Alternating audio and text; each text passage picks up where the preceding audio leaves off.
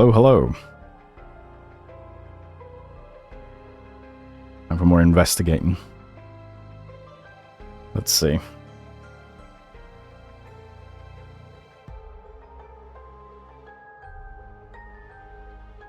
Alright then.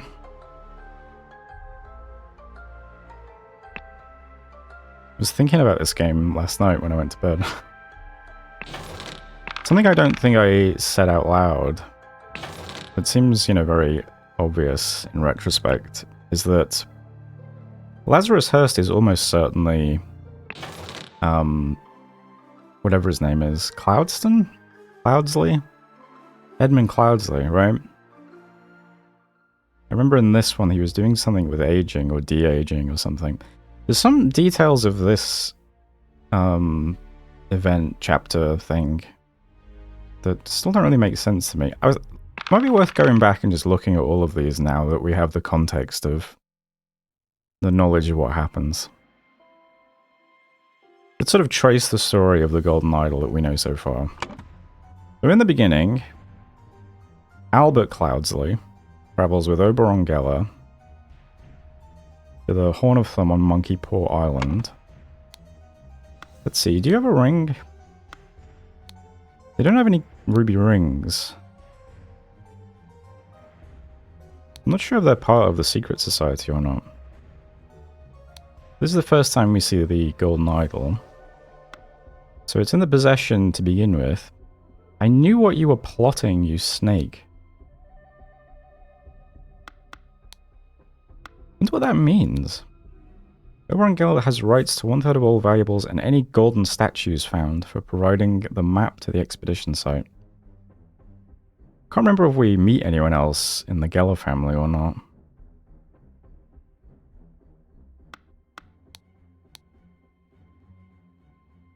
I mean, I wonder if Oberon knew about the statue, and that's why he specified he'll have less loot, but the golden statue.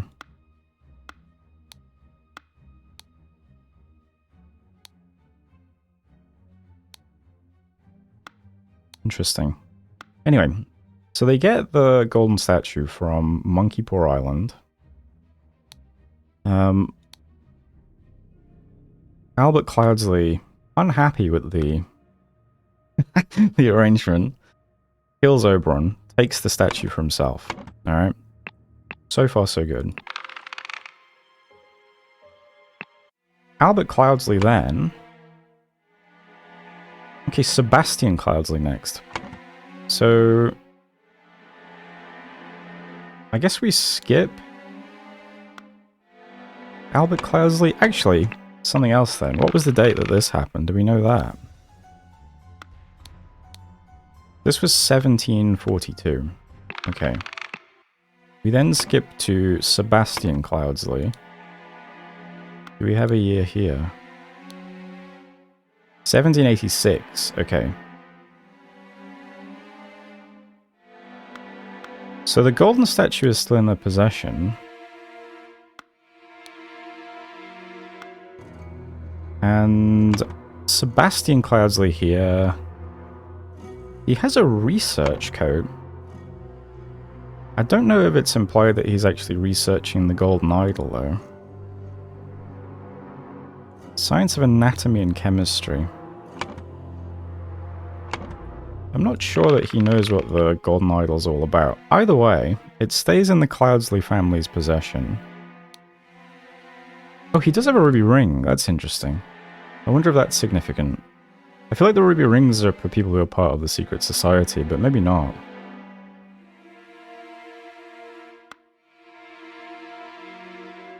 Yeah, that's true. There's no, like, Book of Magic yet, though, right?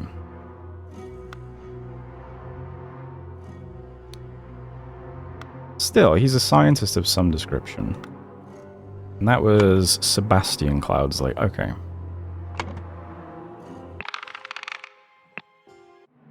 Actually, let's watch that cutscene first. What was this again?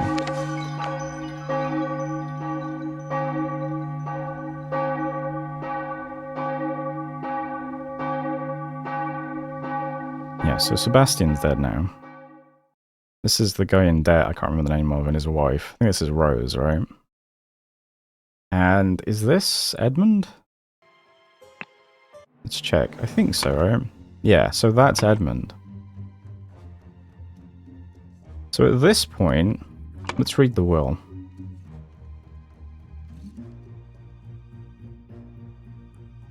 Savings land and the manor house go to Rose. Okay, I think that's, where is he? I think that's Peter Batley's aunt, if I remember rightly.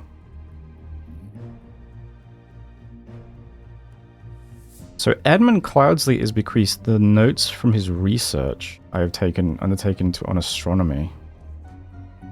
I wonder if that's significant. Maybe there's some magic stuff in there too. Peter Batley gets the Book of Aphorisms, of course. But Willard Wright gets the idol. You will know what to do with it.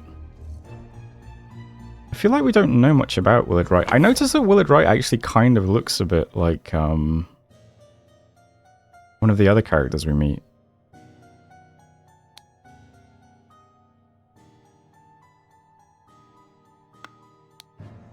Either way, he's the first person we see using the idol. He also has the ruby ring. Does anybody else have a ruby ring? No. So I guess maybe they're part of the same secret society, and that's why he gets the golden idol. And that's why he'll know what to do with it, because he's a magician. Anyway. So Peter is left the Book of Aphorisms. Unhappy with this state of affairs. He gets his, I don't know, illegitimate children? I'm not sure what the implication is exactly. He gets some people, maybe they're not related to him, maybe they just work here. They work for him. Although he's got no money. I don't really understand the relationship. But either way, he gets the pair twins to try and take the golden idol off him. Hoping to sell it to settle his debts. But Willard Wright knows how to use it. Spontaneously combusts this guy. In the meantime, what do we know about Cloudsley at this point? He's a politician.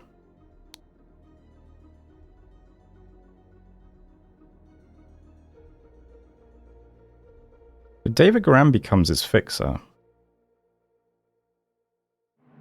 He gets that message from Theo. I'm not sure if that's a character we ever meet. So maybe it's not important.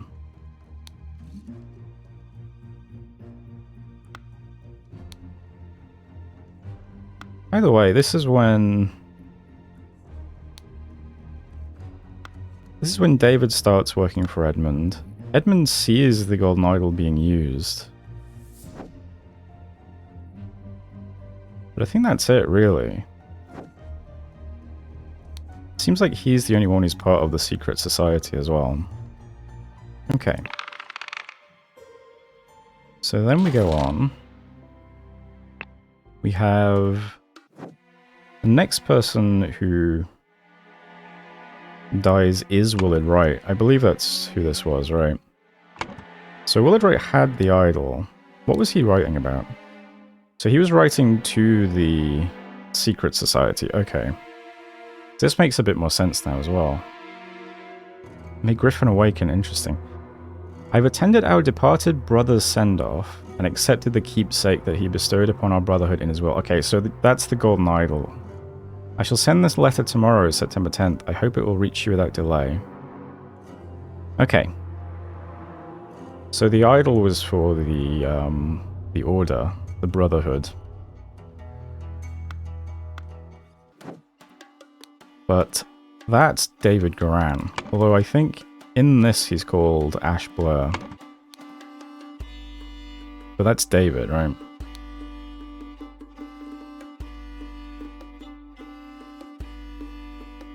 Oh, I wonder is... And reflect now. Wait, actually, come to think of it, I wonder... Our... Accepted... no. Okay. Because we find that cipher that says every fourth word for the order. I guess maybe that doesn't come up again. Let's see. So what do we think happens here? So David Goran, posing as Ash Blair, crept into Willard Wright's room through the trapdoor. The fight ensured, and Willard Wright got stabbed with a dagger. Yeah.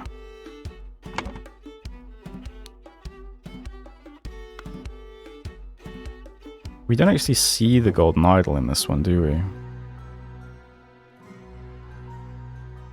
It's been taken.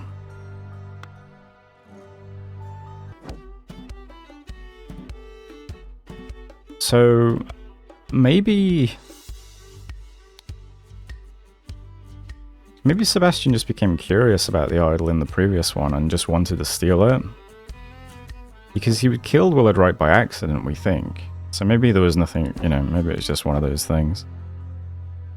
I don't know.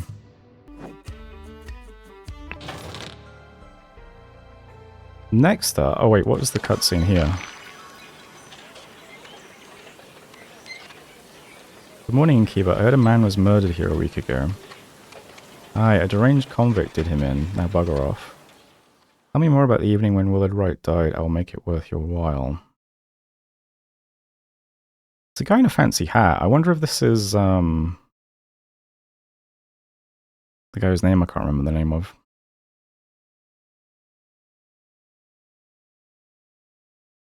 Do you have a red ring? I thought I saw that, but then I looked again and it was just a coin. Is it animated? Ah, yeah. Okay. So we're getting to the bit that doesn't quite make sense to me yet. But let's go through 5 first. So in 5, we're back with Edmund Cloudsley.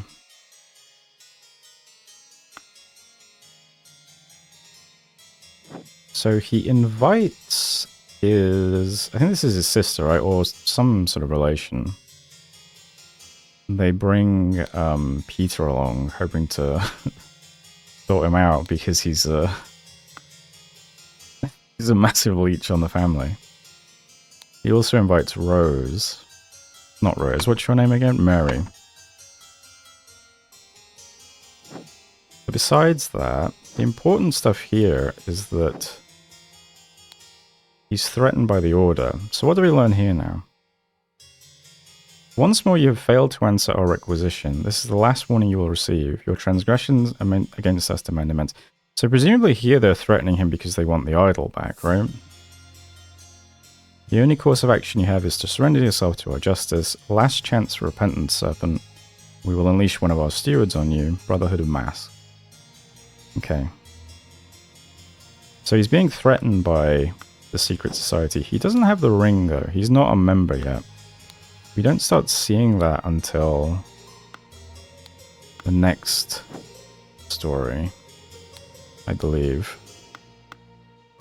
So what was the other correspondence? I think this is irrelevant to the larger plot. This is just Rose.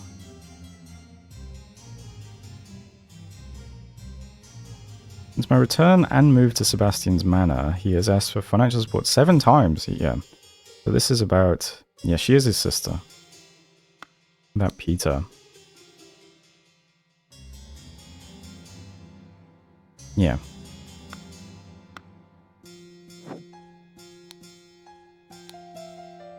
Ada is hired by the Brotherhood to poison Sebastian, but Rose accidentally gets it instead.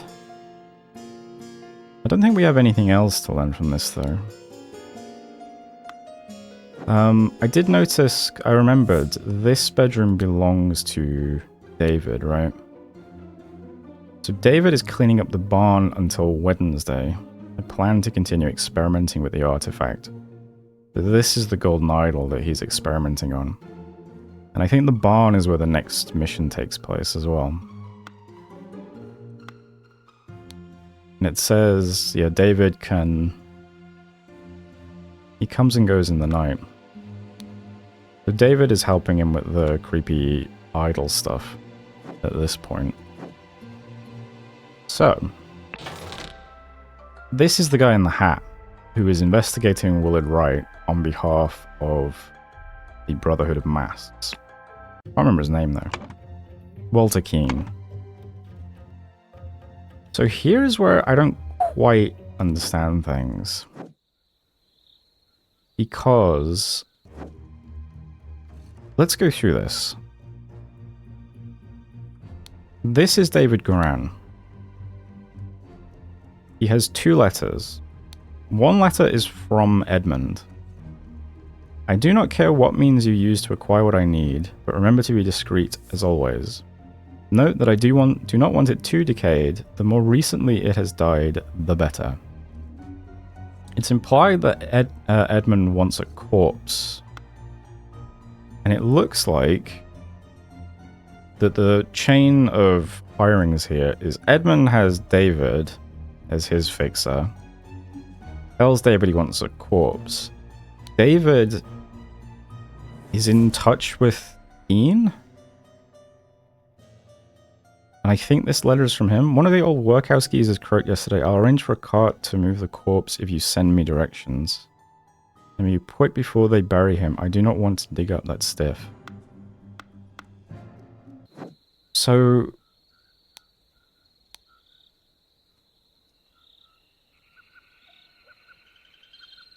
that was how I thought it worked. He hires Keane, and then Keane hires Burkham and the other guy, Jack Nails. And they come along. But Keane is a member of the Brotherhood.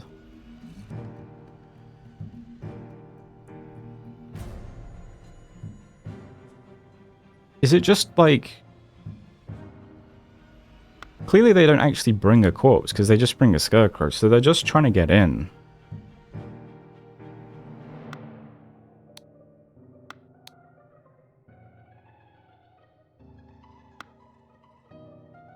I don't quite...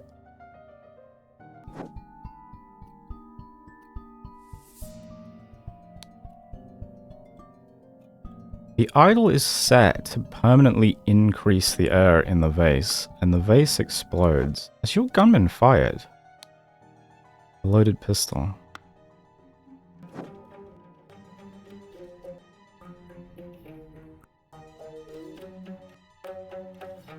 And why does it explode when they investigate it? Into the room, the vase exploded and killed them both. I mean, just... coincidence? Just happened to be timed right?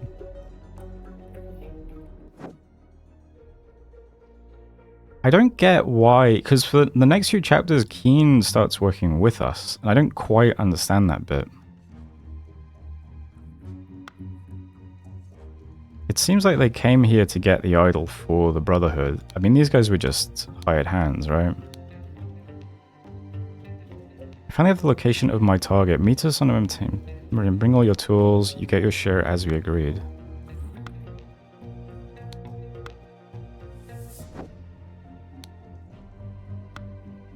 What are the people saying? This is just about who Walter Keane is.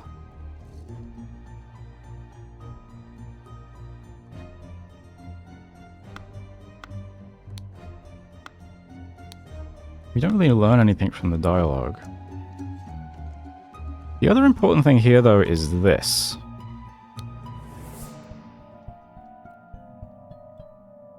Where we have a rotten apple and a green apple. And we know that Edmund is doing some sort of... we find out what these symbols are. Matter. We don't know what this symbol means. But this would be increase matter. Maybe this is age or something? If the implication of this are what I surmise, this could be a tremendous discovery. The next step is to progress from fruit to some more advanced organic matter. I must ask David to fetch me a dead body for further experiments. This is vitally urgent. It seems like they wanted the body to experiment with, like raising the dead and stuff like that. But I think after this chapter... I think Edmund Cloudsley becomes Lazarus Hurst. I think whatever he's trying to do here is successful in de-aging him. Or at least I think that's implied. Because we don't see Edmund Cloudsley again, but we do just randomly see Lazarus Hurst, who has the Golden Idol and has the same book of spells. In fact, this is embroidered with his initials. I guess we'll get to that chapter in a second, but... A loaded pistol.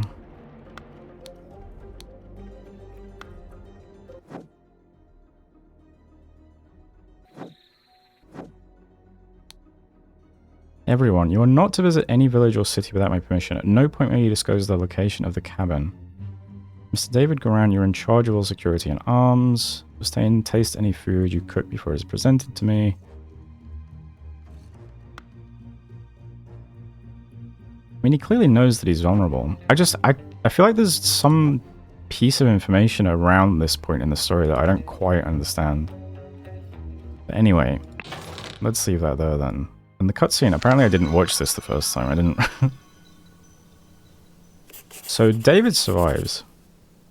The bandits accidentally set off my master's laboratory chemical ingredients. What happened afterwards?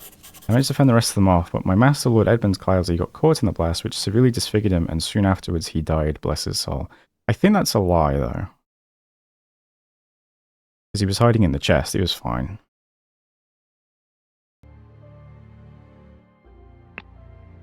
The next chapter, we're then infiltrating the secret society.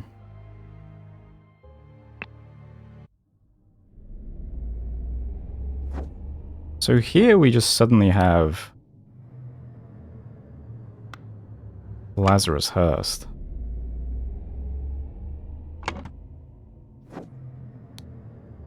Here are the letters from Keen. I ventured on the Order's mission to reclaim our fire-breathing relic and, with great resolve, punish the despicable enemy. I, with a few brave companions, fearlessly entered his hideout in a remote hunting cabin. I mean, some part of this is true. But the devil had preferred a treacherous trap, and an explosion slaughtered my dearest friends as we entered his study. Again, still generally true. Thanks to my sturdy physique, I survived the blast, only to be assaulted by the enemy's lackey, assassin warrior David Goran, and a pack of bloodthirsty hounds. I don't think this is true, because David Goran was already unconscious. But he was attacked by the dogs, I suppose. After an hour of fight, I received numerous deadly wounds, in spite of which I prevailed and defeated my assailants with my martial training. I mean, this isn't true, I don't think. Discover the enemy's dead body slain by the trap of his own making, but no trace of the relic, also not true. Once I have recovered from my deadly wounds and shaken off the watchman, I will send you the next report. I mean, it could be that, I don't know, Walter Keane just flipped at the end of the previous mission, but I don't know why.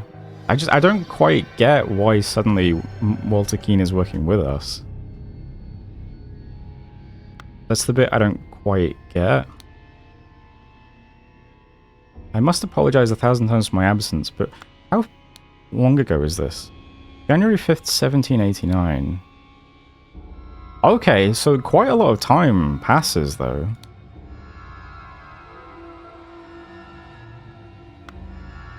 In fact, when did that previous one take place? Do we know that? You had a newspaper. September 15th, 1788.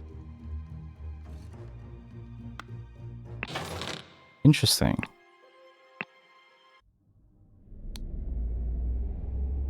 It's 3 months have passed, actually, before this letter even arrives, so who knows what might have happened. Maybe we're not supposed to know exactly what happened in the next 3 months. Either way, that's actually over a year now since the previous mission, isn't it? I must apologize 1,000 times for my absence, but my road to recovery was full of peril and valor that cannot be sufficiently conveyed in writing. Government dogs inspired chased me tirelessly, and I was forced to seek refuge in Aquitania to recover from my still dire wounds. There I finally bested my pursuers with the help of Lazarus Hurst, a young, resourceful gentleman whom I met in a remote manor one dark winter's night. I mean, I'm guessing this is Cloudsley. I think they've mastered the idol in some respect. Not only did he earn my trust by stepping into the fray against the villains, but he turned out to be well versed in the arcane arts, of course not yet close to your skills. Yep. I suggest Lazarus would be a fine addition to the Order. May the Griffin awaken. So, really on the nose name, yeah. I mean, it does look a bit like a younger version of Sebastian as well, right?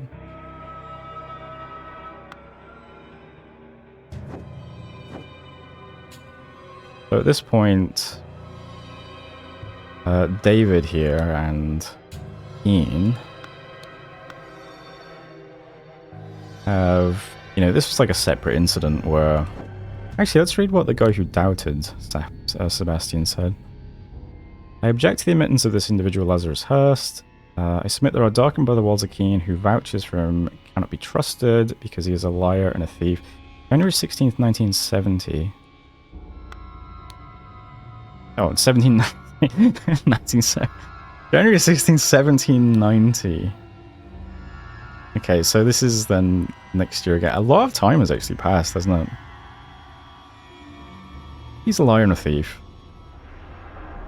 I am certain that on dispatching our enemy, he kept the golden fire-breathing relic for himself. Nothing will move me on this. He must produce the relic, apologize personally to me, and afterwards be expelled from our brotherhood. So something clearly happened, and Keane does join with David, but I'm just not sure of the specifics why yet. It seems like Cloudsley wanted to infiltrate the Order, though, and become the new Griffin, whatever that means, so we get that whole business next. So then we move on to the Ascent. So, you have the book. Okay, he still has Edmund Cloudsley's spellbook as well, which I realize now. He's presenting himself as the Griffin Reborn. He still has the idol hidden in his staff. This is Keane. I'm not sure about David. Is David in this one? No.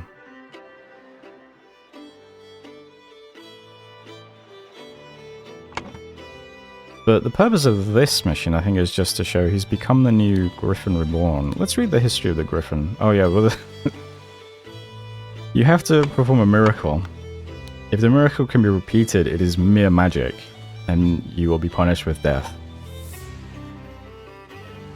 On the other hand, if no one can repeat it, it is a miracle, and you are claimed as the Griffin Reborn. And so usually, at least in recent years, whenever someone tries to perform a miracle, Angus McBain steps in and also produces the same result and gets people killed. But this time they fuck Angus over by not quite revealing the full nature of how the magic works.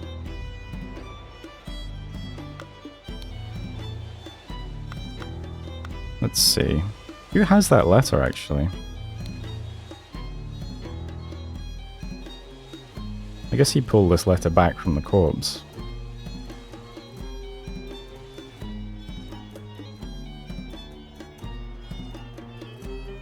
Okay, and they get Angus killed, and Lazarus here becomes the new Griffin Reborn. Okay, and that's what we're up to. So I guess he's now the most powerful, high-ranking member of this secret society, the Brotherhood of Masks, is what seems to be implied. I think this is he decreased the air in the sky, and then pointed at the ground and increased the air beneath him to fly. And that's what we're up to. So, let's press on then. There's the recap. So, what do we have this time? I recognize this guy's face. I recognize a few of these people, actually. How many rooms? Oh, wow. Okay, looks like one room and then this whole thing.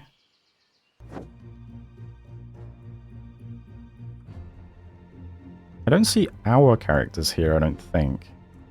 I don't see Lazarus or Keane.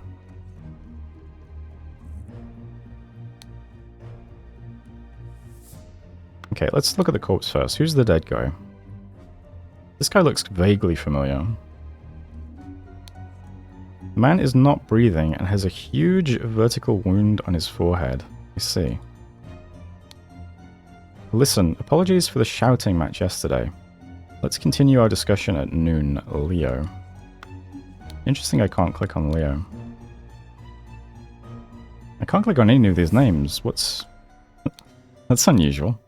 Dear friend, the elections are over, so let's uphold tradition and have a leisurely weekend at my place with you and Leopold to discuss the Prime Minister situation. Please join us on May 12th. So it's now 1792, actually. Finally confirm your presence, Dr. James Turner. Oh lord, I did not expect something like this in our household. This is such a mess, however, we will clean the blood out of the rug. This guy looks wasted. This guy is from the Secret Society, I remember. A clean doctor's scalpel. A clean small sword. Ah, Leopold, your plan to frame 2 is sublime, but your missing button is more than enough proof that you did it. Constable, please escort this man out. Okay.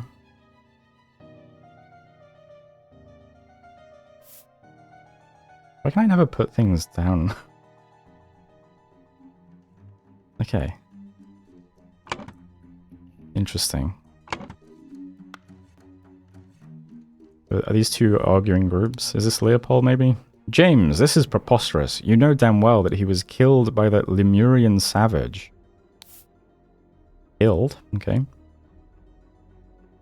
What's this letter? Dear friend, now that the elections are over, please join me for... Oh, it's the same letter, I think. Okay, so this is a standard invite. With good old Augustus and some other fine fellows.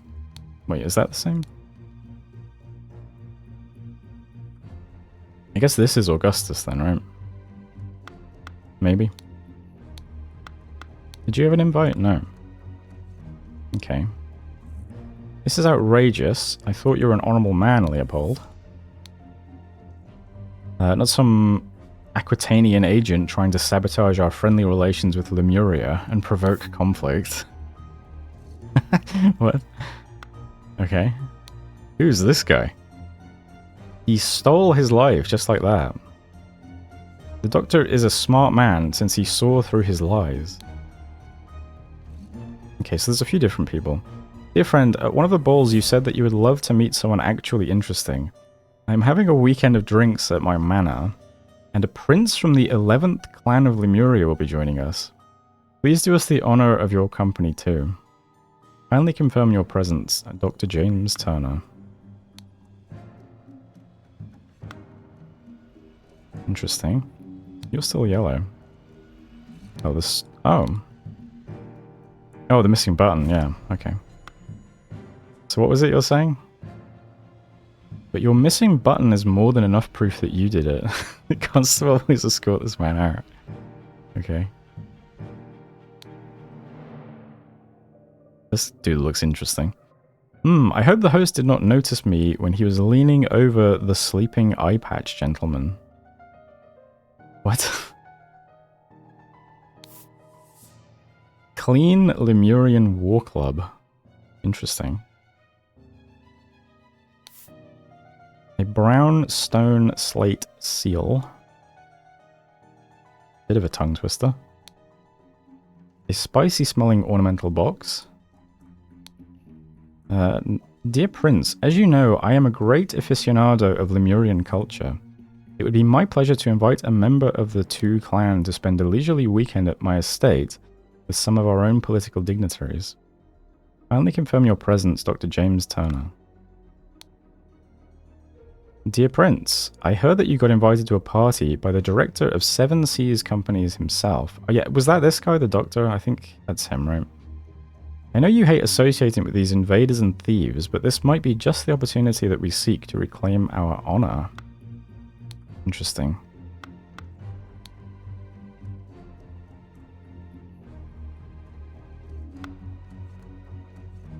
So then we have the dead guy.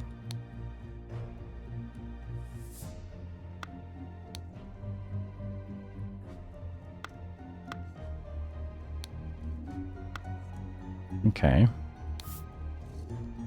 A boomerang, alright. A bloody boomerang, no less.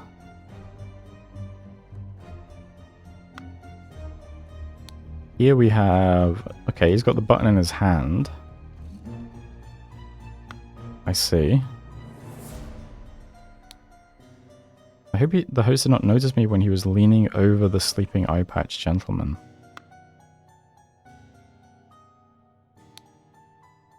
Oh god, believe me, my lord, I do not feel comfortable arresting a prime ministerial candidate, but I must ask you to follow me. Constable number 1, Arthur Faulkner. The Clean Constable's Pike. Testimonies. Oh, wow. Okay. Leopold claims that had a glass of sherry with James in the library and became drowsy. As he was falling asleep, saw the Lemurian observing him through the glass door, woke up, found the butler on the floor asleep, woke up the butler, entered the salon and found the body. Upon inspecting the weapon, deduced that the Lemurian was the murderer, instructed the butler to raise the alarm. Okay. I think this guy's the butler probably, right? They both have pink eyes.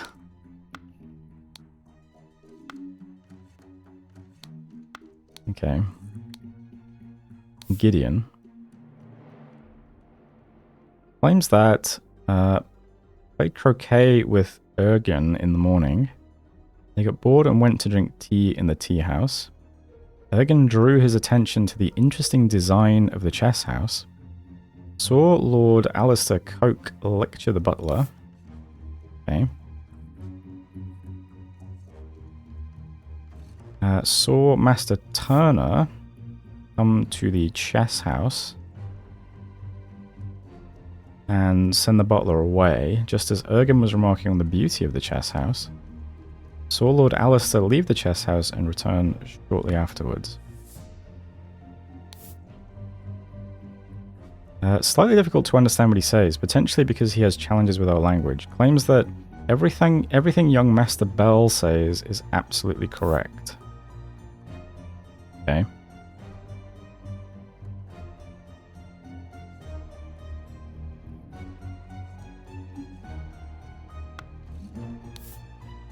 James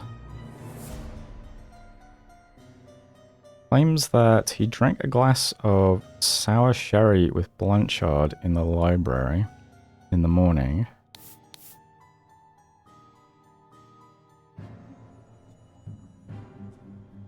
Okay, these names are getting away from me a bit.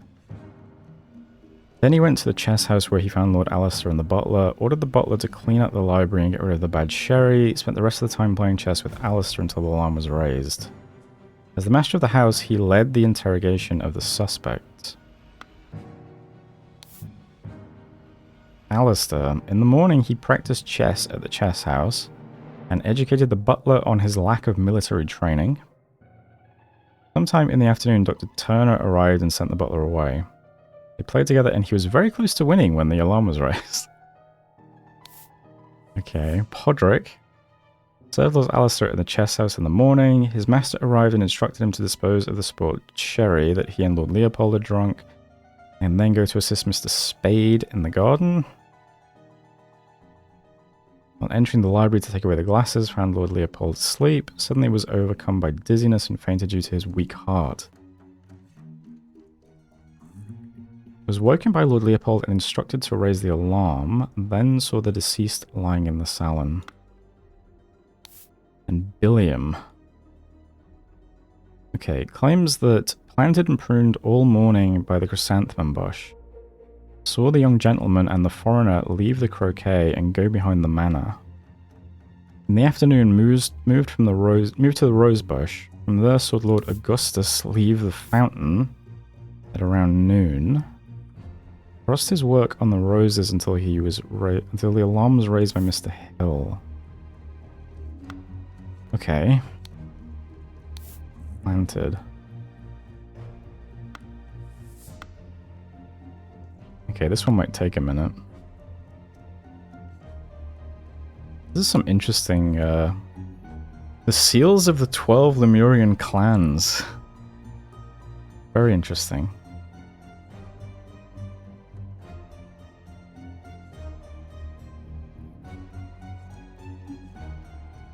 Let's call that 1, 2, 3, 4, 5, 6, maybe 9, 10, 11.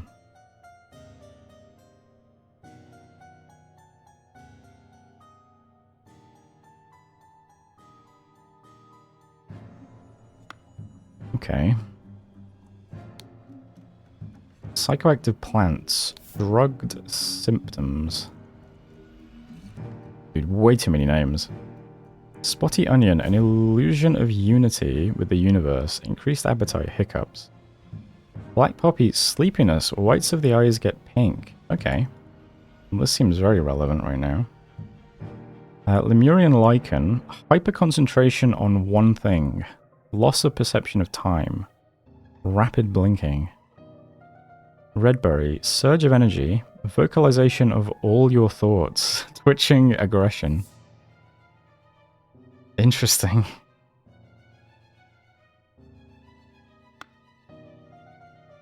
Okay, so it looks as though these two guys have been drugged with black poppy. Okay.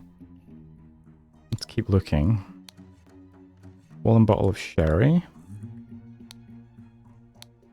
A full glass of sherry. An almost empty glass of sherry. Okay.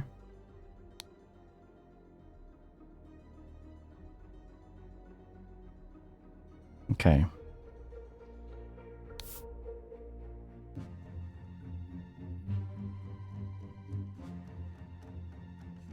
So this is the map of the grounds. This is where we are right now. We're in the salon. See the library there. Holy moly. Is there going to be space for all these words? What? Let's see. Flower beds. Got fountain, got flower beds. Yeah, I can see. Field. Guest house, tea house. They can stay there. Okay. I think we've seen everything in this room, maybe? Let's take a quick look around. So this is the tea house. 2 cups of spicy smelling tea, one almost empty, the other untouched. Okay.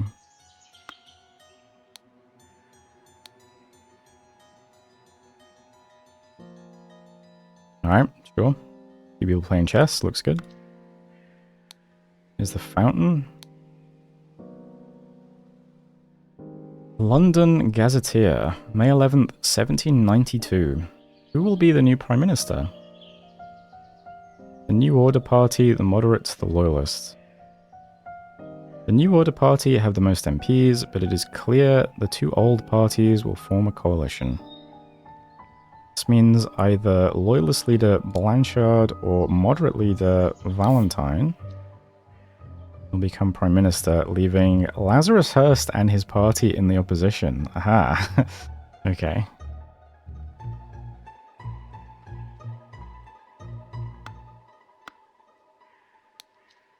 Rose bushes, chrysanthemum bushes, an unfinished croquet match on a grass field.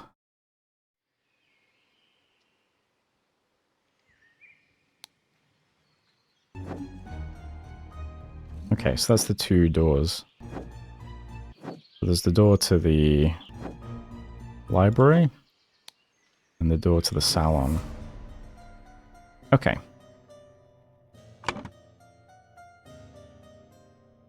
Wow.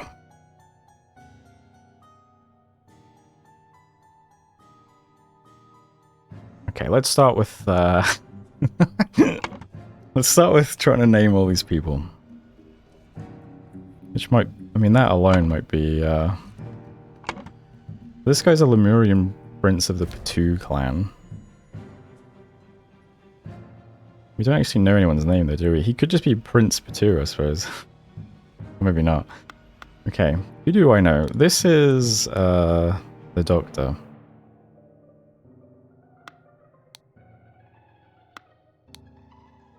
That looks like the groundskeeper. That looks like the butler. And this, of course, is the constable. That's an easy win. Arthur Faulkner. Alright then.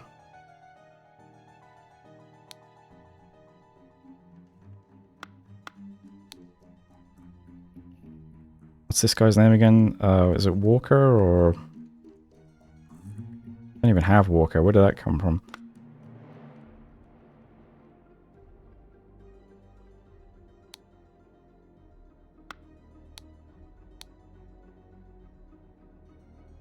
James?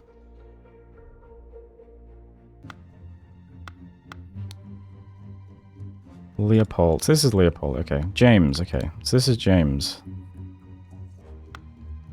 And this is Leopold.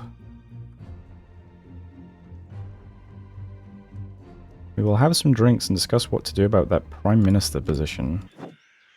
Let's see. Valentine and Blanchard.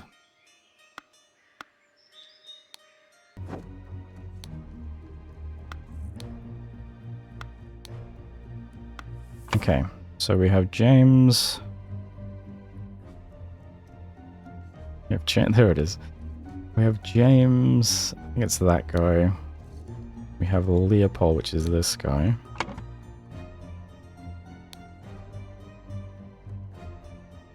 This is outrageous. I thought you were an honorable man, Leopold, not some Aquitanian agent trying to sabotage our friendly relations with Lemuria. The doctor is a smart man since he saw through his lies.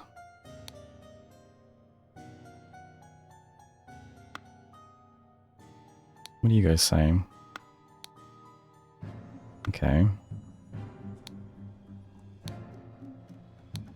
Leopold.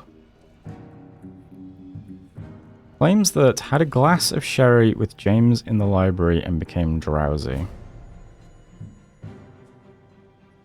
That makes sense. He's one of the people that's been drugged, right?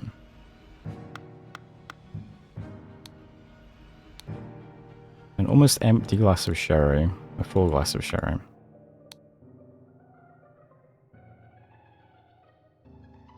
It seems like this guy might have been put to sleep and then they're trying to frame him or something, I suppose. Especially since he's trying to be Prime Minister.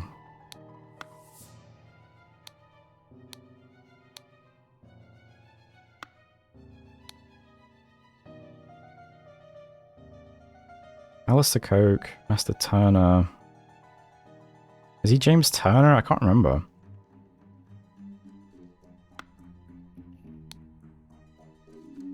Master Bell.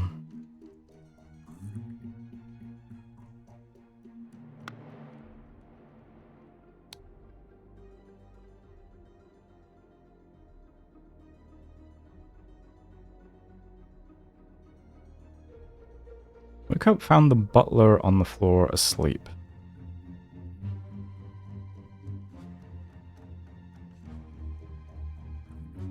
Okay, so at some point the butler gets drugged as well. How does the butler end up asleep? We need to find someone who fell asleep in the... Drank a glass of sour sherry with Blanchard in the library in the morning. Is this James? Yeah.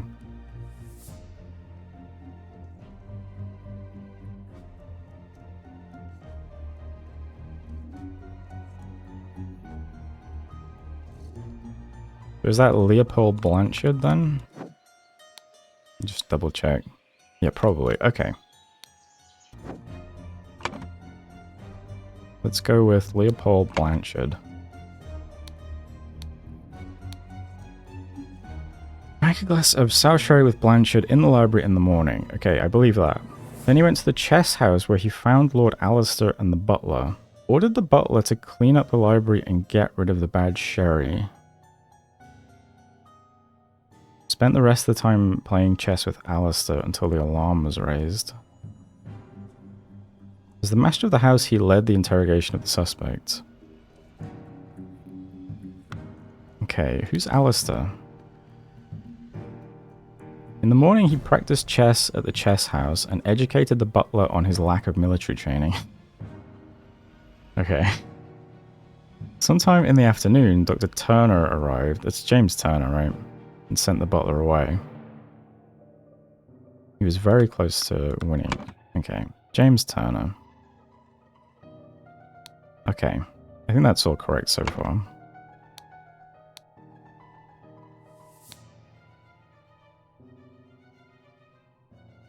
Served Lord Alistair in the chess house in the morning. This must be the butler then, right? Podrick. It's a good name for a butler. And this guy's the gardener. So Billiam and Podrick. Let's go with that. Billiam is the gardener. Podrick is the butler. Don't know if these are first names or last names. I guess they're first names. Get rid of this bad sherry butler. Very happy. Yes, my lord. Butler's got pink eyes the day after passed out on the floor, yeah. His master arrived and instructed him to dispose of the spoilt sherry that he and Lord Leopold had drunk, and then go to assist Master Spade in the garden. On entering the library to take away the glasses, found Lord Leopold asleep. Suddenly was overcome by dizziness and fainted due to his weak heart. Okay. I think maybe he helped himself to some sherry. Although there are only 2 glasses in here and one of them is empty and the other's full. So I don't know. Was woken by Lord Leopold and instructed to raise the alarm, then saw the deceased. Okay. So I think this is broadly true, right? Just, he's the fact that he has pink eyes suggests that he was also poisoned. So he probably helped himself to some sherry, if I had to guess. But fair enough. What was the gardener doing? Planted and pruned all morning by the chrysanthemum bush. Saw the young gentleman and the foreigner leave the croquet and go behind the manor. Okay. In the afternoon, moved from the rose bush. From there, saw Lord Augustus leave the fountain at arrive noon. Okay, so he saw all the outdoors people, which we don't know yet. Until the alarm was raised by Mr. Hill. Not even sure who Mr. Hill is. Let's see, where's Leopold? Instructed the butler to raise the alarm. Until the alarm was raised by Mr. Hill. Maybe. Podrick Hill. Could be. Okay.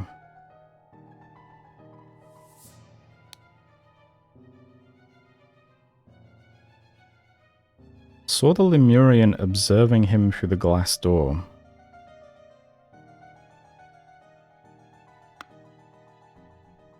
So he claims he saw the Lemurian in the salon. Does anyone vouch for that? Who's Ergen? Oh, this is... Oh, so his name is Ergen. Okay. Everything young Master Bell says is absolutely correct. I don't know who Bell is yet, exactly. Young Master Bell. Could be this guy.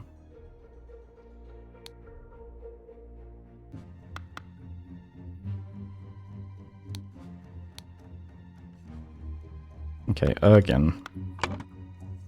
Ergen. Call it Ergen Batu, just Ergen 2. This guy might be Bell. Let's see. Can we figure out who Bell is then?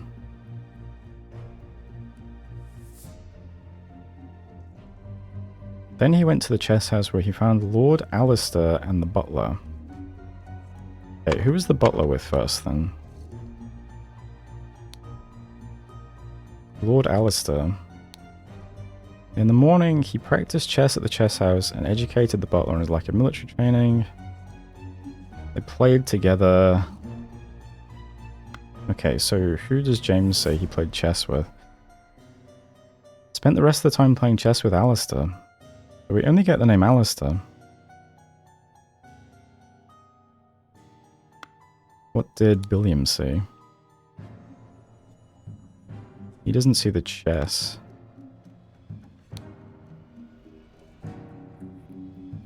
Okay, so who's this? Gideon. So Gideon plays croquet with Ergin in the morning.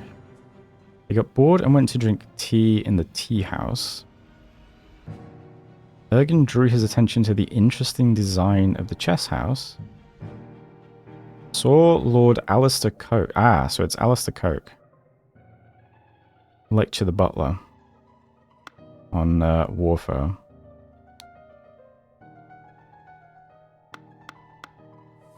Probably this guy then, right? Guy in the pauldrons. If I had to guess. Let's go with Alistair Coke.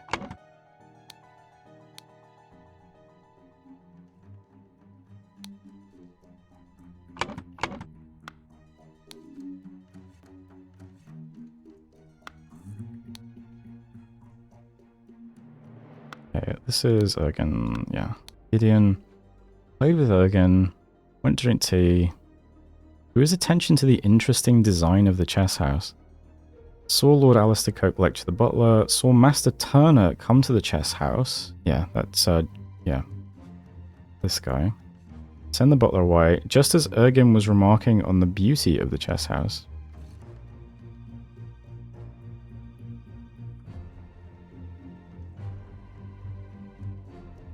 So according to this guy, Ergin was never in the salon. That's Gideon. Do I know who Gideon is? Gideon Bell, perhaps?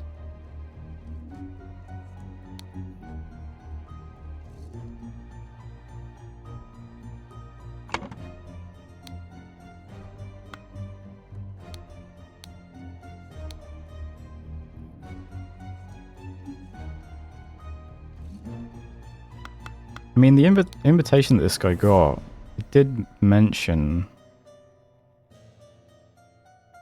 he would love to meet someone actually interesting. Maybe he did just spend all day with Ergin.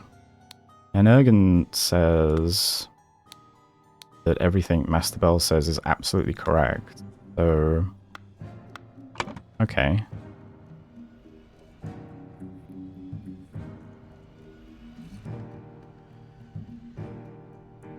I would guess the gardener's name is Billiam Spade.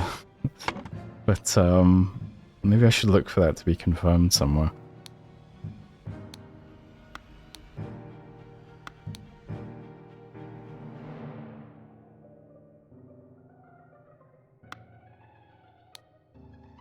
Brown stone slate seal. So he's got an axe in two hands. It's like a diamond with a dot in it.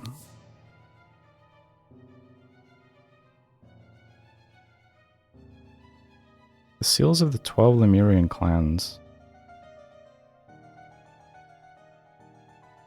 Not sure what that means exactly.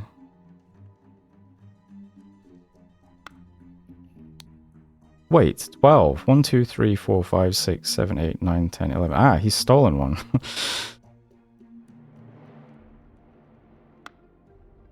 I see.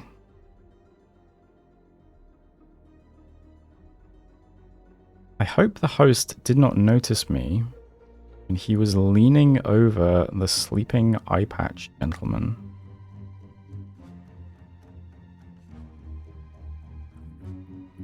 Okay. Well, that's interesting.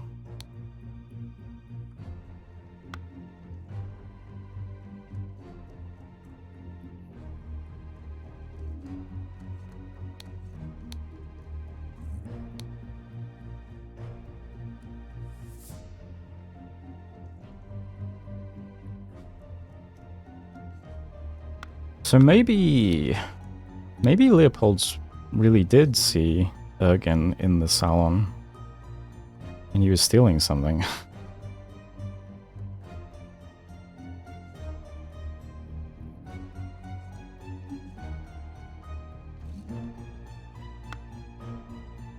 James, what's your testimony again? Let's say. He says he drank a glass of sour sherry with Blanchard in the library in the morning.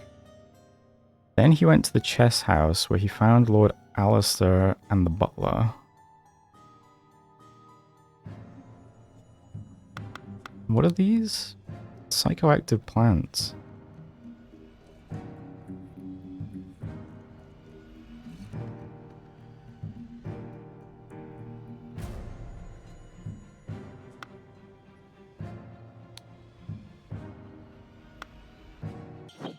I mean, rose bushes, chrysanthemum bushes. It's probably irrelevant that there's a gardener, right?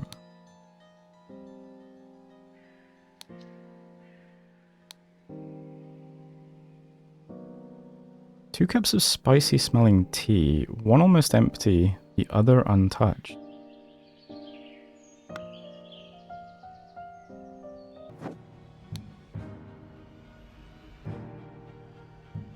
Would you say he's blinking rapidly?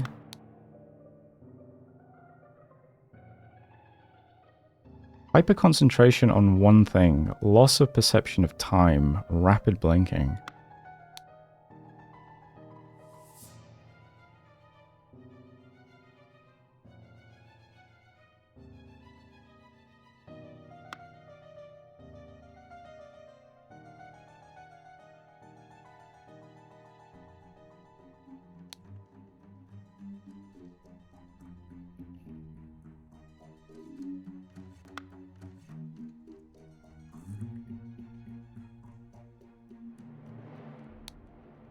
Okay, I think this guy's been drugged as well then. Oh, that makes more sense then, yeah. Hyperconcentration on one thing and loss of perception of time. So what Ergen has been doing... what's that guy's name again? Drew his attention to the interesting design of the chess house. I see.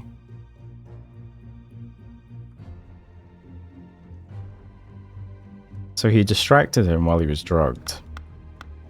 Came here, stole the seal, which he still has. Meanwhile, possibly separately,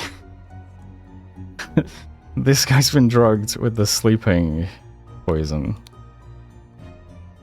In order to get framed? I'm not sure.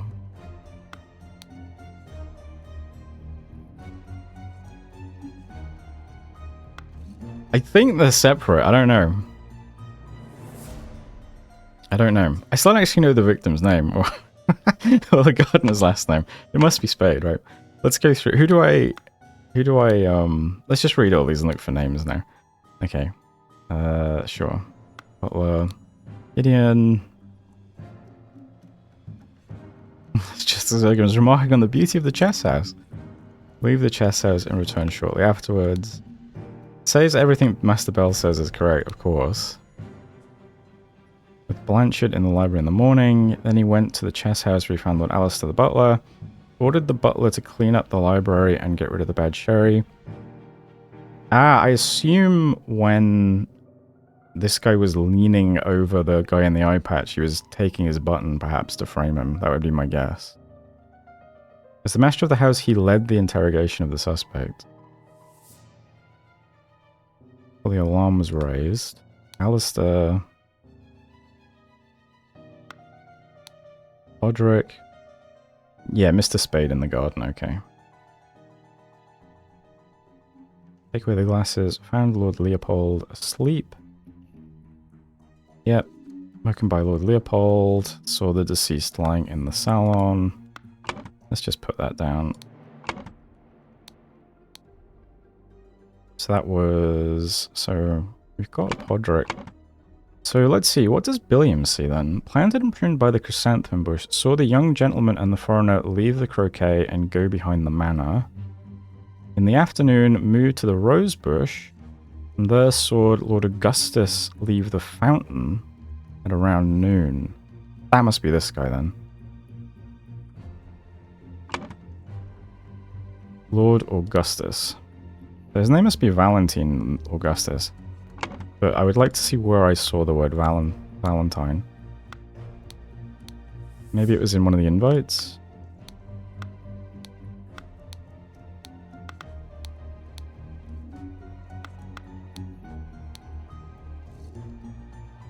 The elections are over, so let's uphold tradition. Oh wait, is he the other... He's the other prime ministerial candidate, right?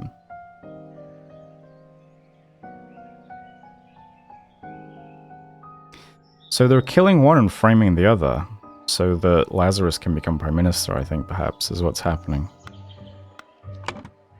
So you are Valentine. 2 or fewer slots are incorrect. Okay, so not quite right.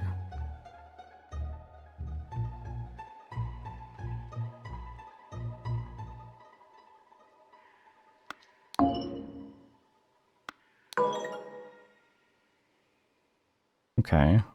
So which one have I messed up, I think?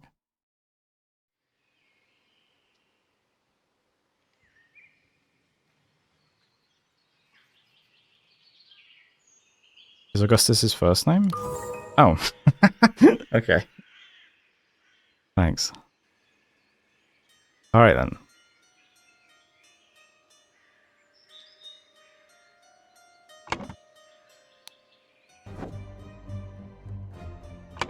I think that's what's been happening though. Let's see. Augustus Valentine is the victim.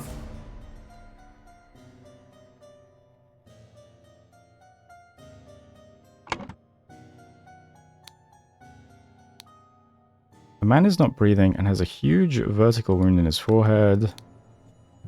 There's a bloody boomerang right next to him.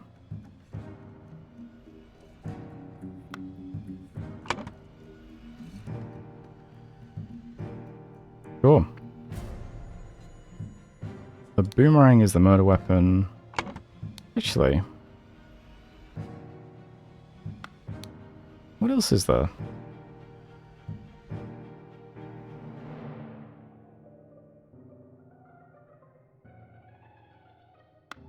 Okay.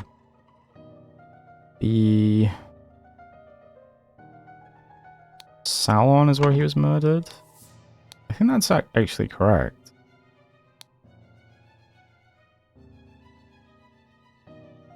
Saw Lord Augustus leave the fountain at around noon. I mean, no one else sees him, so... Body was found by...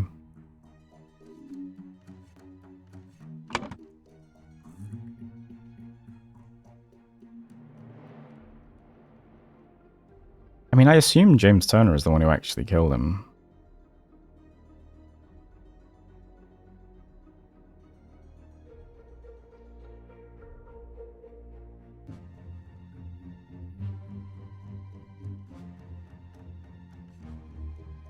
I suppose Ergen could have killed him.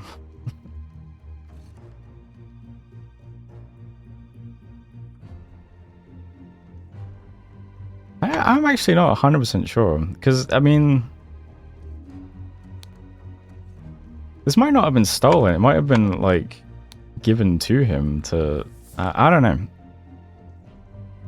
I don't know. Let's just assume that...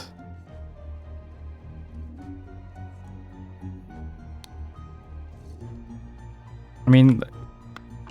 From what... I mean, at face value, what happened is that...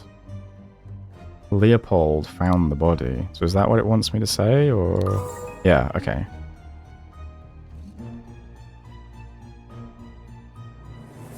Location of each suspect when the body was found. So the gardener was by the roses. Butler was in the library. The doctor was in the chess house. The loyalist was in the... When the body was found, he was in the salon, right?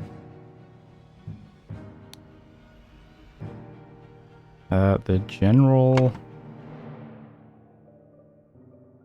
I don't remember where this guy goes. Well, I guess he was still playing chess at the end, right? So also in the chess house. The young man is, I think, also by the chess house? What's his name again? Is it Alistair? No. Is it James? Gideon? Yeah.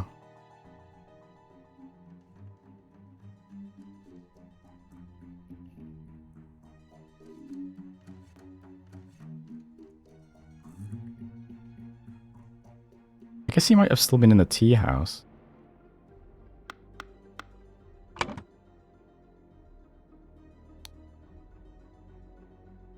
And the prince, I think, was also in the tea house? Yeah, okay.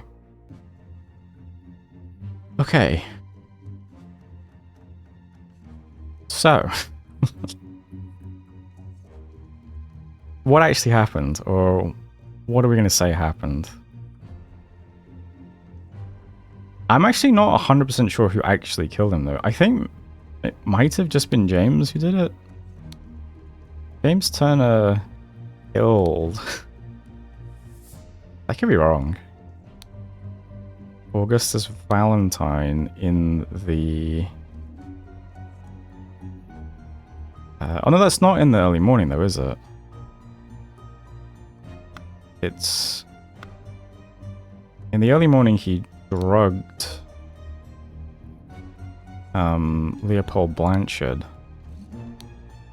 in the library and stole a button.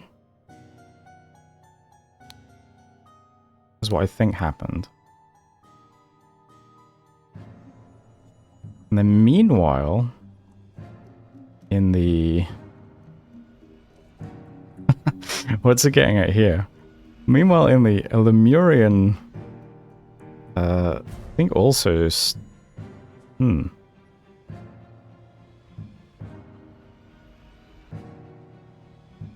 Lemurian seal. Stole a Lemurian seal from the salon.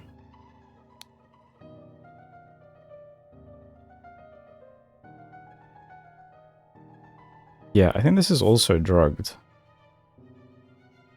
So meanwhile in the tea house?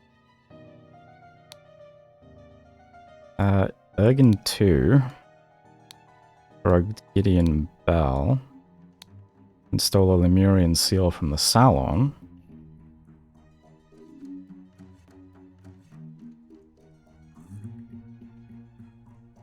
And then in the salon at around noon,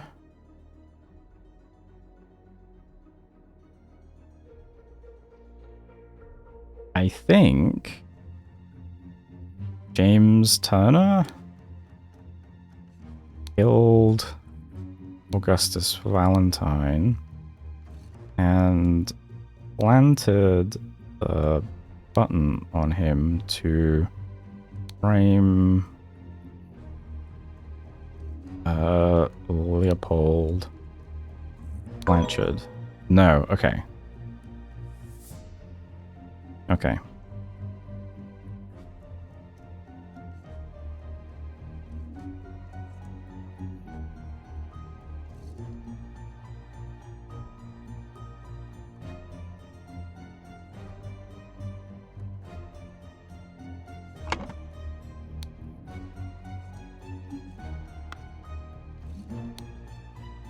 I hope to not notice me when he was leaning over the sleeping eye patch gentleman.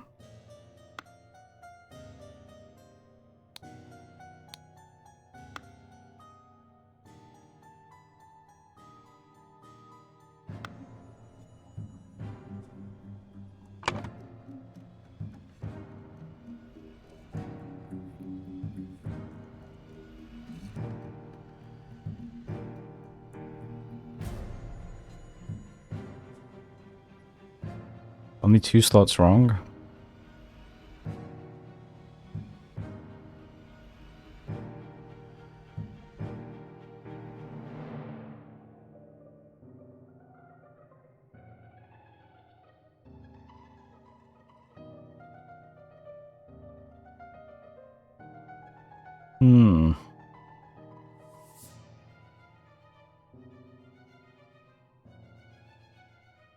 James Turner drugged Leopold Blanchard in the library and stole a button. I think that's correct.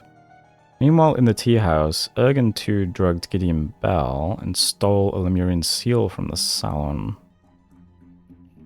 I think that's correct.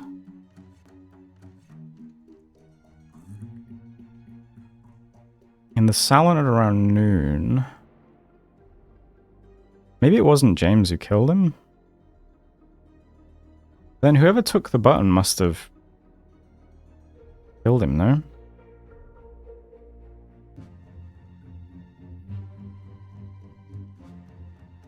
Planted the...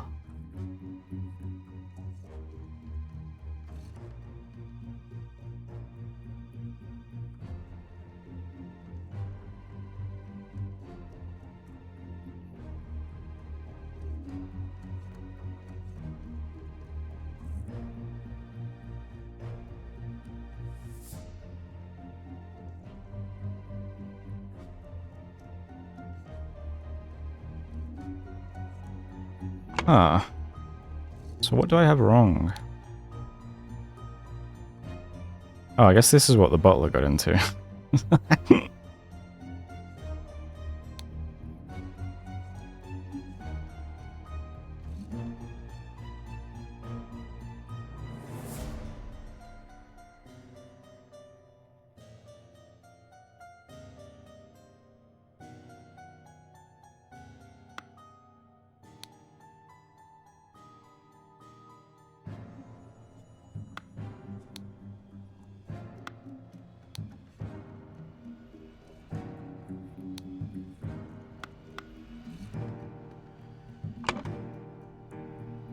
I'm not sure what I have wrong exactly.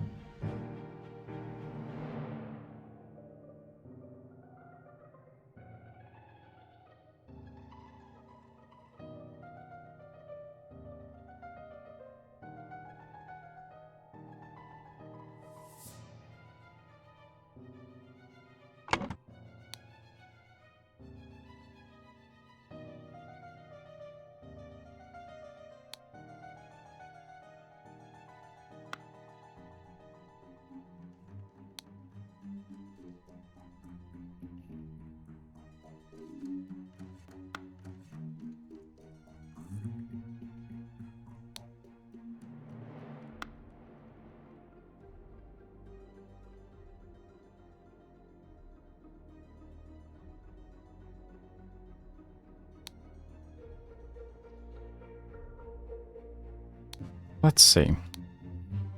Who is able to go to the salon?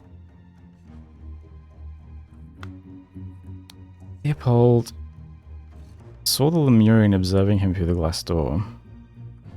Woke up, found the butler on the floor asleep.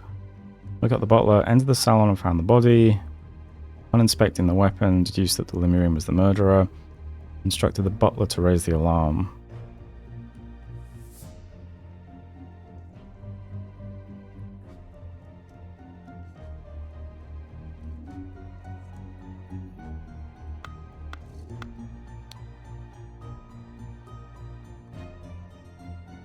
Unless the butler was in on it.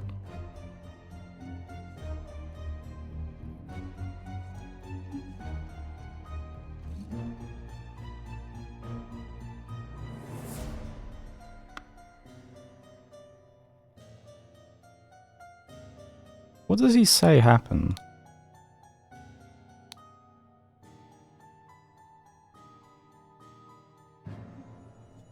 He does head over here. And then he lies.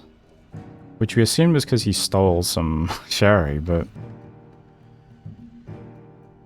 maybe it was part of the plan? That could be a thing, right?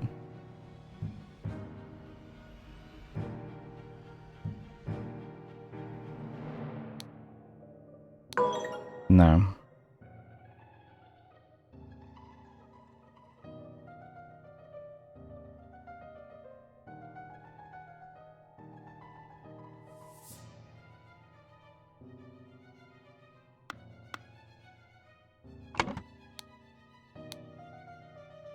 The first one I haven't quite been able to just get.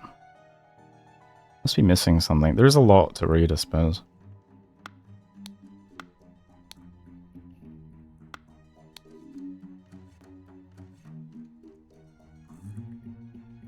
Saw Lord Alistair Coke lecture the butler. Yeah.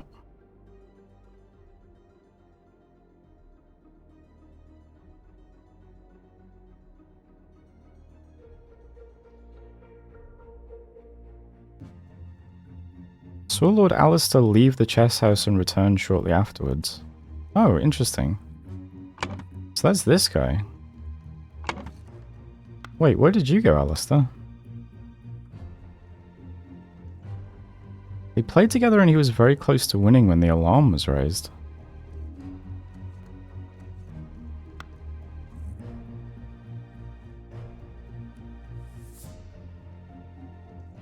What does James say? Spent the rest of the time playing chess with Alistair until the alarm was raised. Sometime in the afternoon, they played together and he was very close to winning.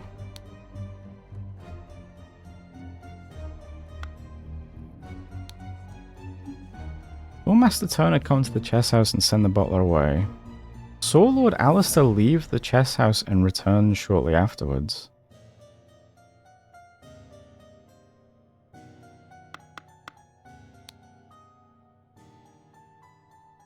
Oh! And they're both members of the Secret Society.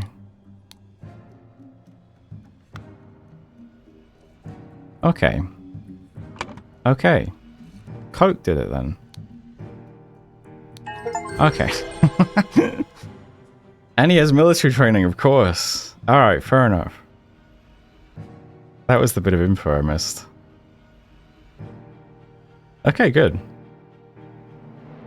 Brotherhood members Alistair and James plotted to turn the ruling moderate and loyalist parties against each other. Over the course of a weekend at James's manor, Alistair murdered the moderate leader and James framed the loyalist leader. I see. Picking on everyone except Alistair, yeah. So let's see. So what else do we... Right.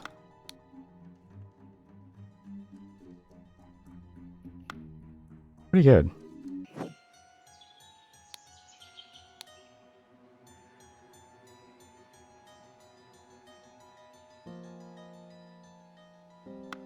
Okay.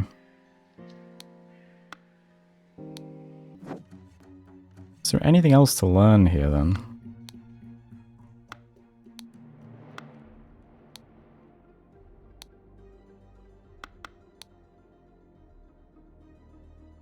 Yeah, he also doesn't have a letter inviting him.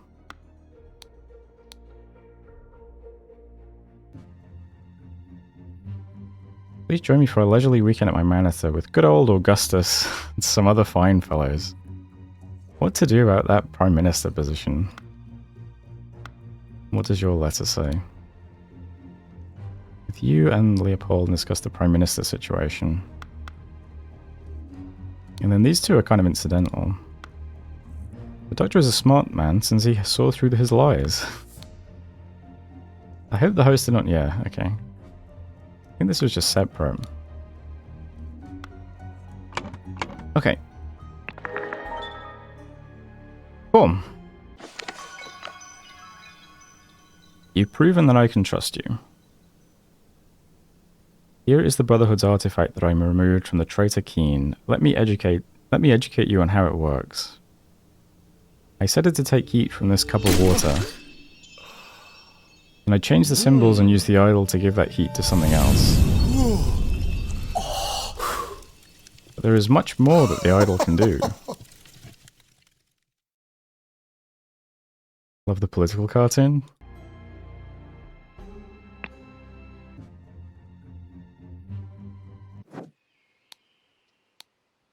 This.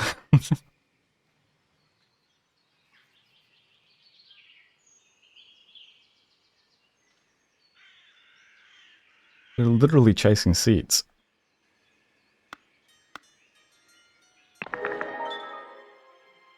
And the chair is running away from them.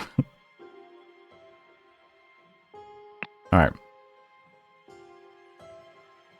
Well, that's interesting. So chapter 10. Let's see. The Triumph of Order. What do we have here?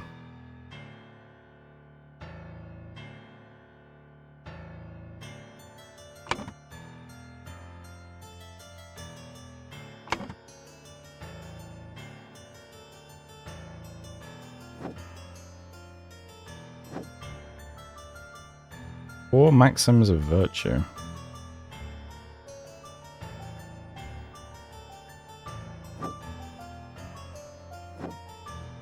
Okay, so 3 scenes. Okay. Let's see. Such a relief that they decided not to push any fashion charges. I hope the process is not painful. This tribunal is a farce. They spread lies that my pure love is merely lust. And what do they even know about true art? Okay.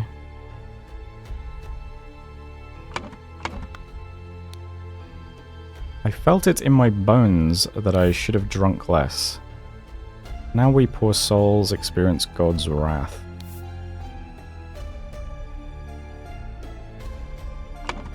Okay. I think this is the lawyer from earlier, right?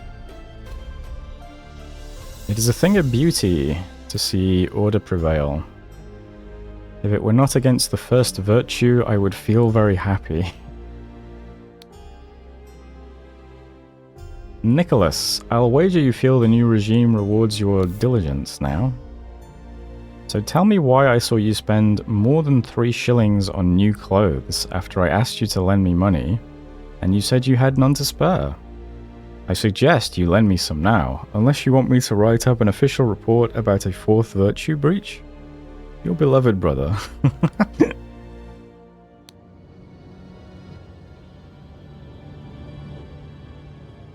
Alright. Mr. Nicholas Maker, record keeper of the Order Party. History of infraction and obedience. Labeled a protocol as being on Thursday, even though it was a Wednesday. Took a double-length lunch break in the office. Loyal service in low-ranking position to the Order Party, plus 10 merit. Total merit for... Looks like things have changed in what I assume is Britain, but I don't know. Weekly Order Party of People's Tribunal number 42. So it's 1795 now. 6 culprits are brought to the tribunal. Tribunal is opened. Each culprit's charges are evaluated and merit changes are calculated. First culprit's merit exaction starts. It's every 10 to 15 minutes. Okay. That looks like David. Poor bugger. I've never seen so much merit removed in the tribunal. Some mistakes are very costly. Okay. An Albion franc banknote. Let's see. David Goran, enforcer of the Order Party. History of infraction and obedience. Had a secret compartment in his office locker. Denied the existence of the secret compartment. Loyal service in low-ranking position to the Order Party. Plus 8 total merit. Yikes. Remember the 2nd virtue. Probably diligence, if I had to guess. Remember the 3rd virtue. It could be fashion, I don't know. Let's see. The man is not breathing, no apparent wounds. Prince of Dusk. Like night, I am dark and full of terror. I do not fear love, do not make that error. When you know my name, just look for my face. Okay. We'll come back to that. I think that's everything on this scene. Up here we have... That's the Griffin Crown, right? And this is... was that James Turner? I can't remember. That is music to my ears, Alistair. But do control your emotions. We as arbiters of order must never violate the first virtue. Okay.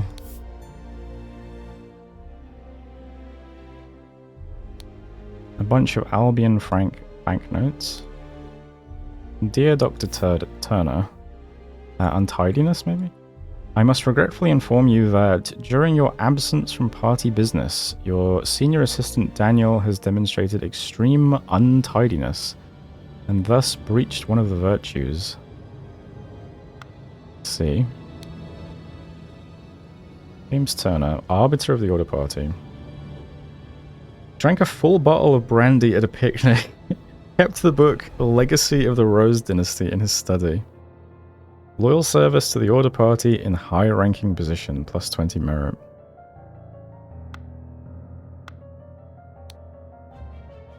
Okay, I'll come back to this. And that's the other guy I can't remember the name of.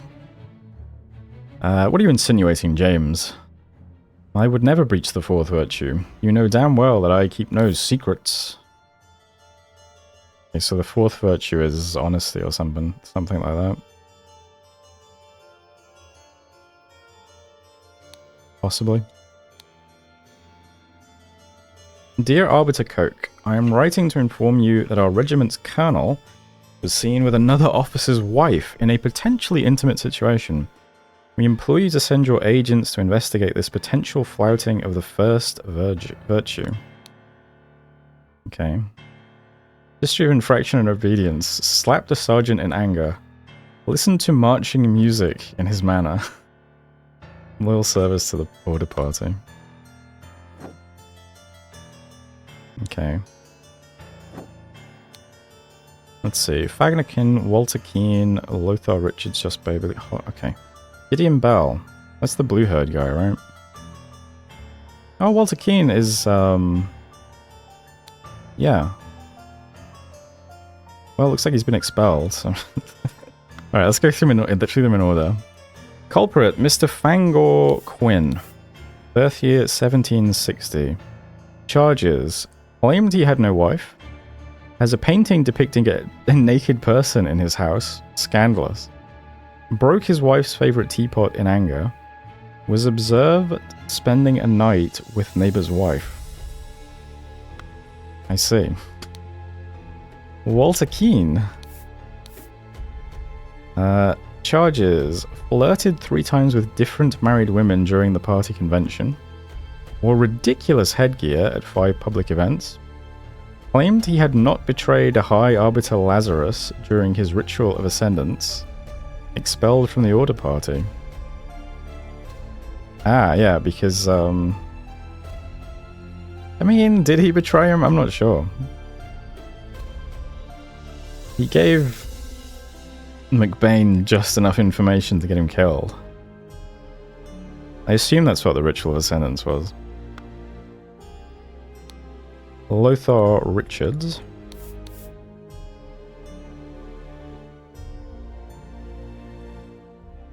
Charges. Held a dinner party a few years ago where he offered large amounts of wine to his guests. Okay.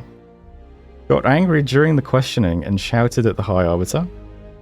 Revealed the whereabouts of his hiding fugitive dissident daughter Mary and her husband Peter. Evaluated as plus 15 merit. Oh, is Peter the... Is he the guy with the gambling debts? And was Mary the attractive lady? I can't remember.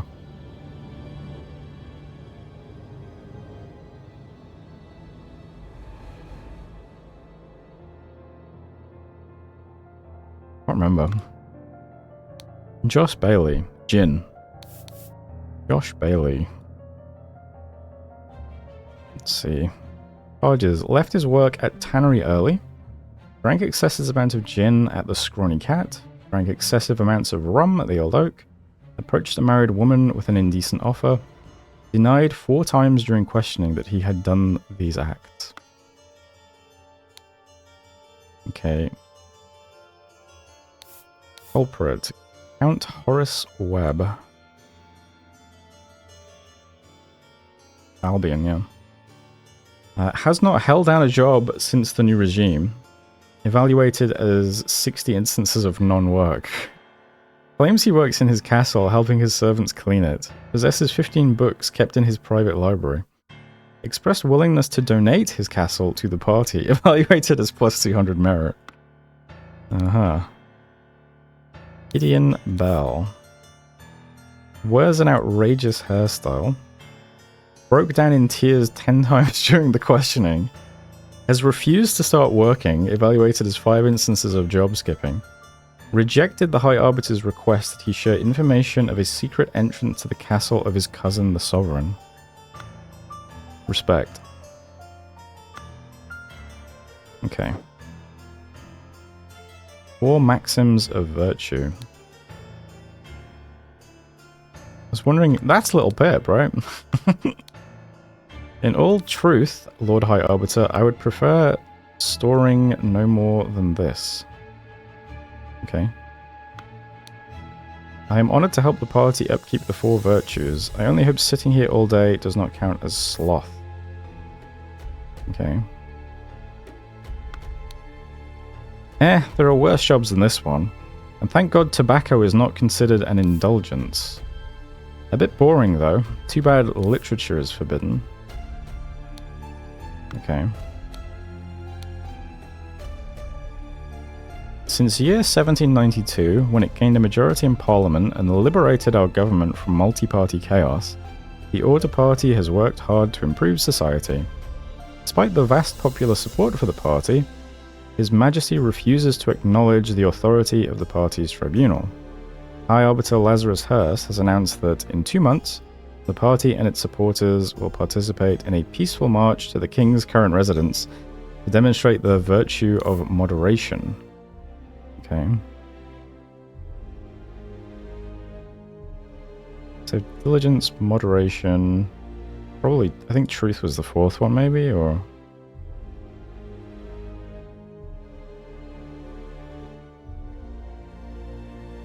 I'm not sure what the other one is going to be.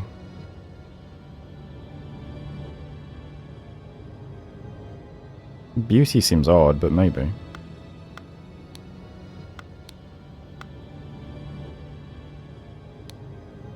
Remember the 2nd virtue. Store confiscated objects and evidence according to the virtue breached. So, brandy and opium in the 1st. Maybe that one's moderation then? Invoice. £3 of butter, 25 pence. Delivery, 6 pence. Total cost, 29 pence. Yeah. So that would be... Is that... I guess that counts as diligence, right? A diligence infraction? Do your maths properly. A violin. Portrait of Gideon Bell. Maybe it is beauty. These are beauty infractions. And this is a book titled Stories. A book titled Autumn Tales. I guess, well, literature is banned, right? Maybe it's non-fiction is permitted, but...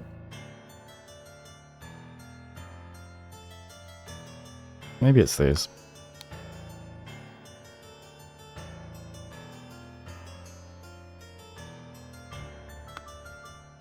Let's see.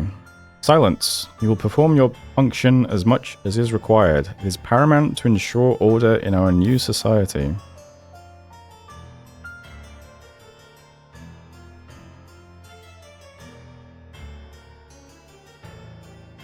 This is increase... I don't remember what this symbol is. I think it's matter. I'm not 100% sure though. But the 3rd symbol is quite rare to see, so I have no idea what this might mean.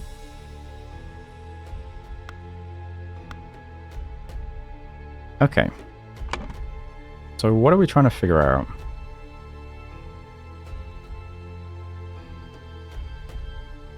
So this could be truth and all literature? Art? And music will be punished? Something like that. Third virtue is beauty. I guess... Oh, these could be... I'm not sure actually then. Second virtue, I think, is diligence. Mistakes will be punished. Oh, lies would be punished, wouldn't it? Okay, let's get those out.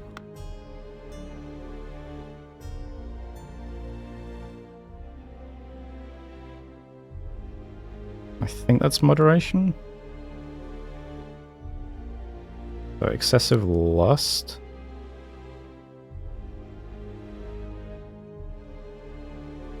Indulgence.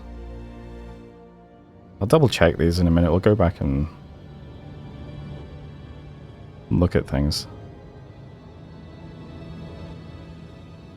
Third virtue is beauty. Vulgar, fashion,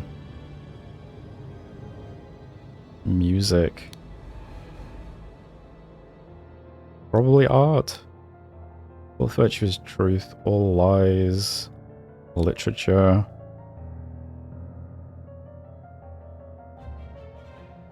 I think emotions goes here as well.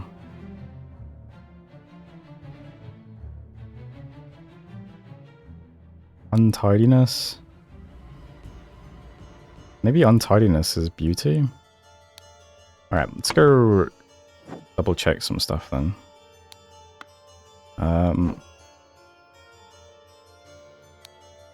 Remember the third virtue? Yeah, I'm pretty sure beauty is the third virtue.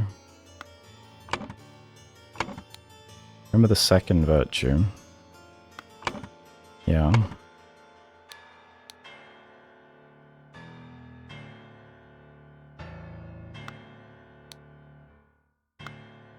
What are they saying? Such a relief that they decided not to push any fashion charges.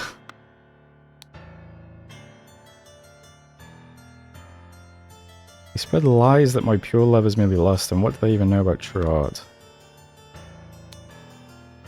I felt it in my bones that I should have drunk less. Now we poor souls experience God's wrath. These are waiting to be judged. It is a thing of beauty to see order prevail. If it were not against the first virtue, I would feel very happy. Yeah. Okay.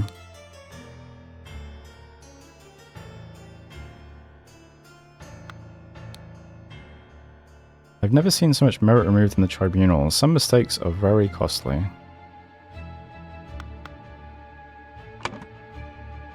Secrets?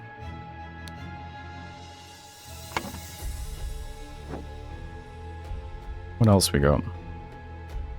That is music to my ears, Alistair, but do control your emotions. We as arbiters of order must never violate the first virtue. Yeah. What are you insinuating, James? I would never breach the fourth virtue. You know damn well that I keep no secrets. Yeah. What else we got? During your absence from party business, your senior assistant Daniel has demonstrated extreme untidiness and thus breached one of the virtues.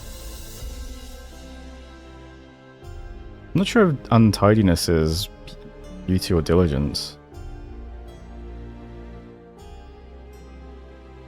I mean, you could argue either way, right? I guess at work, untidiness will be punished.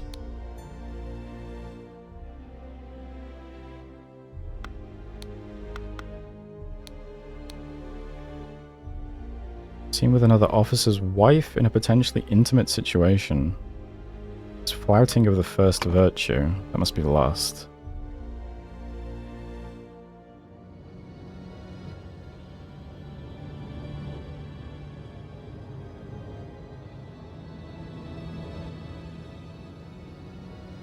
Sloth, I guess. Alright, okay.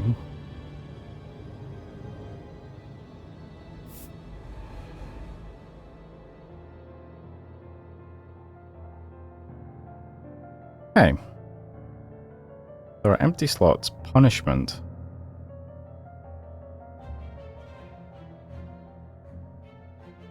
Okay. I see. Alright. Let's see.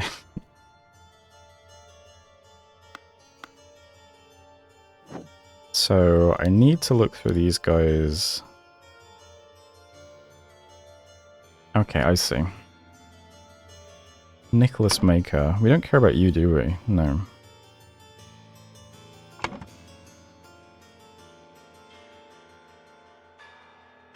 So he lost 6 points for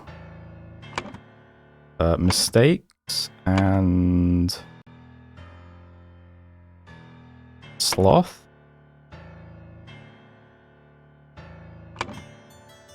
So -3 for mistakes of diligence, I suppose. Let's see. +8. Had a secret compartment. Denied the existence of the secret compartments. That's secrets and lies. So it looks like that's -1. You know, truth not that important in the grand scheme of things. And this guy. So -8 for drank a full bottle of brandy at a picnic and kept the book Legacy of the Rose Dynasty in his study. So that would be indulgence and literature, I assume. These are probably 1. So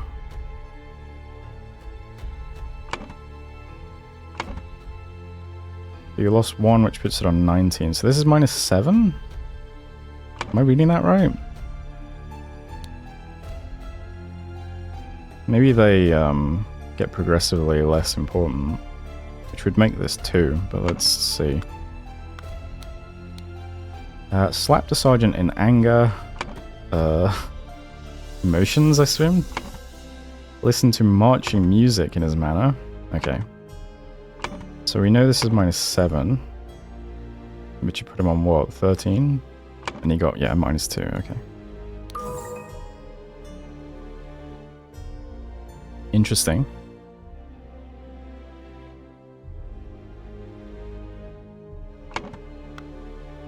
So now we have to judge these guys. Claimed he had no wife.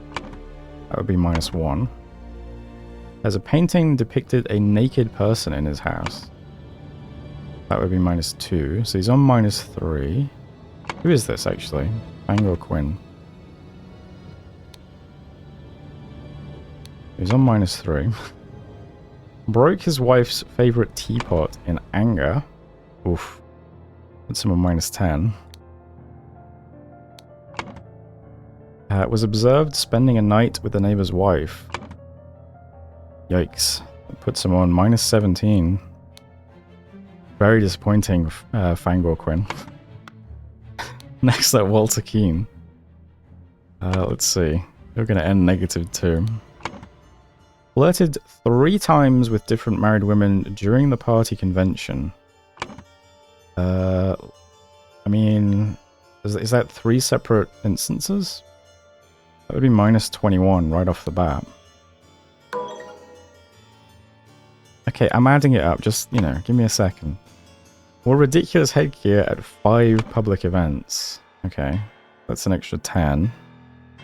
So, 31. Claimed he had not betrayed High Arbiter Lazarus during his ritual of ascendance. So, 1 lie. Yay, okay. Next we have Lothar Richards. Revealed the whereabouts of his hiding fugitive dissident daughter Mary and her husband Peter. Okay, so starts on 15. Not bad.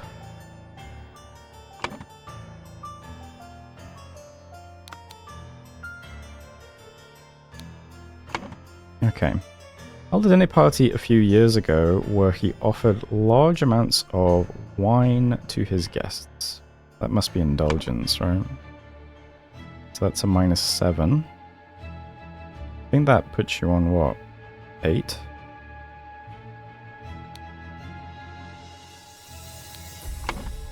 Got angry during the questioning and shouted at the High Arbiter. So that would also be -7, I believe. Okay, Josh Bailey. Well, this is going to be negative. Left his work at tannery early. That's a -3. Drank excessive amounts of gin at the Scrawny Cat. Okay, -10. Drank excessive amounts at -17. Approached a married woman with an indecent offer. Yeah, that's -24, I think. Denied 4 times during questioning that he had done these acts. Was that 4x4 or just 4? Let's assume it's just 4. So -28. Okay. And Horace Webb. Expressed willingness to donate his castle, 200 merit.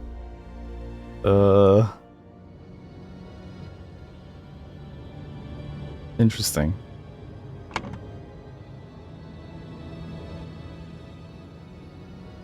Has not held down a job since the new regime. Evaluated as 60 instances of non-work. Oh, okay. So that's 180? So he starts on -180. But then there's also this. So he starts on 20. Okay.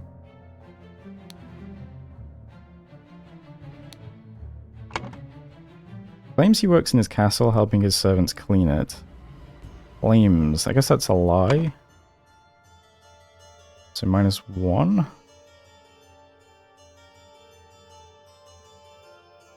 Forgotten already if this was negative or not. Let's just assume it was positive. Possesses 15 books kept in his private library. So...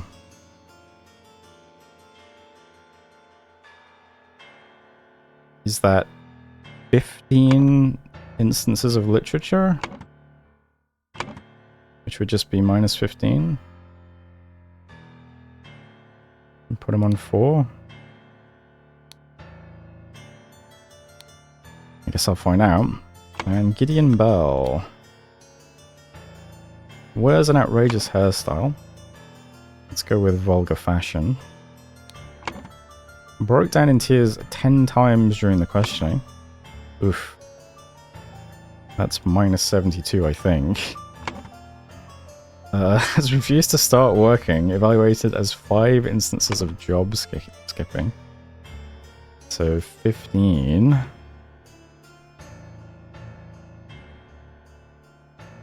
I think that's 87 then, right? Rejected the High Arbiter's request that he share information of a secret entrance to the castle of his cousin, the Sovereign. -1. Okay. I'm not great at basic mental arithmetic, so I'm glad I got through that, okay. Very nice. So, where does that leave us?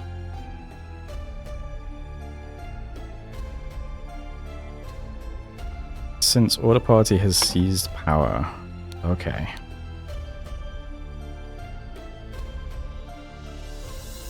So 3 years have passed? 3 years have passed since Order Party has seized power. During a tribunal... Gideon Bell? Is judged to have the largest... merit deduction in all tribunal history?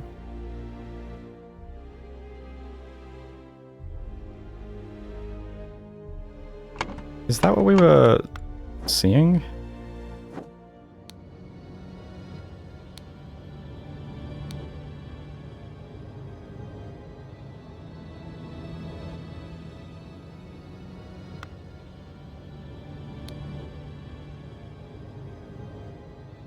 Doesn't look like Gideon Bell.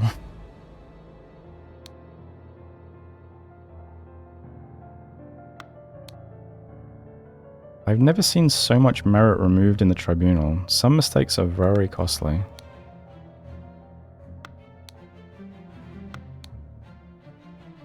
Such a relief that they decided not to push any fashion charges.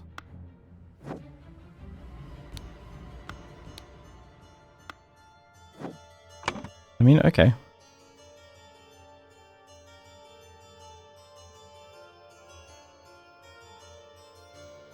In order to execute his punishment...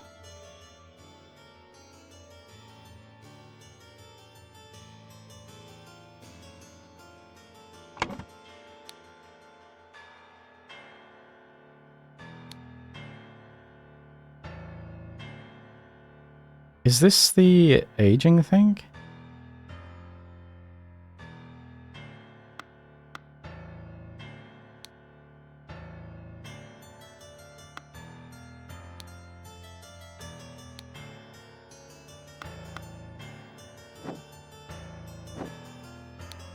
Oh, is that why he looks so old now?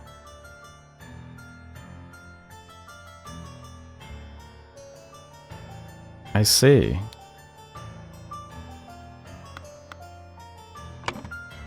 So I think to execute the punishment, the idol was used on him.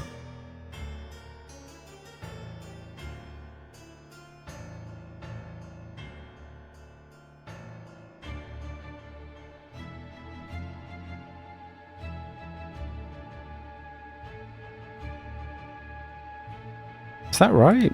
He lost 88 years and died? That's crazy. Okay. The order... What was that achievement? Oh, just the 10th case, okay.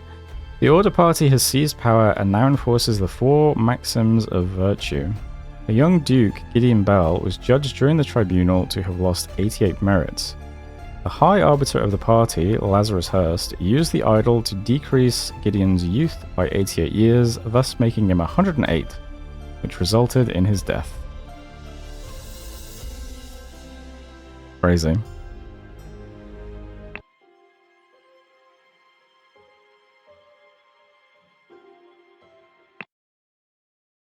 Okay. A slight delay in the peaceful march to the king's castle.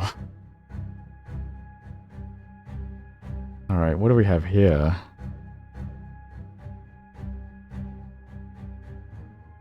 It's like 3 locations. What's this? Why are you not working, you worthless piece of garbage? I am doing the same thing I saw Lazarus do during the merit executions. Interesting. If this is the golden idol, then it's seen better days. Looks like the gem is broken.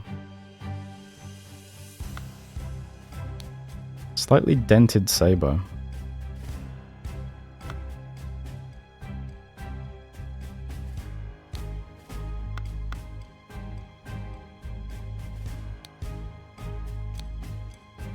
The regime has to fall. It has taken everything from me. The watch is ticking and shows 12:15 PM. A Navajo blade. 1795, May 15th. Capital Route Morning Report. At 8, a newfangled insurrectionist carriage passes by. At 8:30, an individual in the insurrectionist uniform passes by on a new 2-wheel contraption. At 10:15, 2 individuals in insurrectionist uniforms pass on horses. Okay. We have some kind of uprising. Dead body.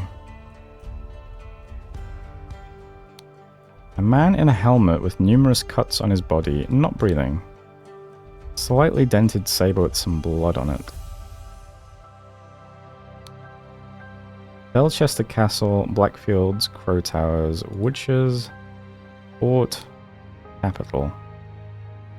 Okay. Yeah, he is with the attractive woman. Worry not and continue the feast, wife. Nothing can stand in my way. I will kill our enemies wherever we go. He's still gambling, it looks like. A horse race betting slip. An almost empty whiskey flask. A small sword. Dear husband, you are so brave, and you have been drinking since early this morning. But what will we do now? What if the evil government men find us?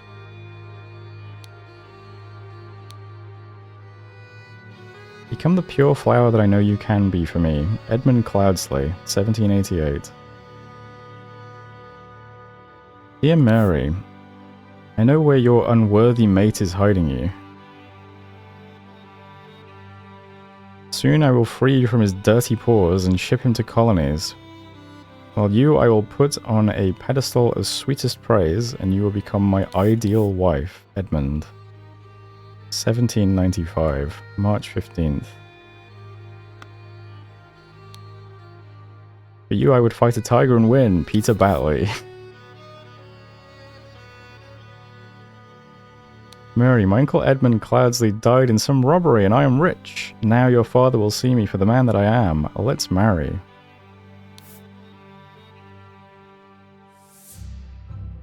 Okay.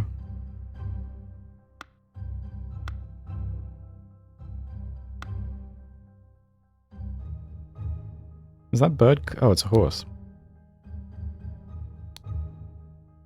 Lazarus, I have some small but pressing business to attend to at the property of our late brother Sebastian, the previous Proud Beast steward. I will be back at the camp for our 10 o'clock strategy meeting as planned. Lazarus. Okay. So this horse belonged to, what's his name? I can never remember the names anymore, but I can picture his face. Okay. And then we have a ship in port. Okay.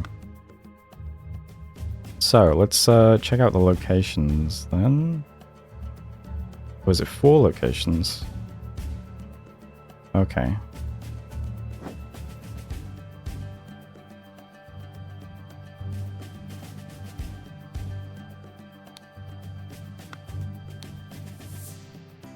Yes, Comrade Lazarus has not yet returned for several hours. Comrades Alistair and James have gone to find him.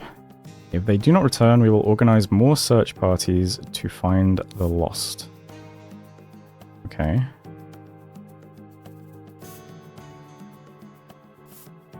Please go there.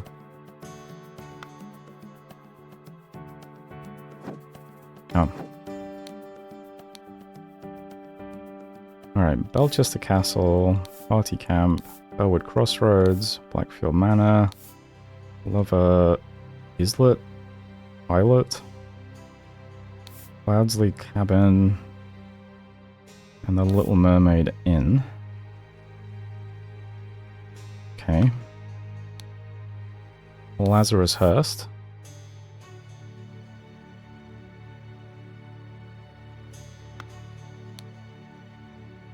Some poison, some bags. That looks like Cloudsley's Book of Spells. Lazarus, you took 32 things from me. I demand you return them.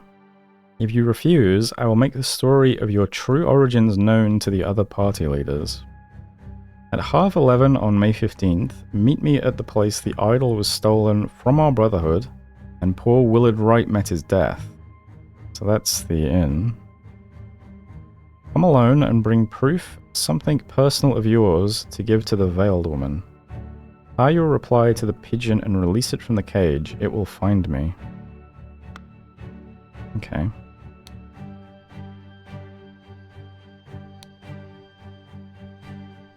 David Goran. Since his success at the Mermaid Inn has proven to be a resourceful and discreet professional. Nicholas Maker. Cowardly but dutiful, useful up to a limit.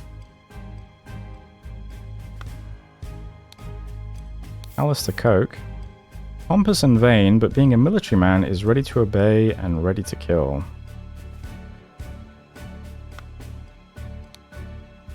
James Turner, that's who I was thinking of. Greedy and hedonistic, requires constant material motivation to cooperate. And Walter Keane, ambitious and inventive, but treacherous as many smart people are. Okay.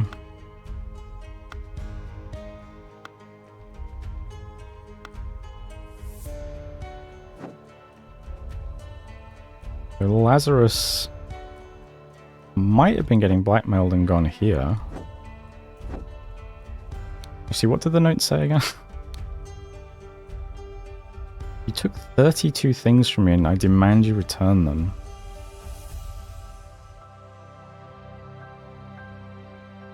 At 11:30 on May 15th, meet me at the place the idol was stolen from our brotherhood and Paul Willard met his death. Yeah.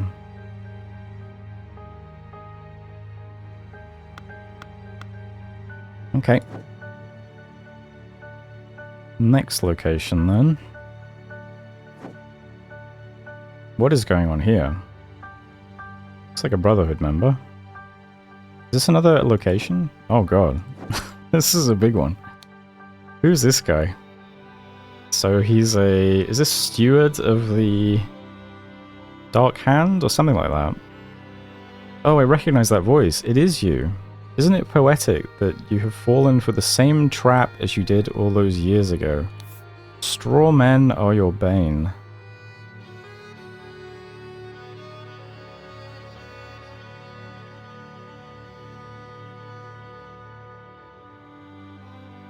Is this Keen?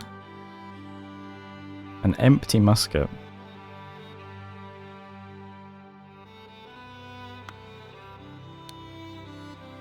Damn you, you cunning devil.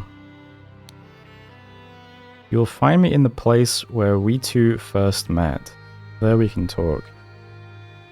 This must be David then who's dying, I would guess.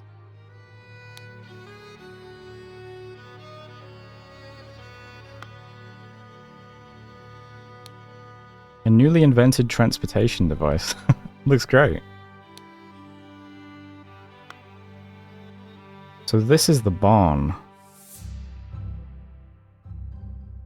Does he have a boomerang? Or am I seeing something that isn't there?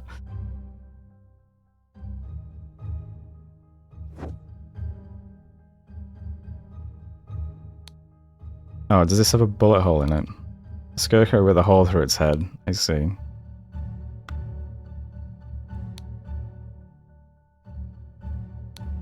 A white pigeon.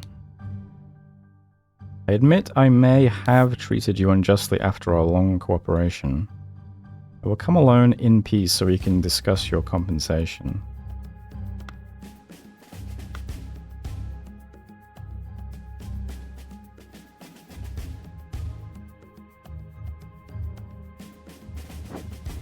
Okay.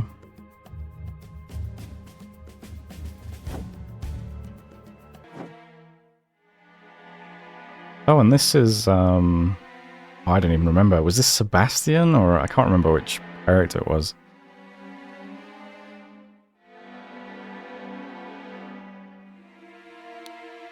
An empty cannon. A pile of mangled and burned corpses. Not much else to see here now. Wonder what happened here.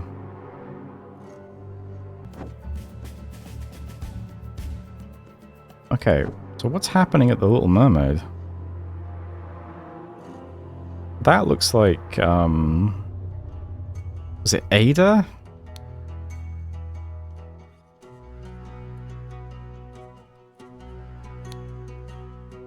Do you think they will try to kidnap the king? Me and my employer are getting out of this blasted country. He still has an Edmund Cloudley handkerchief. I have instructed him to arrive at around 11:30. Most likely he will be in Order Party uniform. If he comes alone, without any backup outside, approach him.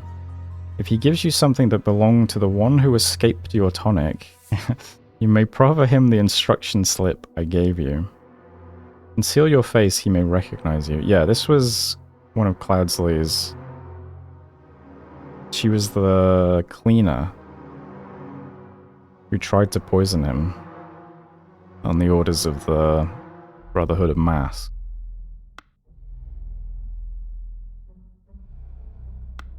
Interesting. I heard rumors you lost a cannon while gambling.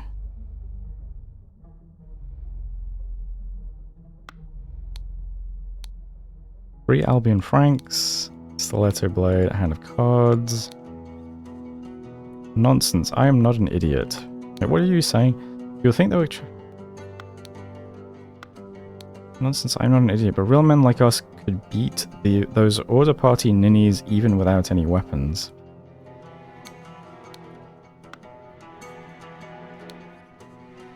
Okay.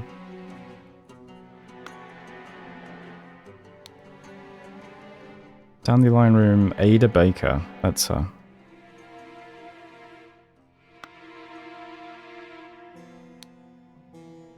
All those Order rats sneaking around here, this is no good. I hope they will just blackmail me and bugger off. Interesting.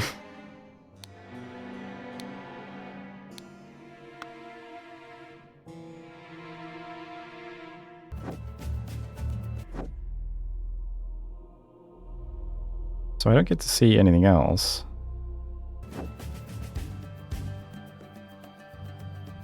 There was someone who had a timepiece, right?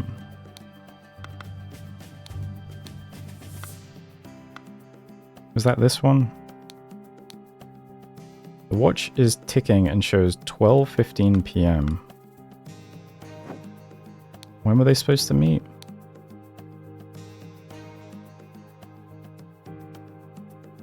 Half 11 on May 15th.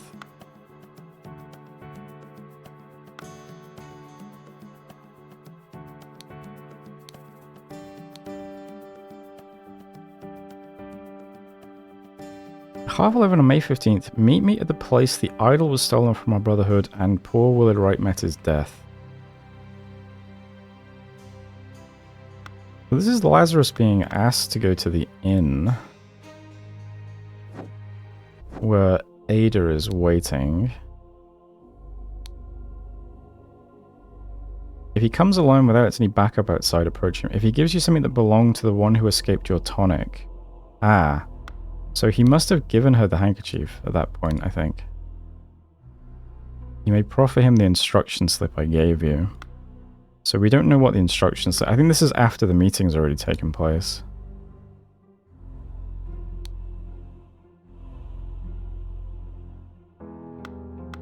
Okay. Alright, so what are we trying to figure out then?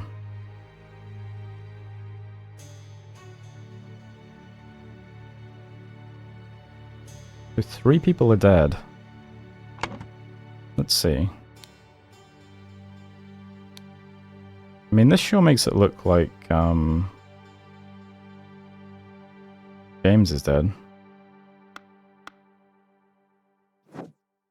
I think this is David dead. Or dying.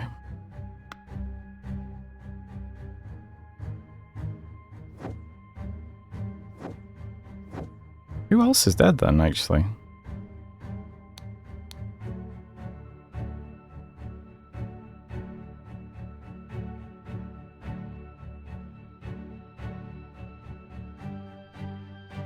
At 8, a newfangled insurrectionist carriage passes by.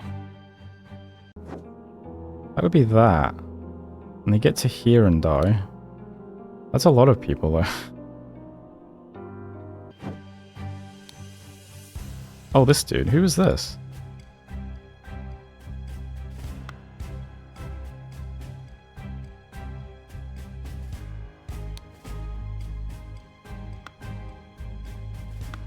I'm not sure who that was.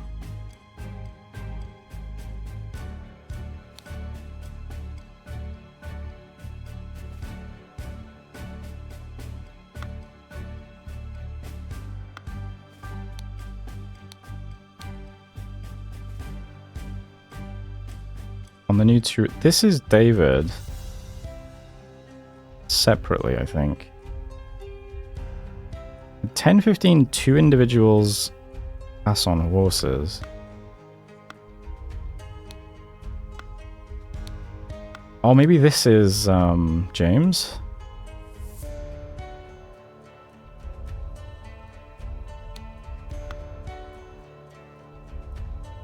He has the spurs on his boots. Can't remember who that was. A slightly dented saber with some blood on it.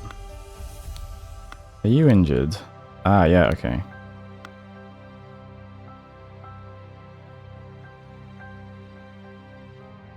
So it looks like Alistair killed James and took the idol? Maybe?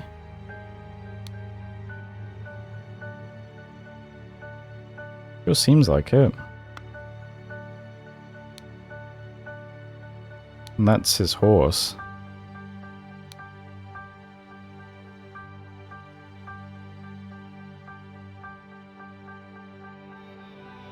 I have some small but pressing business to attend to at the property of our late brother Sebastian, the previous Proud Beast steward.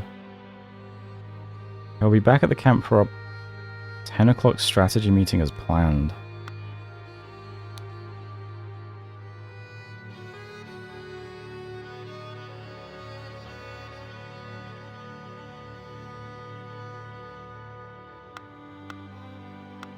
Okay.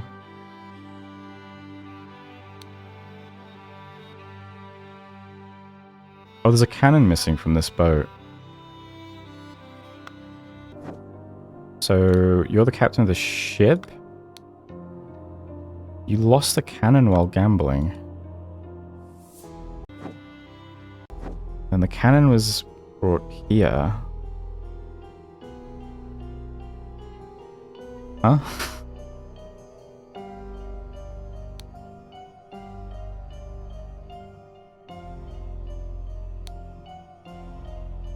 Interesting.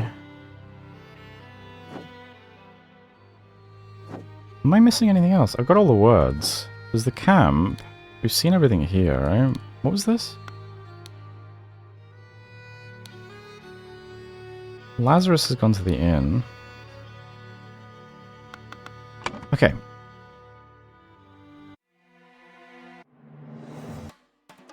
Oh, what is this?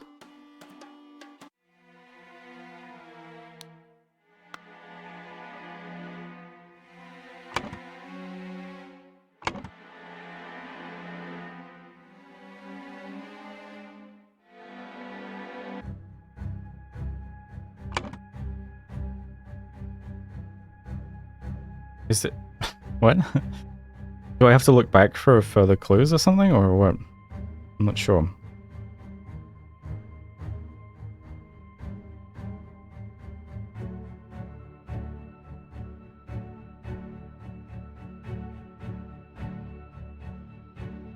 Okay, let's,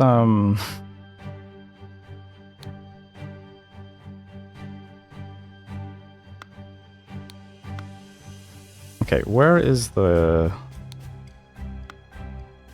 washerwoman?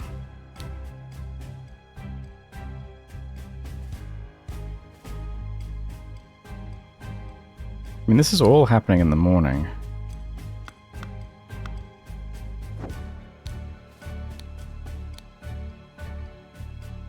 At 11:30. Is that also the morning then?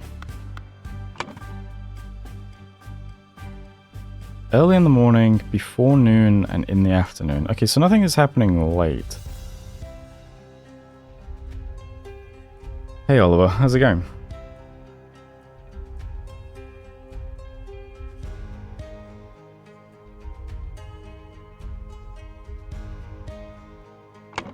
Very bad. Good to hear it.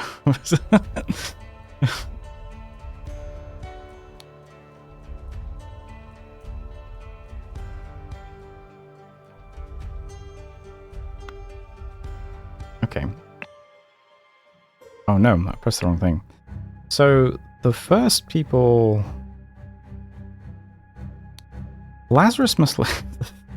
Lazarus must leave, and then Comrade Alistair and James go. So what does that mean? How does that fit in with what the washerwoman saw? A newfangled insurrectionist carriage passes by.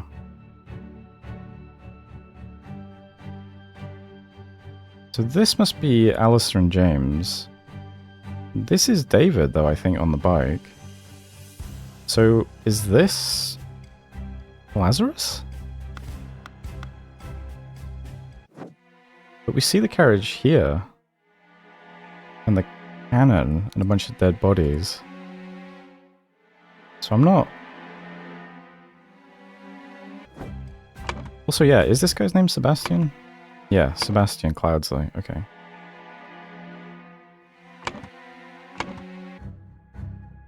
So, what did the letter on... God, is it the horse? Is it you? I think it's the horse. Where's the horse? This letter says, I have some small but pressing business to attend to at the property of our late brother Sebastian. I'll be back at the camp for our 10 o'clock strategy meeting as planned. Okay. So Lazarus goes here. What happened here?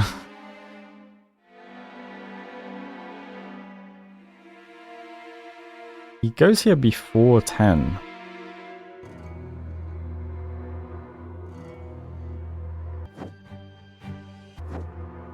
Well, we know Lazarus goes here, so maybe he's the person who...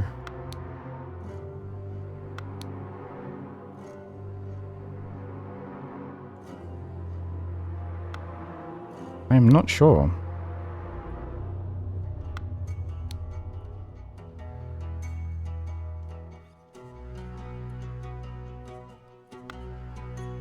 Can't look at the rooms, so that's not relevant.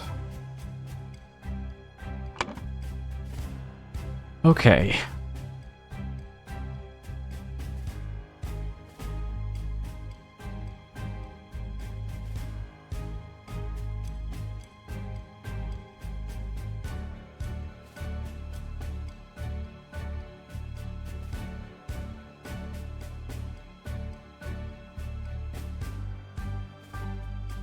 Oh yeah, and what are the letters that you have?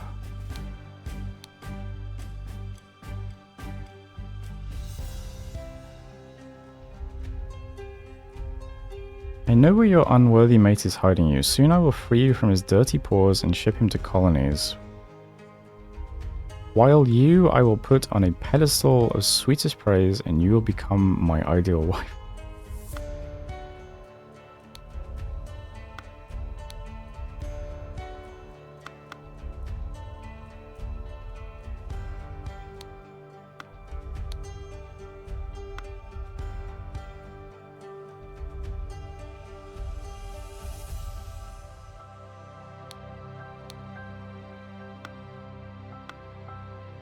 Okay.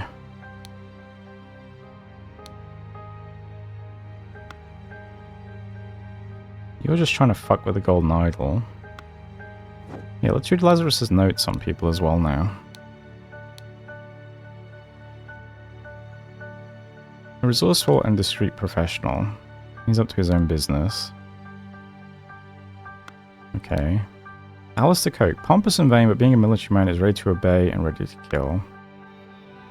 I think that's relevant. Greedy and hedonistic. So maybe he just took advantage of Lazarus being away and stole the...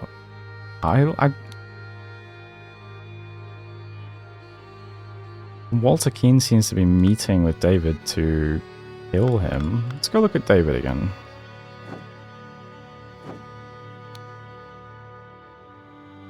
Oh, I recognize that voice. It is you. Isn't it poetic that you've fallen for the same trap as you did all those years ago? Straw man are your bane. But David's on the bike, for sure.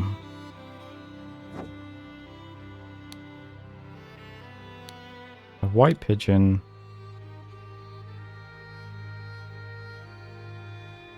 I wonder if this is a letter from David then.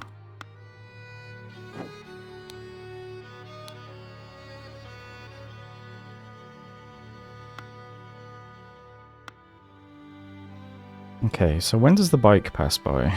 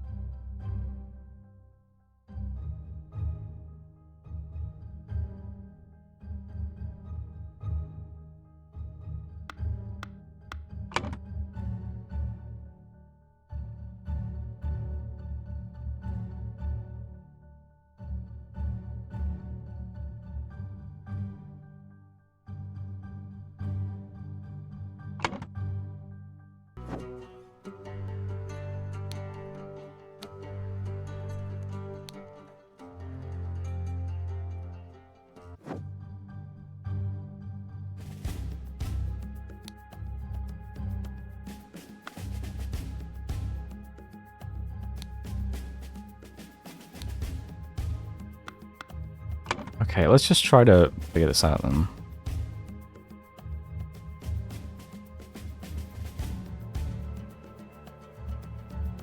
This might be David.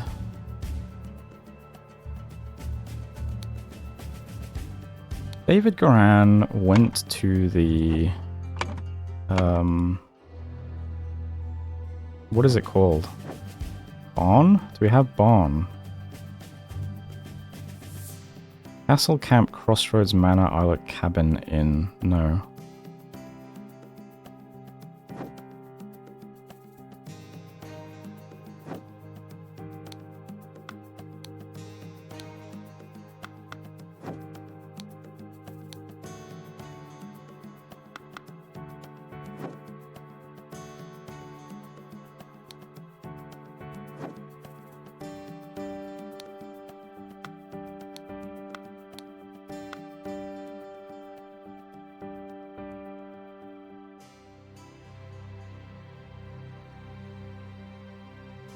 Maybe it's cabin?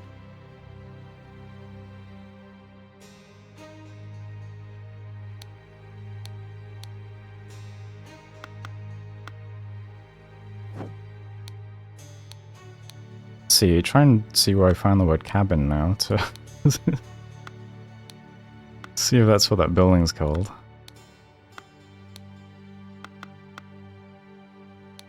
Oh, here we go. Cloudsley Cabin, okay.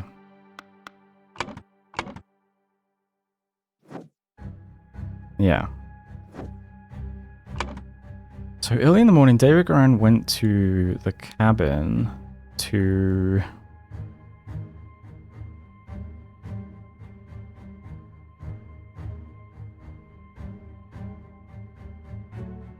Maybe not.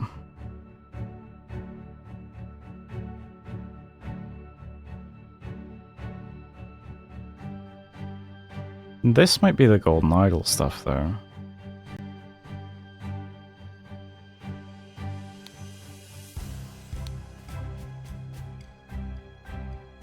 Before noon, James Turner and Alistair Oak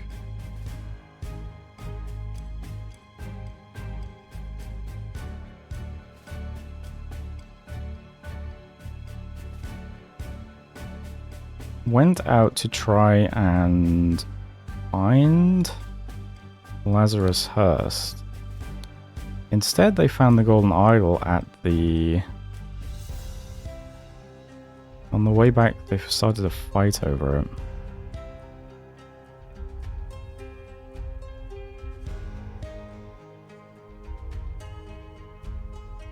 Oh, maybe,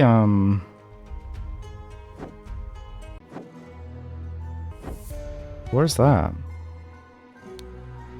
Pile of mangled and burned corpses. I assume they were hit by the cannon, but... Maybe it was the idol. But there'd be something frozen here, wouldn't there?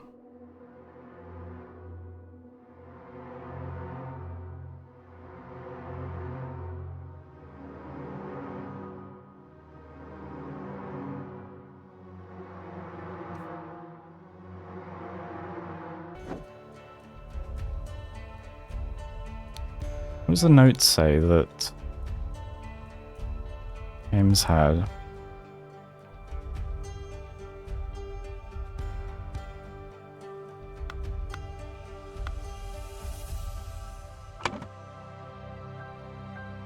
I mean, maybe they found it at the manor. Oh, okay, yeah. Okay. That's one down.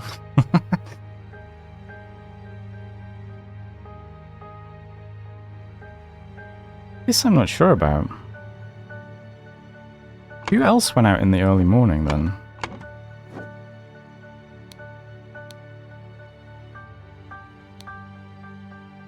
It's currently 12:15.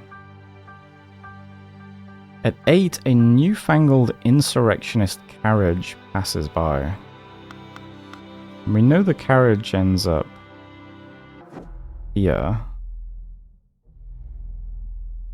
So What would that look like then?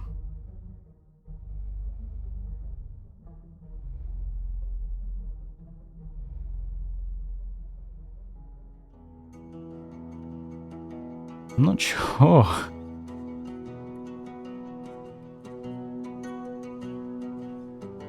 In the afternoon...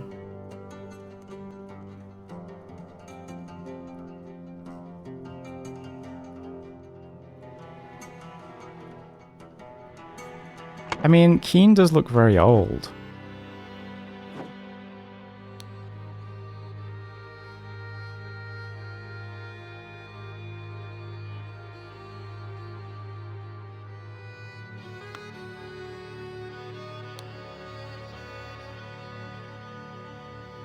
And I guess David's only just dying now, right? So maybe that's the last one that happens. David Graham went to the cabin to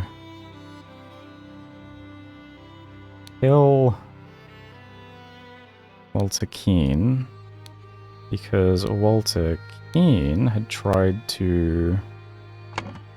Is it blackmail?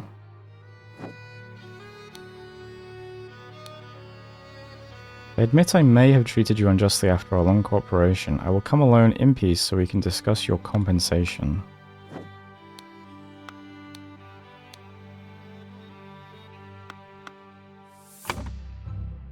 In the afternoon, David Graham went to the cabin to kill Walter Keane because Walter Keane had tried to...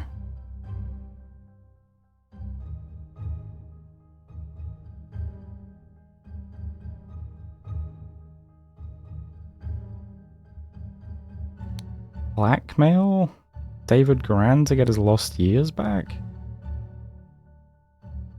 Oh wait, no, there was a blackmail letter for... I guess that's what this is a reference to. No, but this is a different thing, isn't it?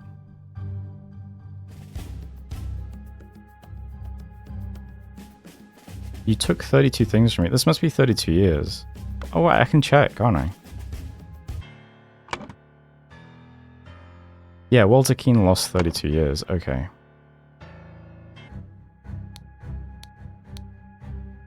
So this is a letter from Walter. You took 32 things from me. I demand you return them. If you refuse... Wait, so is that Lazarus on the ground instead? No, wait, it can't be. You took 32 things from me. I demand you return them. If you refuse, I will make the story of your true origins known to the other party leaders.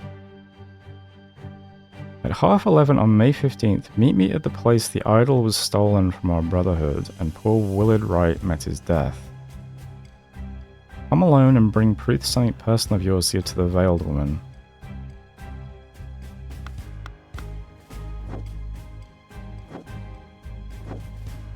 So that's this pigeon then? I admit so this is from Lazarus. I admit I may have treated you unjustly after our long cooperation. I will come alone in peace so we can discuss your compensation. So then he goes there, speaks to Ada, or whatever her name was. You will find me in the place where we two first met, there we can talk. It'd be strange if this is Lazarus though. Sure.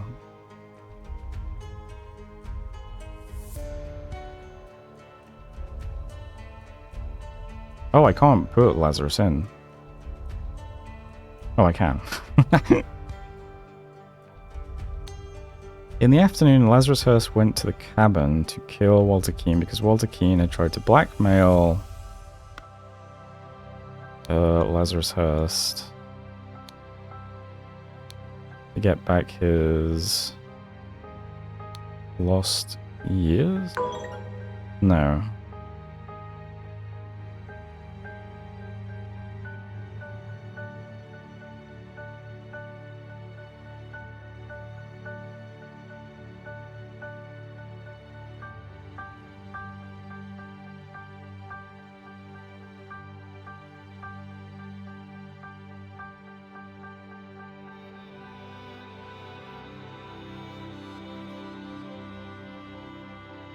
And why was the golden idol at the manor then?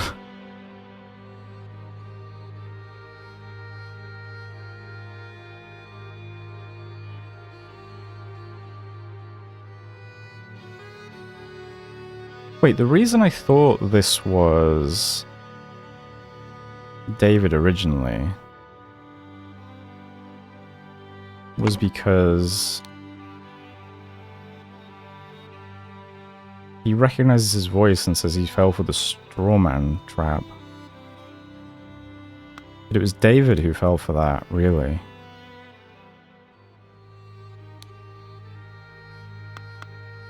So maybe it is David that's here. But he's here because it was Lazarus getting blackmailed, right?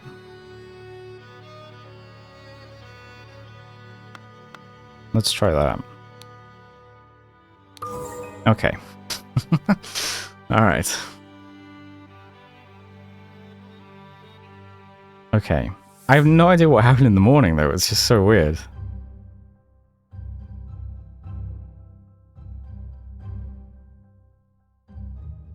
Who's the other dead guy? We have David dead.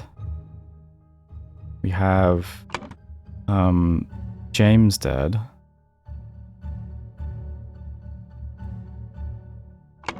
And we have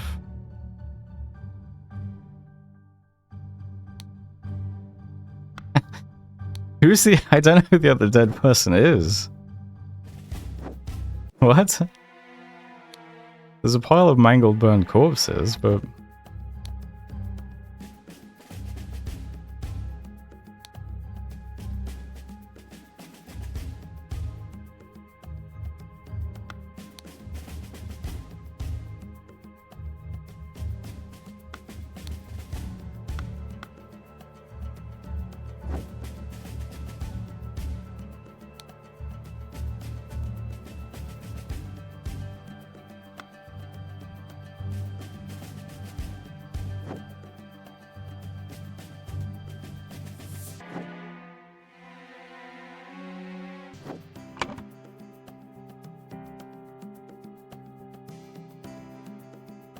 Let's see. Early in the morning...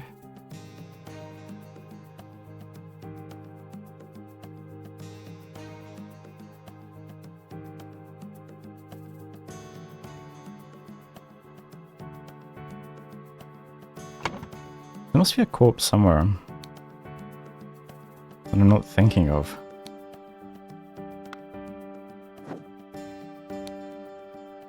You got this guy... You got James, you got David, pile of mangled corpses.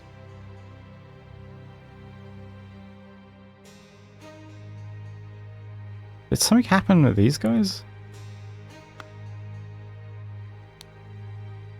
There's the ship with the missing cannon.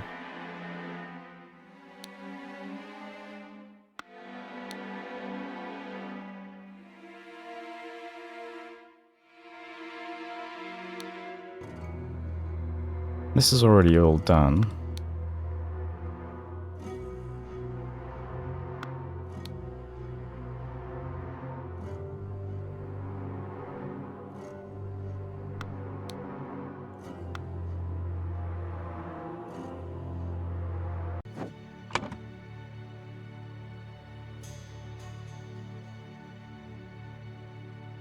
So in the afternoon...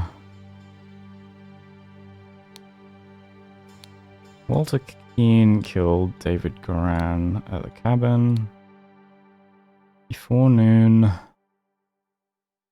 Alistair Coke killed James Turner at the crossroads, I believe. Yeah.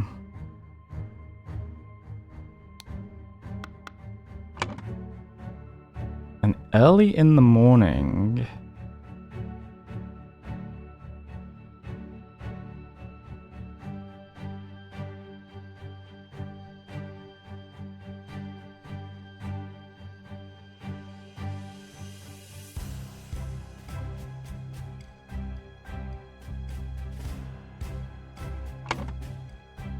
What does your letter say again?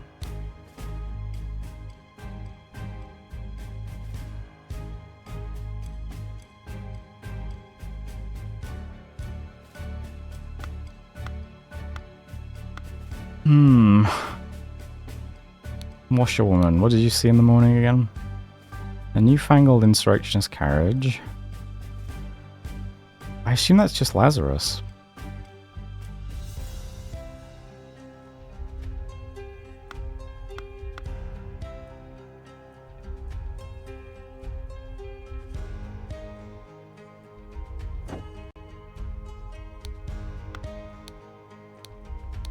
Who else do we have notes on?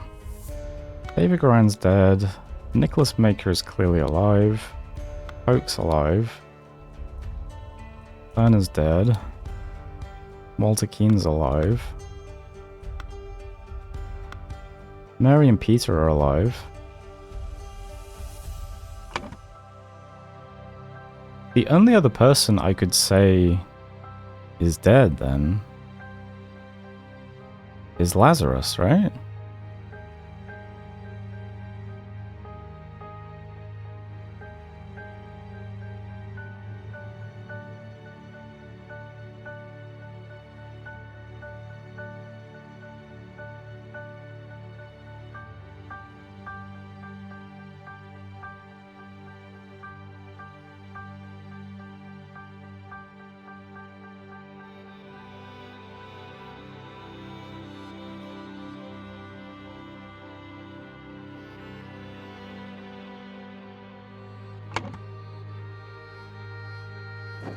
Wait.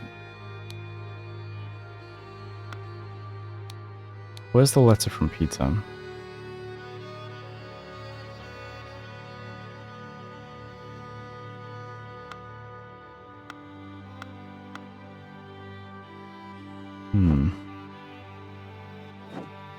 Where's the map? Lover's Islet, Blackfield Manor, Cloudsley Clabin. Belchester Castle.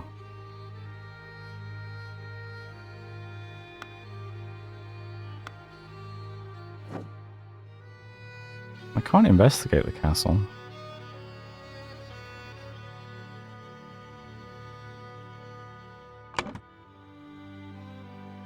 Am I stupid?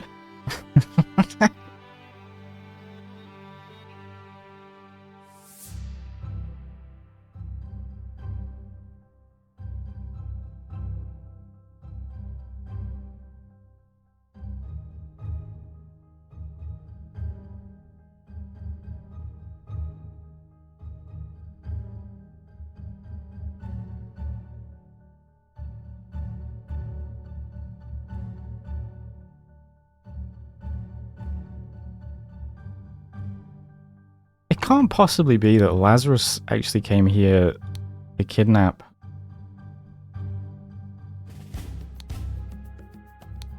Mary and Peter actually killed him?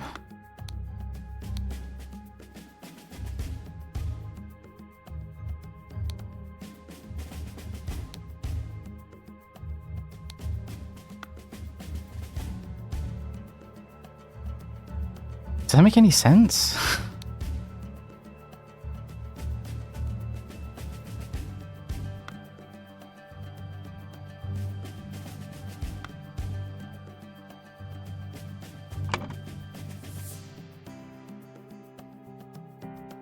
I can try it, right?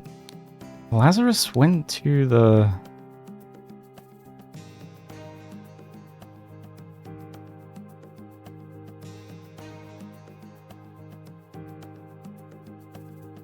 Because Lazarus Hurst wanted to have the ideal wife. There's no way, right?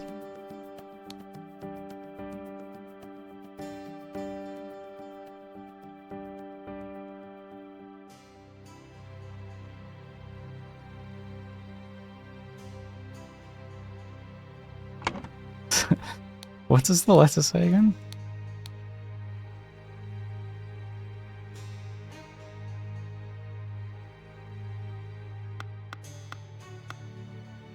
I mean, maybe.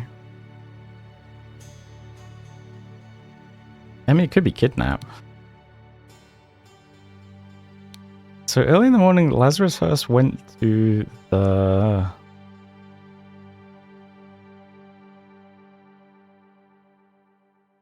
Maybe that's what happened. Here?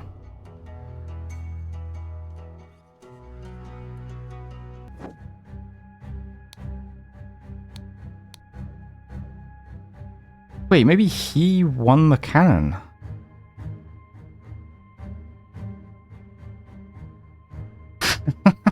Wait.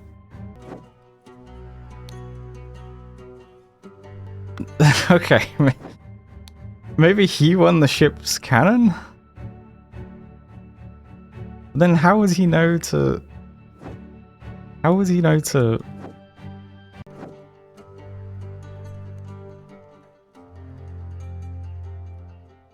Okay, let's go with that. Early in the morning, Lazarus Hearst went to the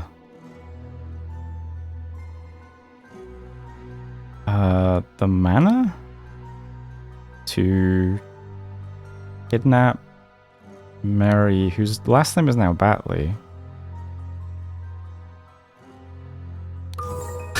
Okay, so that's what happened.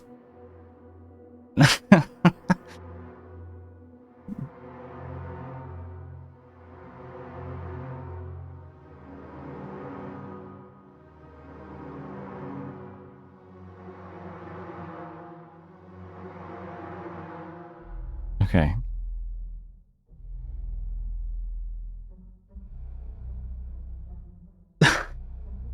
So early in the morning, Peter Batley killed Lazarus Hearst at the manor? Well, I did not expect that. Before storming the king's castle with the Order Party, Lazarus Hearst led his men to Sebastian Cloudsley's old manor in order to kidnap his long-lost love Mary Batley, née Richards, who was hiding there with her husband Peter Batley. Upon entering the manor, Lazarus and his troops were confronted by a drunk Peter and the cannon he had won while gambling. Peter blew up Lazarus, breaking the idol, and then fled the scene with Mary. Oh, is that the last one? No.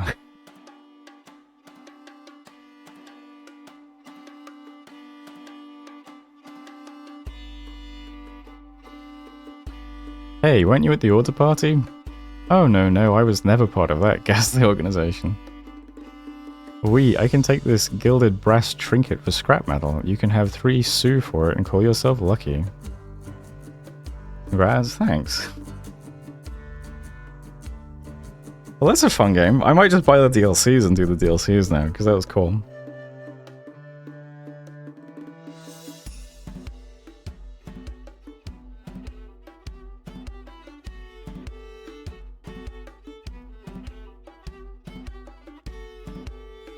The DLCs are good.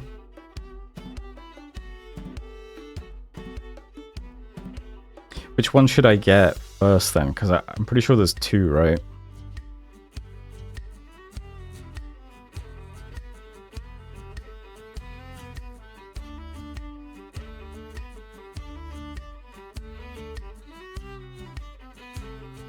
They have an order? Okay.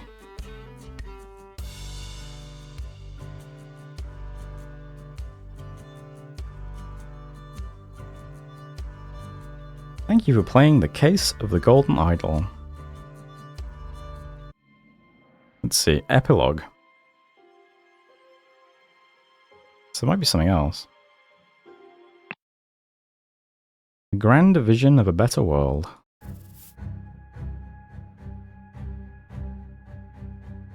Okay. We already have the words. Holy shit.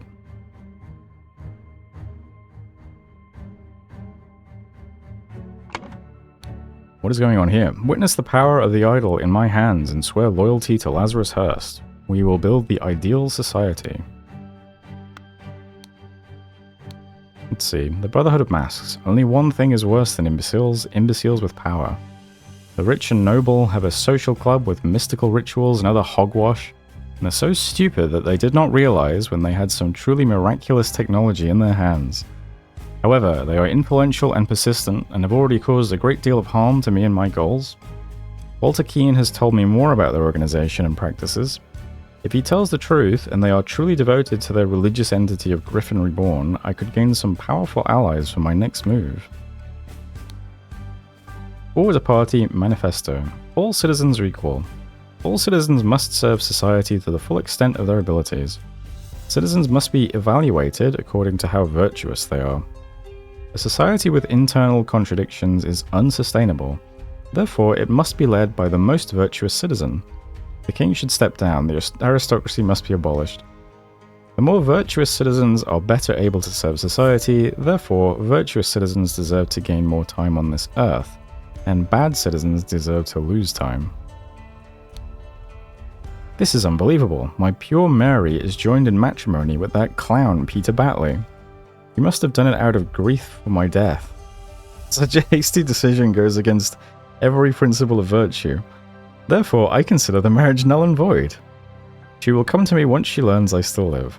But for now, my duties in the service of humanity take precedence. Society must be built on the principles of virtue. Only thus can it become truly great. Look at the Lemurians. Thousands of years ago, they had an empire on the banks of 7 seas. Their ancient technology continues to baffle modern science. But they became inert and decadent, and forgot how to build and operate their machines.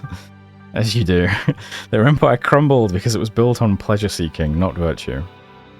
It is by divine providence that I got my hands on a working, ancient Lemurian artifact, the Golden Idol. I will use its powers to set humanity on the right path by building the ideal state. Fantastic. We got Lazarus, we got Keane. I swear it, yes. With these powers I will do whatever is necessary to build a better world. Brotherhood of Masks, Londonburg chapter. James Turner, Walter Keane, Chester Davy, Angus McBain, Geoffrey Sinclair, Nicholas Maker, Alistair Coke, Sebastian Cloudsley, deceased, Willard Wright, deceased. Yes, my lord, I swear my loyalty to you and will undertake whatever tasks are required of me. David, I thank you for dealing with all the challenges relating to my death and for keeping an eye on our new ally. I do feel I have impressed him not only with the Golden Idol, but also with my vision of the ideal society. Come to our hideout on November 24th. We are ready for the next step. Spider of Lanka comes before the Lemurian Vampire. Okay. I'll check it out in a second.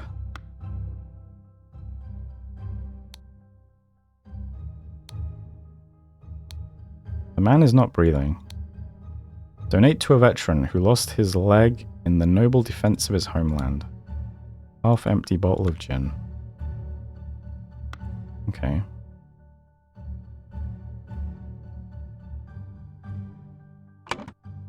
Let's see.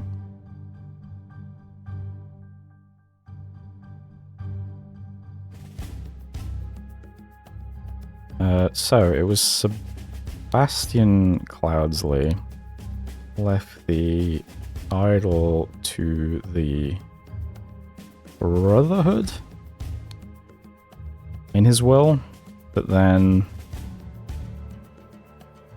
David, I think it was, David ran on Edmund Cloudsley's orders, stole the idol, and accidentally stabbed Sebastian Cloudsley. The Brotherhood asked... Who am I looking for? Let's see. Where are you?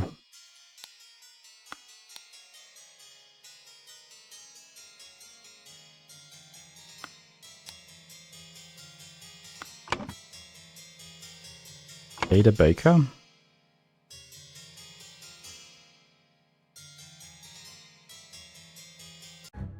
Let's see. Is Ada Baker here? Doesn't look like it. Oh, I guess it must be Keane at this point, yeah. The Brotherhood tasks Walter Keane to punish Edmund Cloudsley and recover the idol.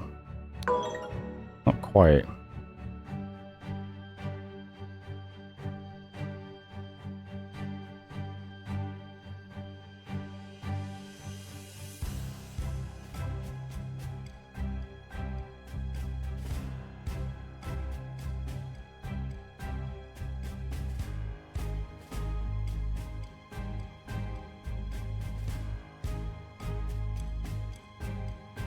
What have I got wrong there then?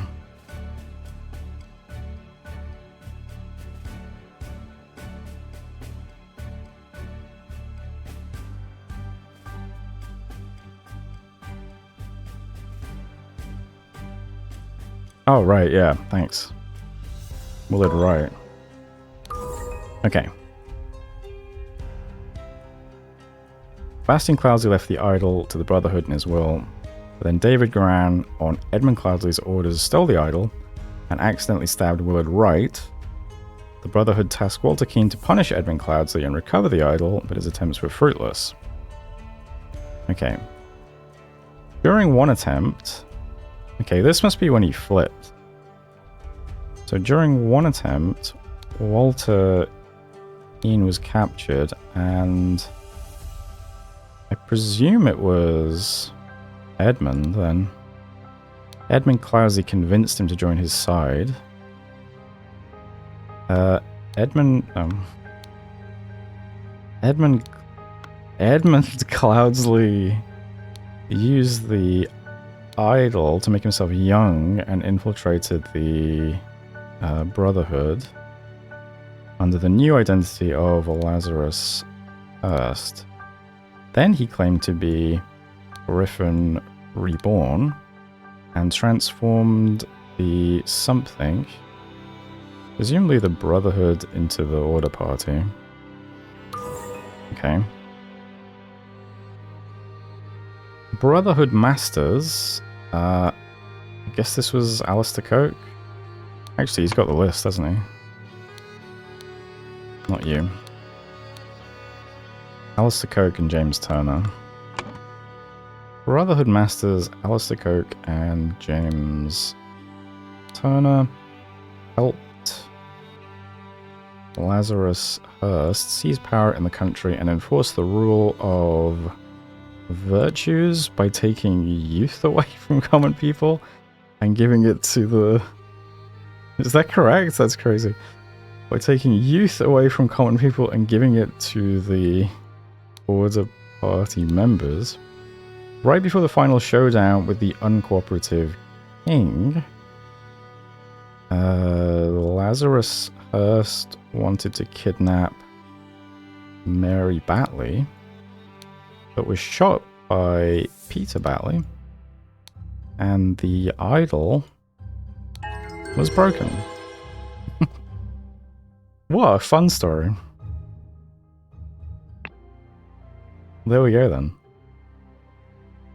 Oh yeah, I guess these are in order here then, right?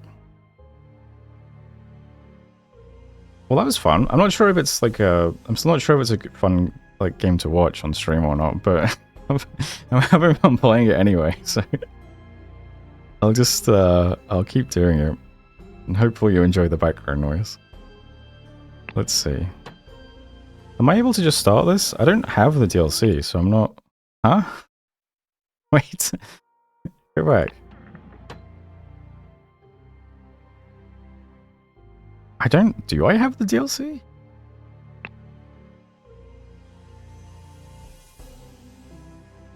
Wait, let me just check. Maybe I have the DLC. I thought I just bought the base game. Let's check. DLC. DLC. Where do how do I see this stuff? Installed files? Updates?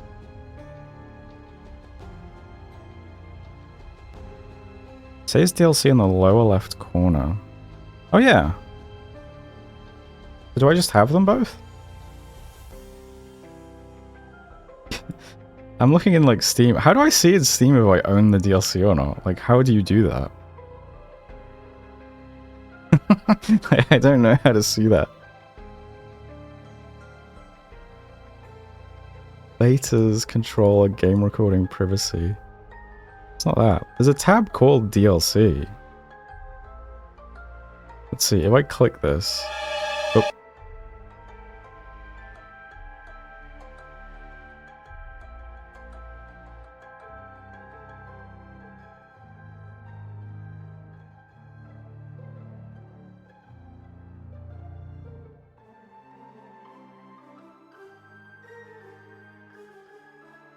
Right-click game manage. Manage... there's nothing really...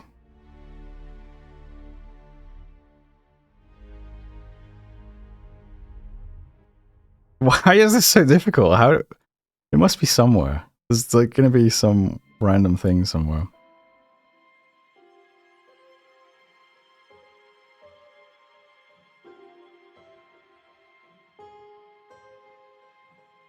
I have no idea if I own the DLC or not. I don't know how... I don't know how to tell. No idea. But, I mean, I can click on Spider of Lanka and play it, so I mean, I guess I do have it. I thought this was going to open up the store and let me buy it or something, but... Okay, sure.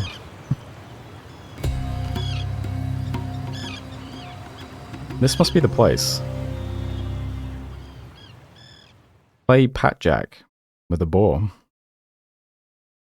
No, Pat Jack. Okay.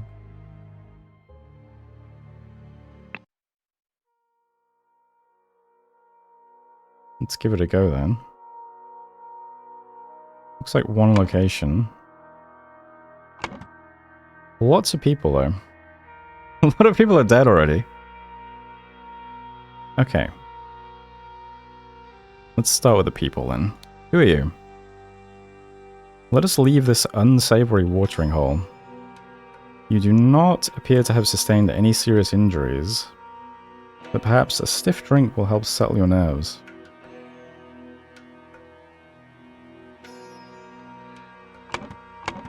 Feels like this is a little bit louder than... Is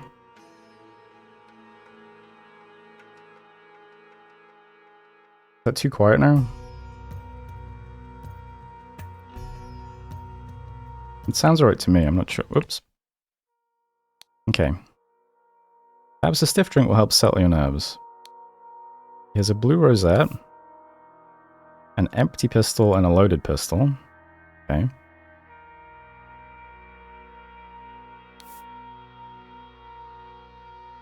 Stiletto.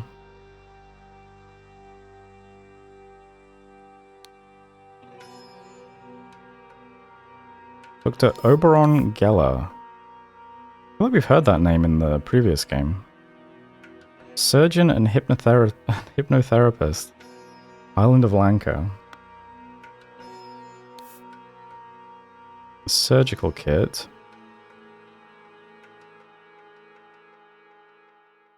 Okay.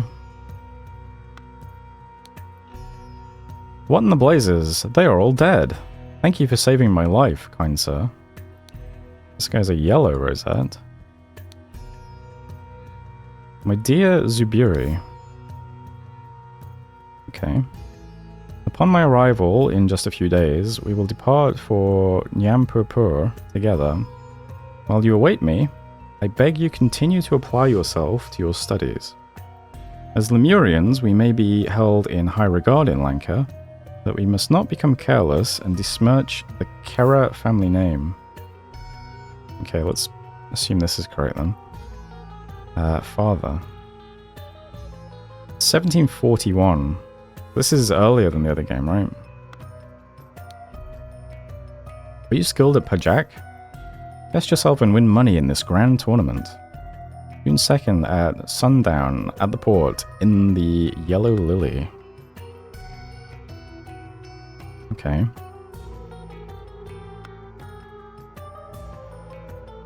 So, let's see.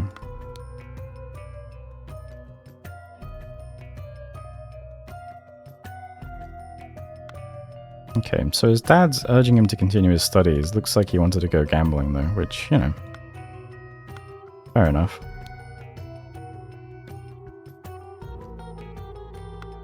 This guy protected him, it looks like. Let's check out the corpses. What is that? This man is not breathing. Attacked by a chakram thrower or something. A blue rosette, a stiletto with a clean blade, dagger. Okay. A poignard knife. Interesting. This man is not breathing. A long rapier is stabbed in his back. Fair enough. Half-empty flask of rum. A necklace made of human ears. Okay. A loaded pistol. A big and slightly bloody knife. Okay. A blue rosette. Did you have a rosette? These guys all have blue rosettes. Oh, that's cool music. What does your letter say? Quartermaster. This time I will beat you in Pajak. Get your crew and we shall play in the 8-player tournament at the Yellow Lily, Oberon. So that is this guy, potentially.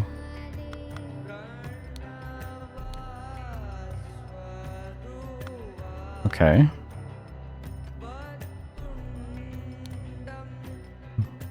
Yellow rosette. Oh, I guess they were on different teams in the tournament then, right? Man is not breathing. Clean dagger. Oberon wants to embarrass himself again. Round up Shri and Reuben from the ship and meet at the Yellow Lily around 10. Quartermaster. Okay. Interesting tattoo. Almost empty flask of rum. Clean Navaja knife. Clean dagger. This guy didn't get off any kills.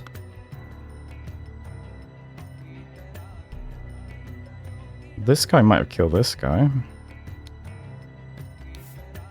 A Qatar blade. Chakram throwing blades. A sword. A lot of weapons here. He was on the blue team. Very gnome looking dude. Man is not breathing.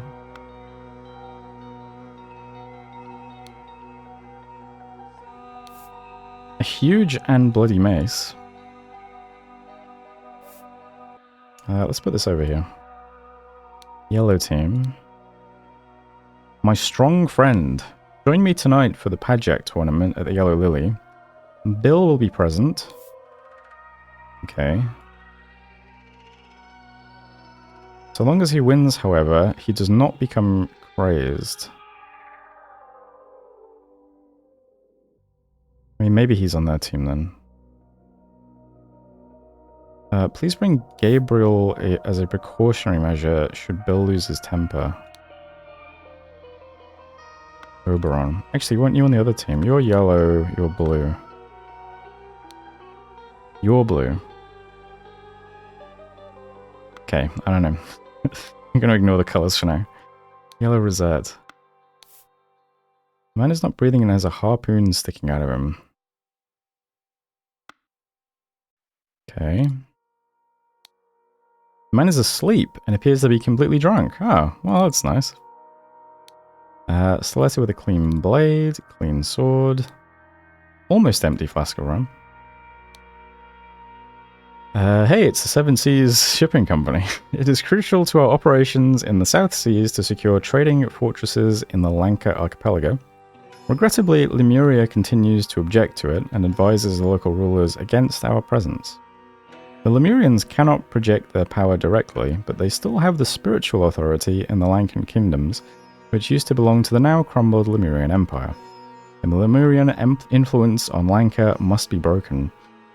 Cooperate with our agents in the region. In particular, Mage, Widower, and Doctor could prove useful. So I guess this guy is Doctor? Remember that your reward for a job well done will be enormous. Wait, are you a doctor? I can't remember. Yeah.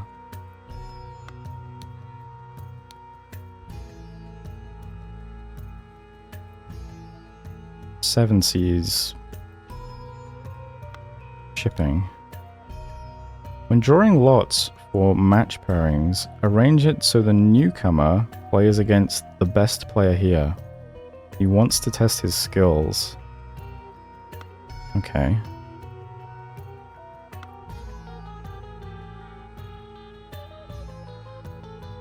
Okay.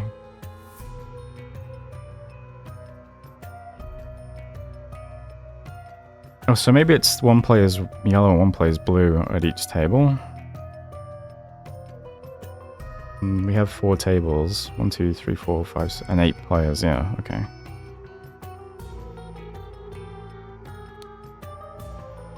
Yellow Lily Card House rules. Broke something? Pay for it. Okay. Too drunk to play? Get out. Lost all your money? Game over. Okay. Someone cheated? Sort it yourself. Management accepts no liability if you decide to play against Bill. Is he the crazy dude? Bill will be present. So long as he wins, however, he does not become crazed. Okay.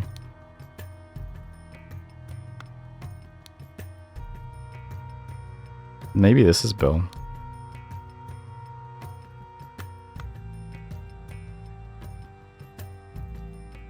What else we got? Oh boy. Looks like this is the new guy. And yeah, he was put against the most experienced player. Bill Price. Tiburi Kara. Gabriel Hubert. We have Pandula Senevi. Ruben Hendricks. Sri Thason. Oh, Thagson. Oberon Geller and Carlos Luna. Okay.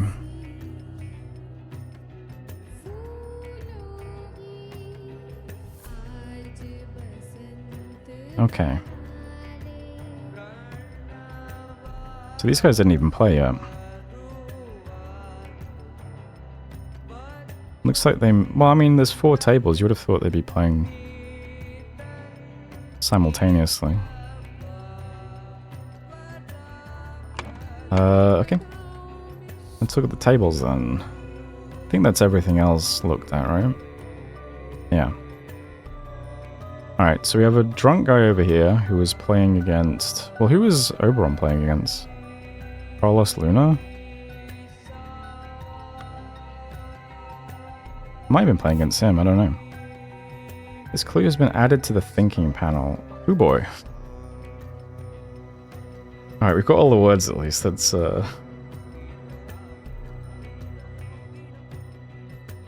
Okay, so what color was your rosette? Blue, and yours is yellow. Okay, I'm gonna guess they were playing against each other then.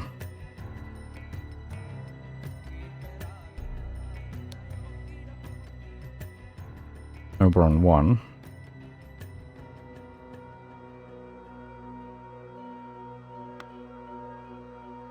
Okay.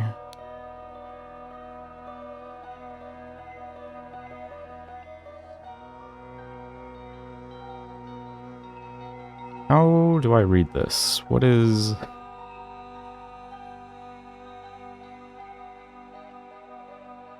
This is peasant, this is boar, this is centaur, this is archer.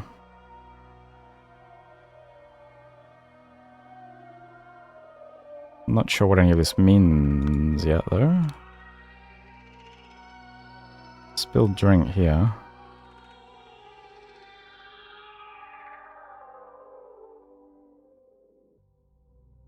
Okay.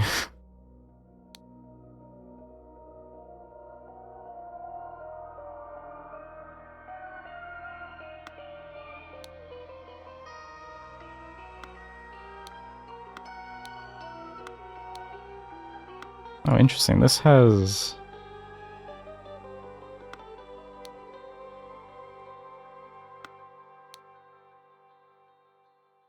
Win-win-win. It sure looks like this, though, doesn't it?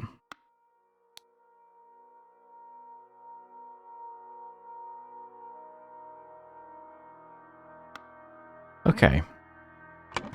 What are we doing? Who killed whom chronologically? Oh my god.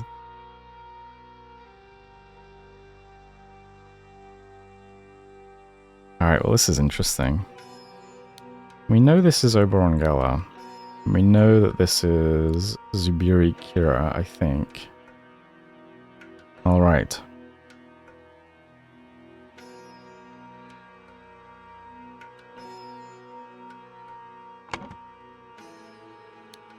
What do we know about this guy?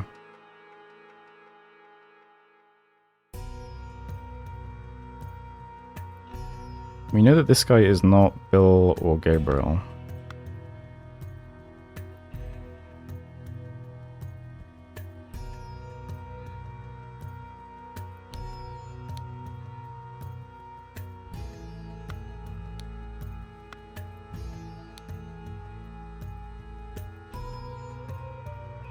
I wonder if we know who drew lots.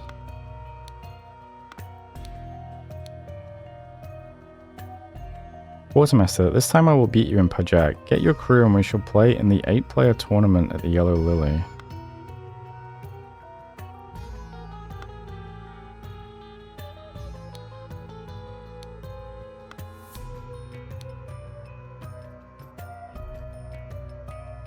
Oberon wants to embarrass himself again. Round up Sri and Ruben.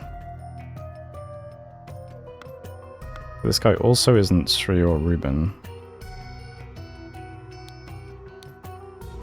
He isn't Bill, Gabriel, Sri or Ruben. He's either Carlos or Pendula. Looks like a Carlos. But,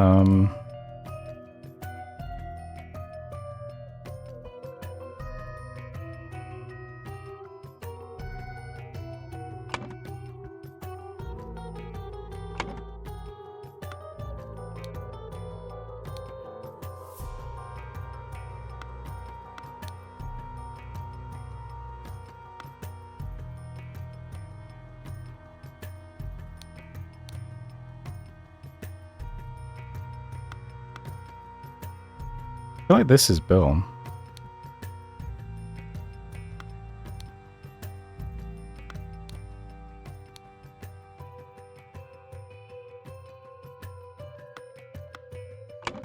Let's go with it. Bill Price.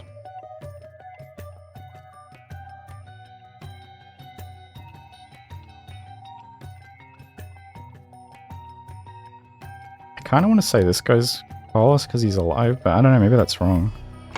Let me see what this guy's... There's no name on this.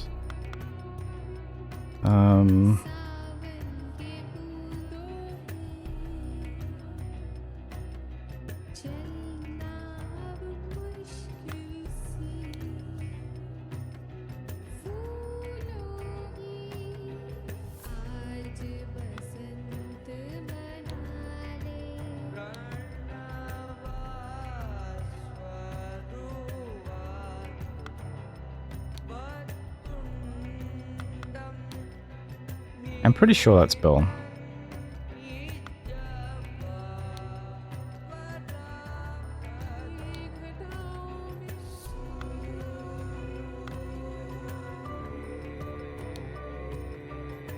I'm not sure how I figure out who the others are, though. Not yet, anyway. I might have to do it through the... Well...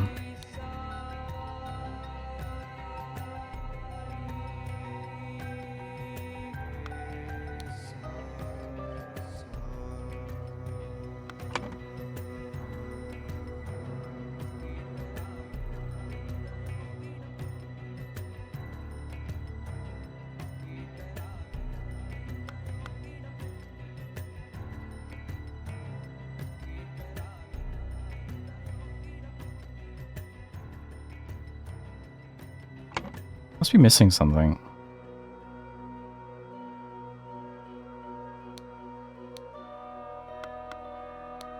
Let's see. Quartermaster. Get your crew, and we shall play in the 8-player tournament. Okay. He then sends the letter to this guy.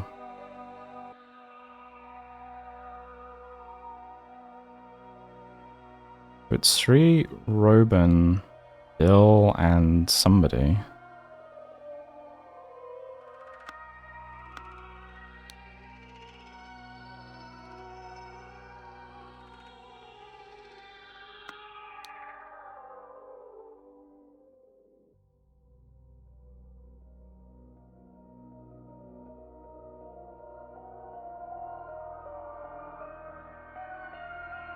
They are all on different... Bill, Ruben, Sri, and... It would be Carlos then.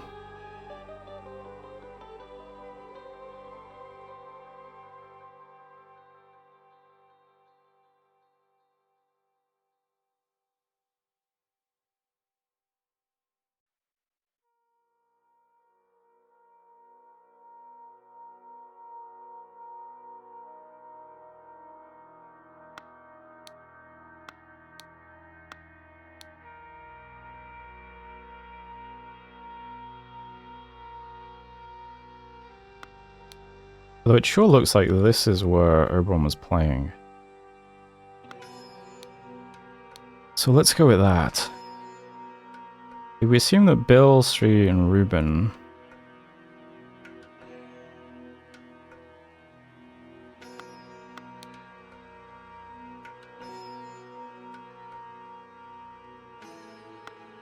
You would be at this table?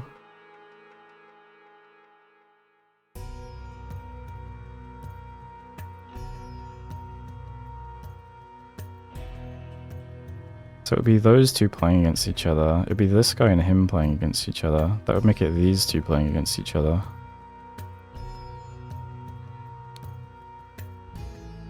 That would make this guy Carlos Luna. Okay, let's just go with that then.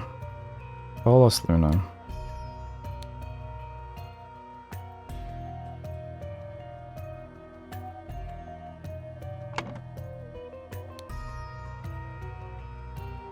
Let's see. And that would be Bill Price.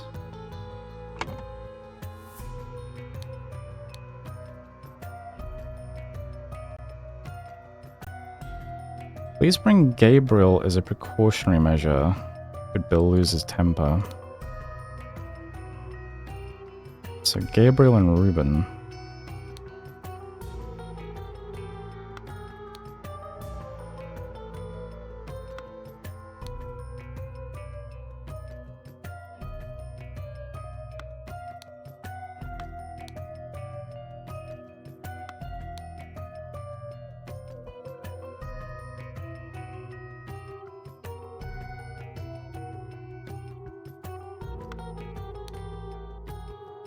Okay. Dude, this one's making me feel really stupid. How can I not figure out who these guys are? What am I missing? What was I doing in the first place? This guy's not Bill, he's not Gabriel. He's not Oberon. That doesn't really help me much, does it? No, wait, but he's also not Sri or Ruben. So he's Pendula. Okay. I think. That guy's Pendula. Okay.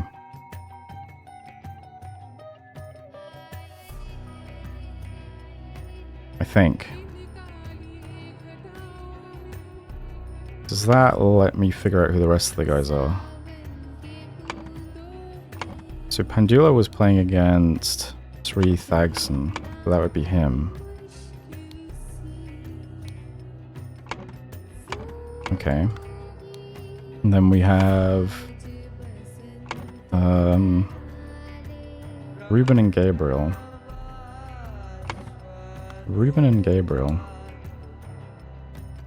Bill and Zubiri, we've got those put in.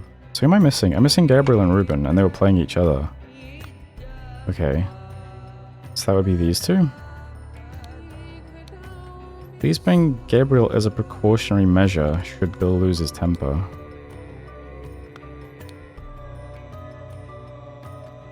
I mean...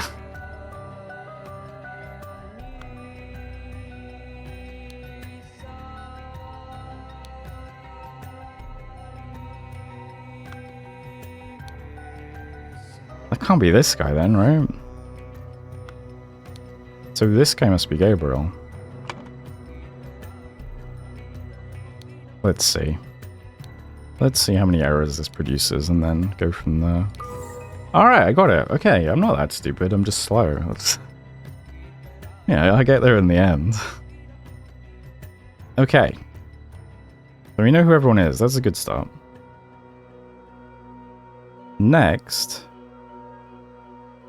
What are the Pajak cards starting with the strongest and ending with the weakest card?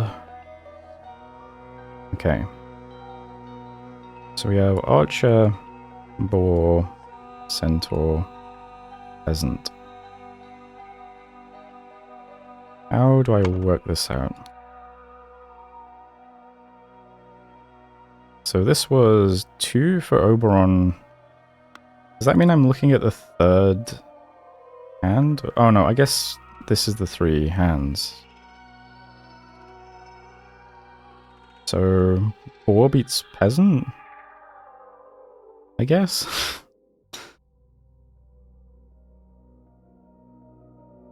So Boar beats Peasant, but Archer beats Boar. And a Centaur beats 2 Archers.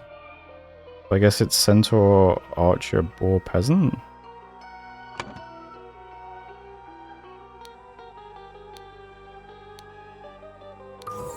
Okay, that was straightforward. So who killed whom chronologically? Well... You can at least figure out who's dead by what weapon, I think. This guy's dead with a chakram, so... Gabriel... Oh, I don't know about chronologically, though.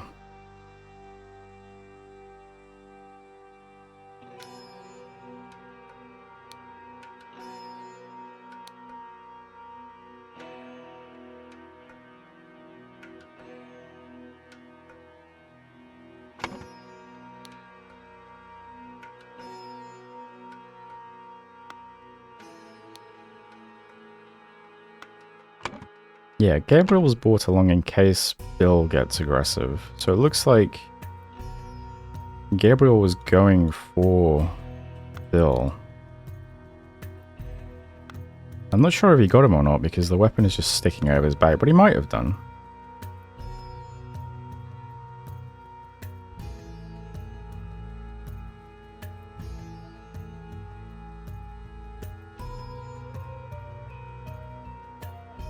So, how did you die? The man is not breathing. So he probably got hit by the mace.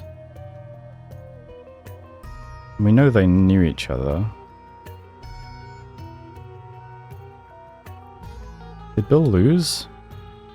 Oh, we don't actually know.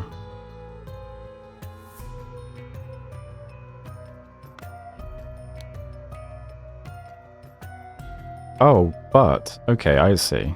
So... what color were you? You're yellow and you're blue. Right, okay. So yellow has Boar. So he wins the first one. He then has a Centaur and an Archer against a Centaur and a Boar. So he wins the second one. So yeah.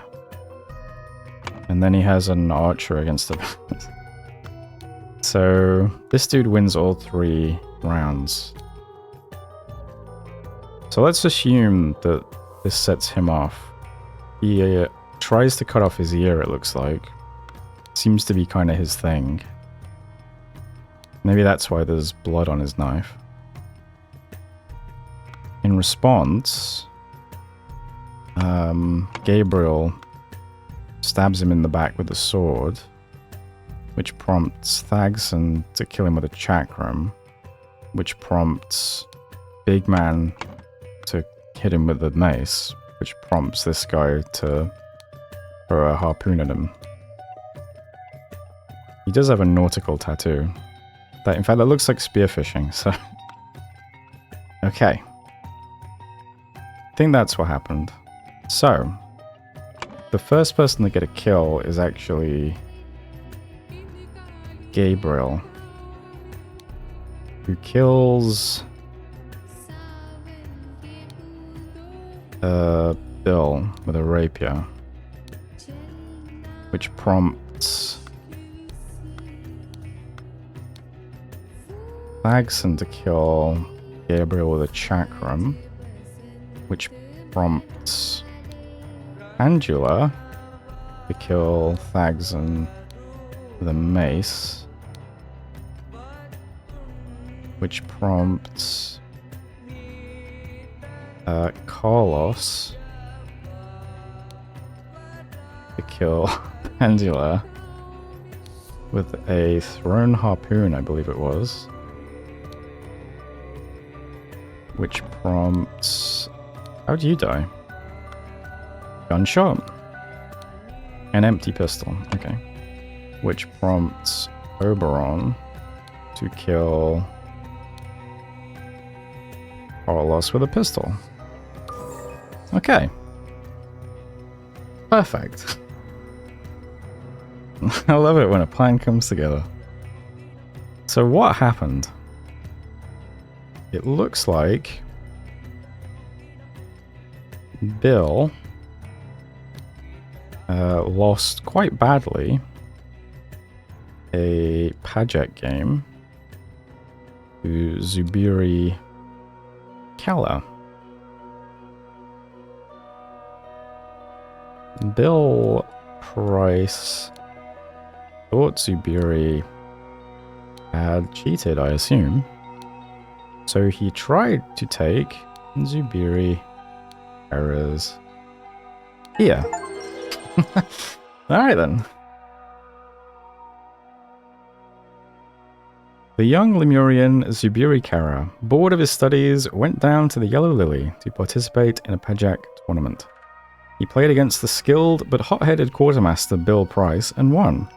Bill, incredulous that he could have lost to a newcomer, accused Zubiri of cheating and tried to take his ear. As you do. Nice start.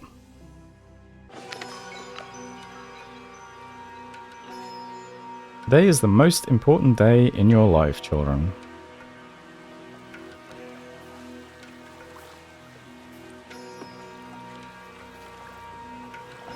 You will meet a Lemurian saint.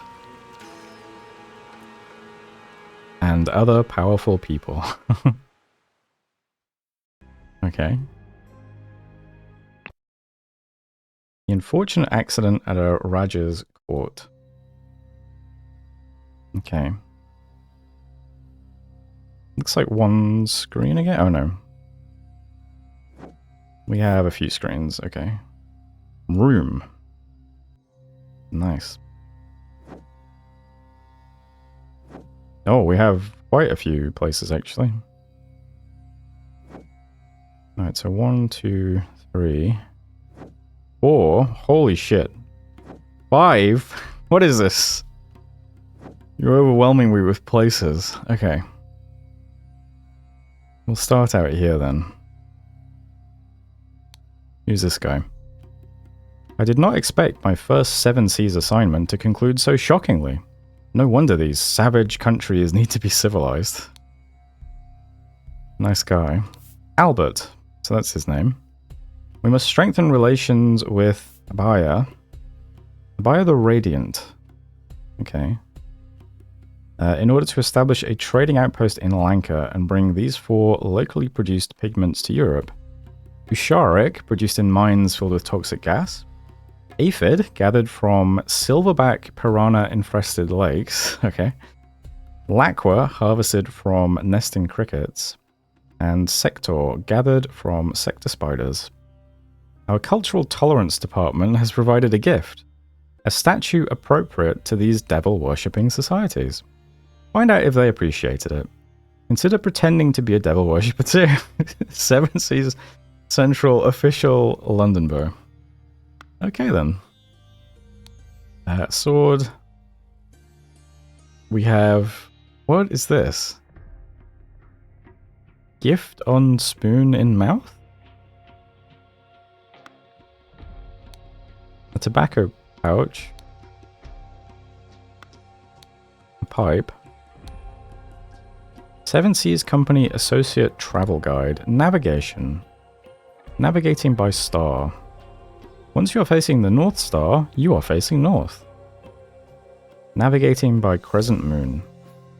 Imagine a line joining the endpoints and down into the horizon. That direction is south. I didn't know that. Is that true? Important. 7 Seas. So that's south? Down into the horizon. So that's south? On the island of Lanka, as with many other former colonies of the Lemurian Empire, the lingua franca is Common Lemurian. This is an example of Common Lemurian script. Ah, so that's what the other font is. Note that the honorific master is followed by the surname. For the last century, the island of Lanka has been divided in 3 kingdoms, each named by their ruler's family. They are Jaffna. Okay. My mouse is unfortunately dying again. Yamini and Vigaya. Each kingdom is ruled by a Raja who subjugates the peasantry, enabling the cheap production of cloth, pigments, and spices. Okay. Albert. I will not be able to accompany you on your first 7 Seas mission. A pressing matter requires my attention. Number 1, ignore whatever rubbish Central Office has suggested. Number 2, befriend Putra. He has the Raja's ear.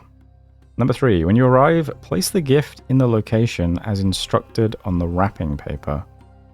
It is meant to be a surprise. Okay.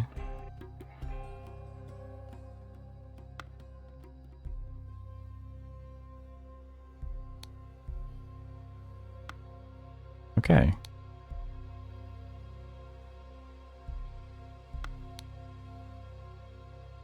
Okay, I'm gonna come back to that. Keep your mouth shut, boy. Your father committed a murder and cannot be forgiven. Undoubtedly, His Highness will demand your life.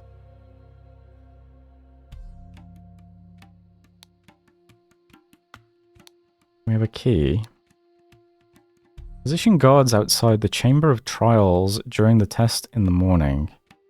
Only my children and the priest must be allowed in there. Priest forbids the presence of any Westerners during the ritual, but we do not wish to insult a man of the 7 Seas Company.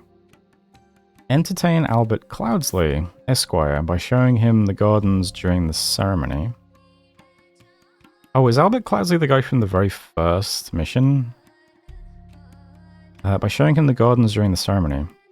Meanwhile, allow nobody to enter the ritual hall except me, my children, the Lemurian delegation, and our noble Blade Master. Okay. Do not worry, young Lemurian. If it is meant for you to die today, it will be by my hand and swift. I have killed many people for the right and wrong reasons. Such is the Dharma of the warrior. Okay. A falchion. My tiger. Have you found anything that might help me earn my rightful title? Then you can be by my side forever. Leave it in the bush by the pyre. That insufferable Putra has his dogs search our things regularly, so we must be careful. Your moonlight and soon your queen. Cease your threats, Lankan lackey. I am not to blame for my father's deceptions, but perhaps this is the price we pay for our stagnating culture. I beg you, cease to request that we meet. You know it is unwise. Venerable Yupik's watchful eyes notice everything. He is your father, and you know his character. He will not tolerate such transgression. I am a mere servant and must know my place. I can never be a part of the Kara family. Harry. Okay.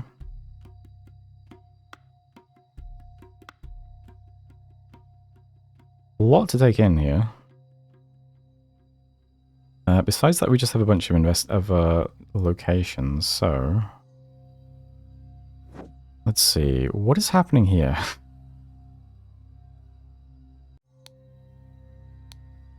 A bottle of teal substance labeled aphid ink. This clue has been added to the thinking panel. Holy moly.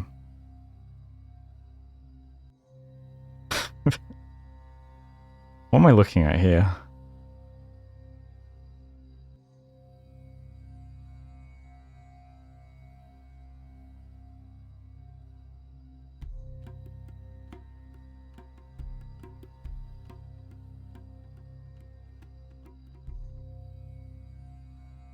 I'm not sure yet.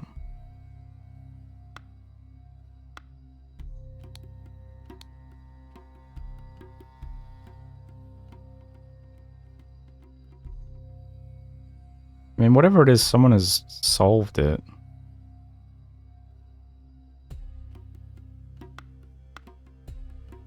Or tried to, I suppose. I don't... A bottle of pink substance labeled Usharic ink.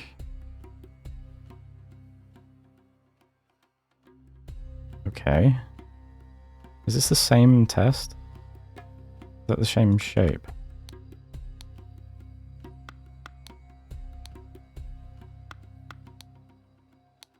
Yeah. They have different answers.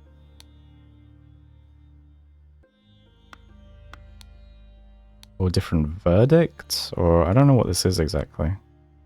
What's happening here? The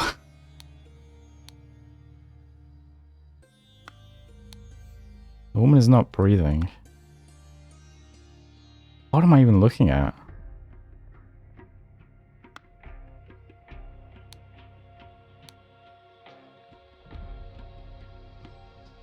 Something me in the eye? Throw me in the eye? I don't know.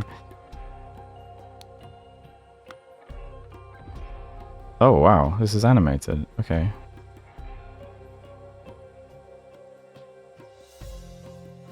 Does anything change when... No.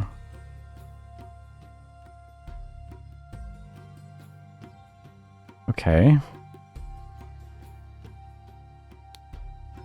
What are you carrying? So this is Yupik. From Yupik. The hall will be unlocked the morning they take the test. When the winner is revealed, we will lock it again. The evening before the trial, lock yourself inside and set everything up. Remember to prepare the apron for the one who succeeds. The red paint is in the vase.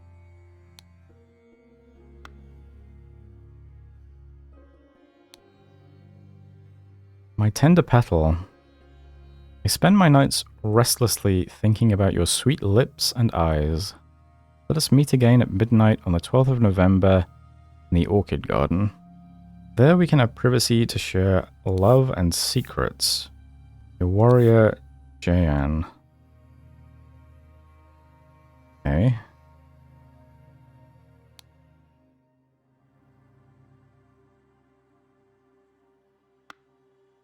Lots going on. Dear Diary, I believe I have finally found love after all these years.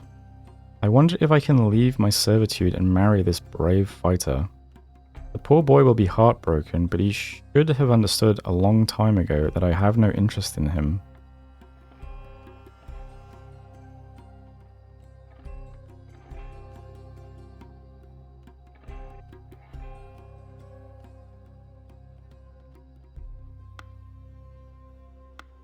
Okay.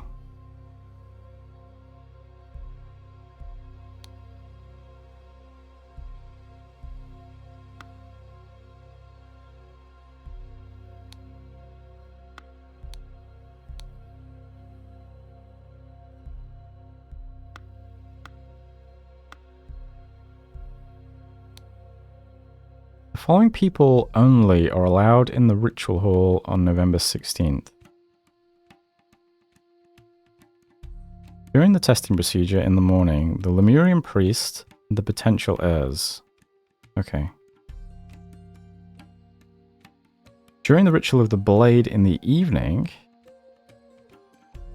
Lemurian delegation, the royal family, spy master, blade master. Okay. Testing procedure.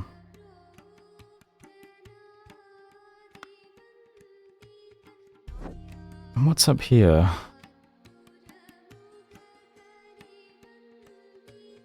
We have...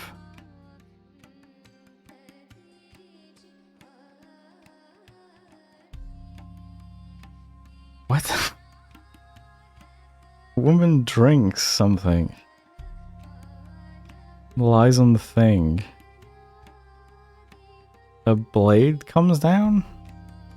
Her soul goes out of her? What is it?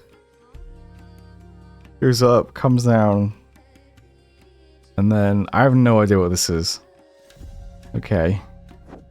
Fair enough. I think I've seen everything in here though now.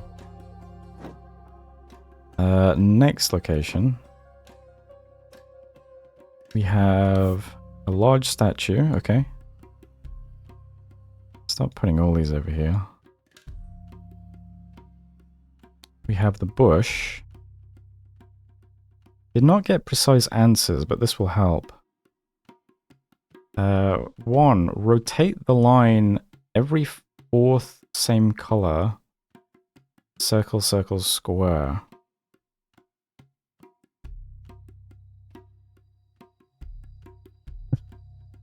The number of horizontal lines multiplied by 6. 3 is easy, just look carefully. Okay. So this must be the solution to the thing, right?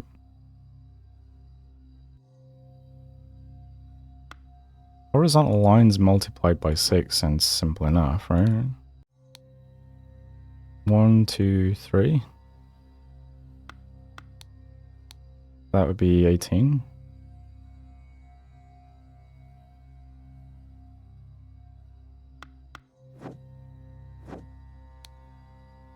What did it say about the first one? Rotate the line every fourth same color. Circle, circle, square. Rotate the line every fourth same color. Circle, circle, square.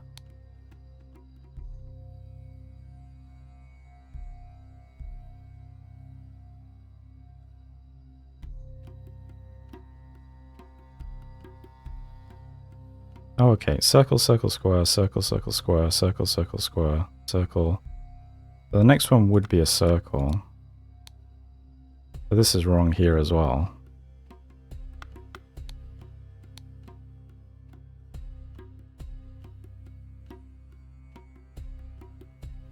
Yeah, and they're all... In terms of the trios, they're all like rotating clockwise. So this one is correct for these two. Is this correct? I didn't...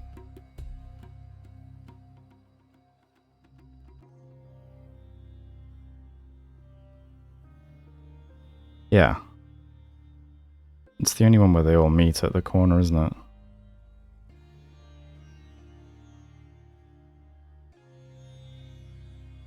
You know what I mean. This has something in the middle which just doesn't... This doesn't meet at the corner. So all the answers here are correct. Which means all the answers here are wrong. If this is to be believed. But I suppose this might just mean that this note was for the person who used the pink ink, I suppose. So who did we find out about that letter from? Was it you? My tiger, have you found anything that might help me earn my rightful title? Okay. Leave it in the bush by the pyre. Okay, so this guy I've killed many people. So this guy's probably the Blade Master, if I had to guess, because he was allowed in here. Or...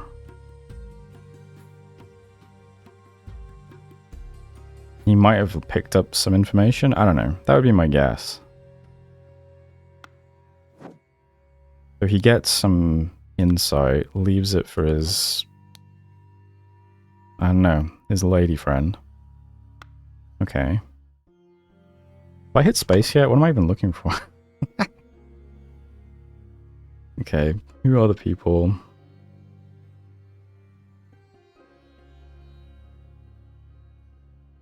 Okay, that's probably succeeded then, if I had to guess so far.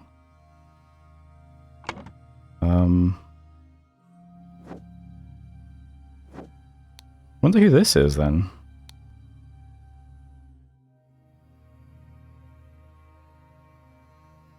The evening before the ritual, lock yourself inside and set everything up. Remember to prepare the apron for the one who succeeds. The red paint is in the vase. I don't think we've seen red paint anywhere yet.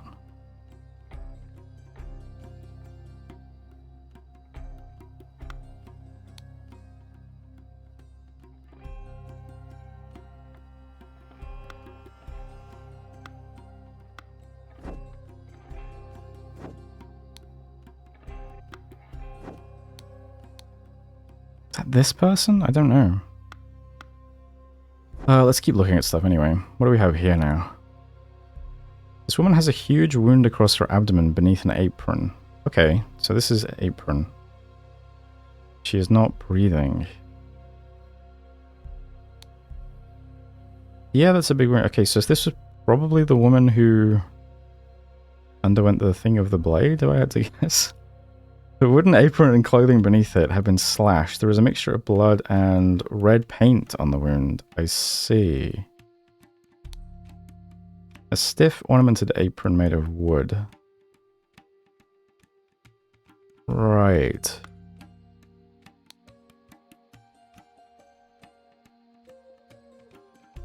Let me just check that letter again.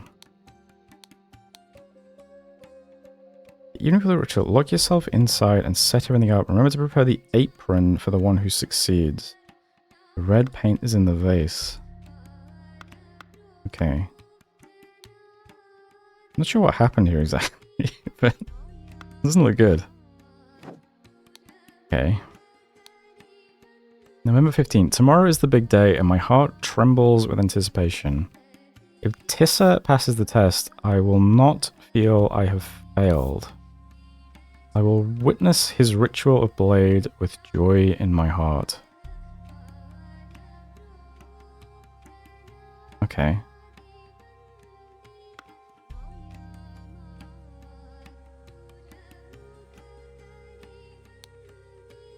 People of Albion.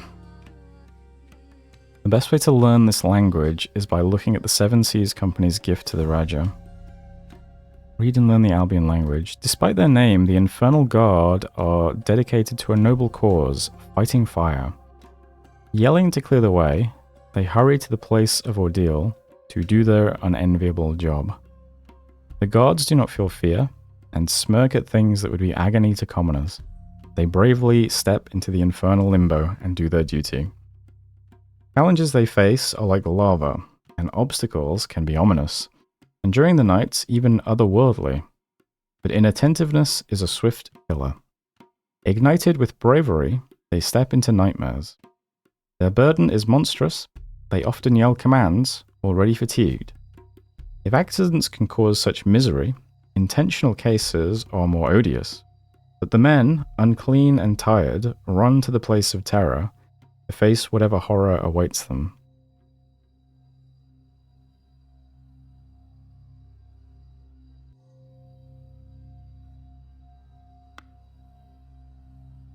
Okay, I'm not sure what to make of that yet.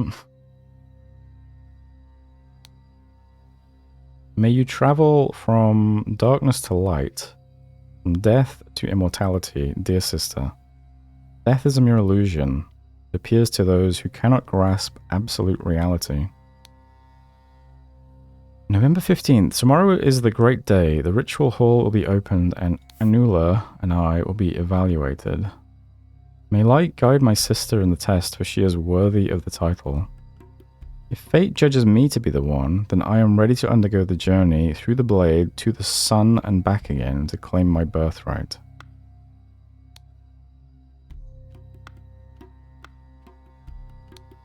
Okay.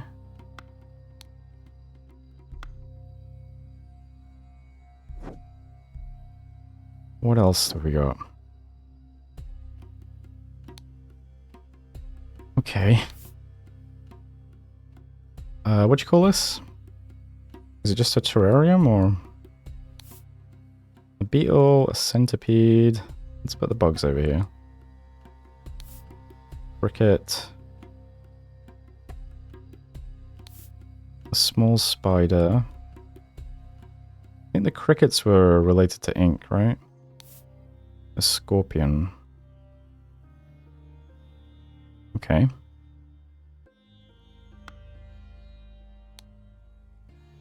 The deadliest arthropods of Lanka. Say, oh, the spider was also related to ink. Feed only twice a week. Almarian scorpion, a quick and painful death. Plain beetle, the merciful killer, like falling asleep. I see. Legion centipede. After death, victim's body bloats like a balloon in minutes. Nesting cricket. Bite stops heart quickly. Okay.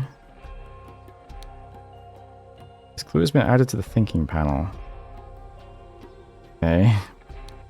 Jaffna, Gamini, Vijaya, Lankapur, Jambapur, Lusapur.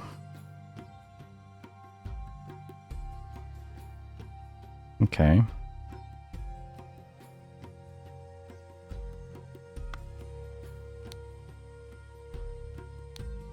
Holy, okay, I'm not looking at that yet. A bottle of black substance labeled sector ink. Seems dubious, can I trust him? Yeah, Putra. I did my best to seduce that Lemurian servant girl from Sukara family. Okay. Holy, I have a lot of names. So we could obtain successful results for the young prince in the test. Surprisingly, she was not charmed by my advances. I do not know what is wrong with her. Royal Blade Master G. Okay. What do we have here? Master, we found this poem and picture in the palace garbage. September 5th. Picture is the key. This was hard to decode, but the method is curious. You will be heir.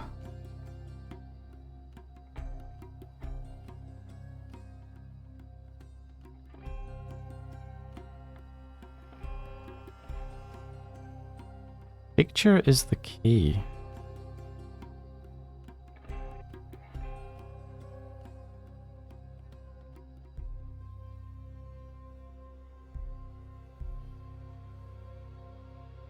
This was not hard to decode, but the method is curious. Picture is the key.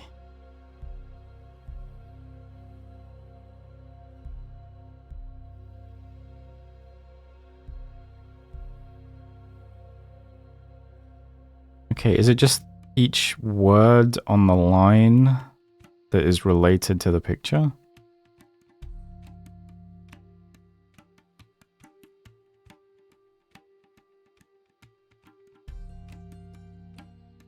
That's the best I can guess. So you just find whichever word on each line is related to the picture, and then you get the first letter of those words. Okay, so we should go back and look at anything we have written down with a picture on it, I suppose.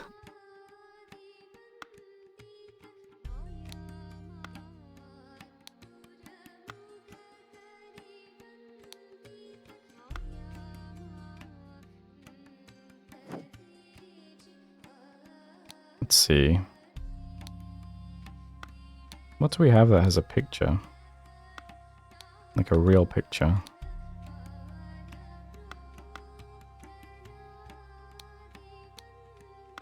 Not this. Not this. Not this. I mean, this was...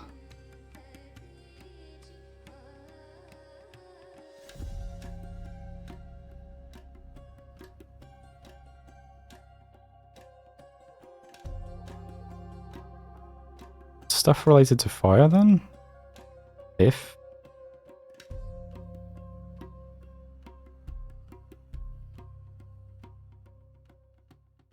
I think I don't have the picture, but it looks like it's if you...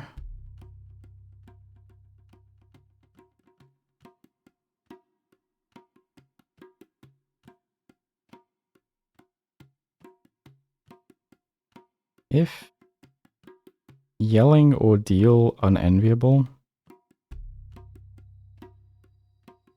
If you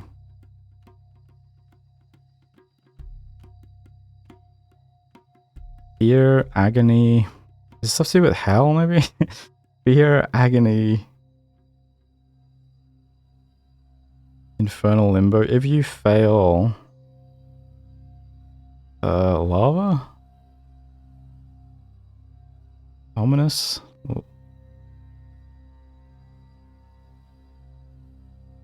Otherworldly killer? Look. Ignited, nightmares in. If you fail, look in.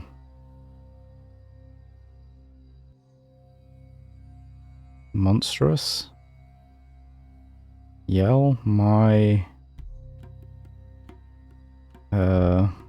misery. Odious my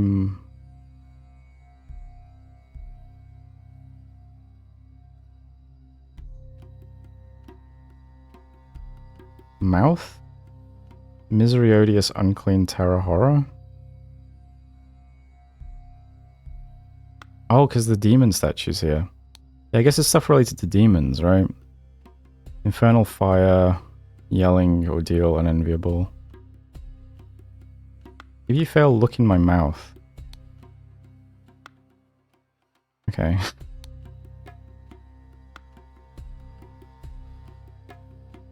Did you have the same...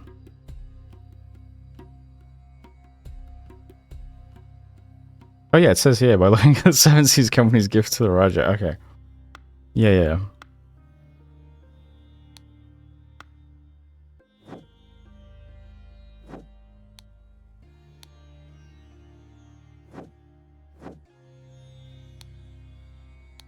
I look in your mouth? Whose mouth?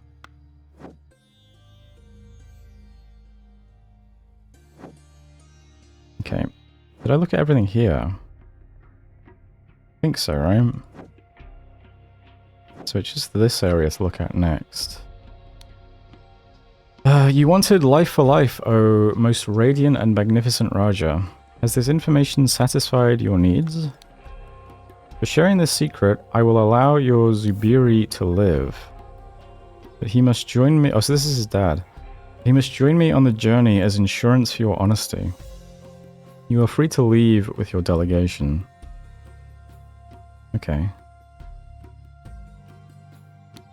Various rings with expensive gems. A Qatar blade. Small box filled with incense sticks. A bottle of blue substance labeled lacquer ink. Your magnificence. Some encoded correspondence is being exchanged between someone at the palace and somebody else. I do not like it, and my spies are working overtime to discover who is behind this. I still believe it is safe for your children to undergo the test, and for the chosen one to go through the rites of rebirth. The Lemurian saint confirms that the ritual is the same as when you were sworn in when you came of age. By day's end, you will have your heir, your highness, Master Sun. Master Raja. I accept your invitation to facilitate the test and the initiation. Our delegation will arrive with the necessary equipment at the start of November. Regarding the Westerners, you already know that we strongly advise against trading with them. They do not understand the importance of Lemurian tradition, and their ways are impure. High Priest of Kera Clan.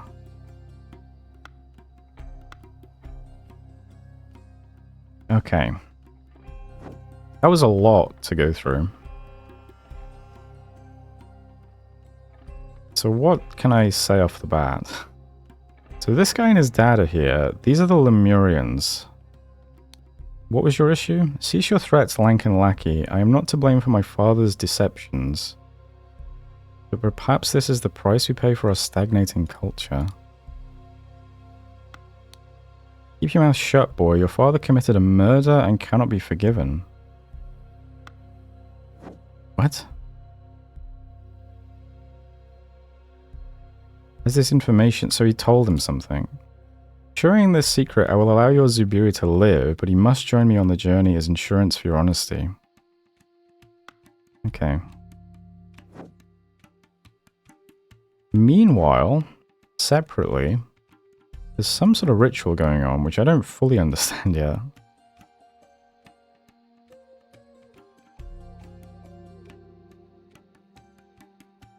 The ritual of rebirth.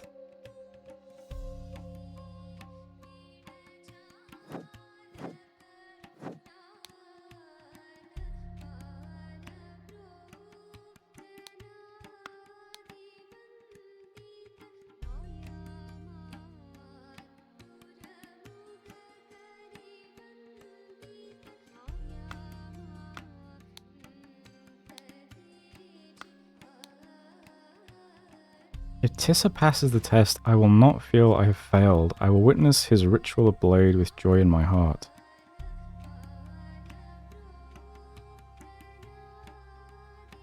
For none is braver and wiser and worthier than him to inherit father's responsibilities. It seems like she was successful, and then that leads to the blade stuff? I don't... So will that make this guy Tissa? Let's see. Do I even have the name Tissa? I do. Okay.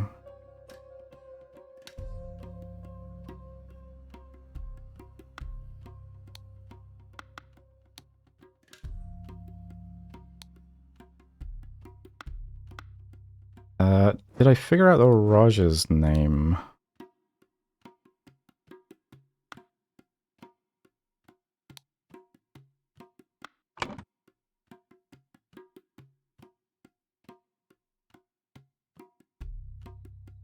I don't think so, because I would get their last names if... let's think. What did I learn from you?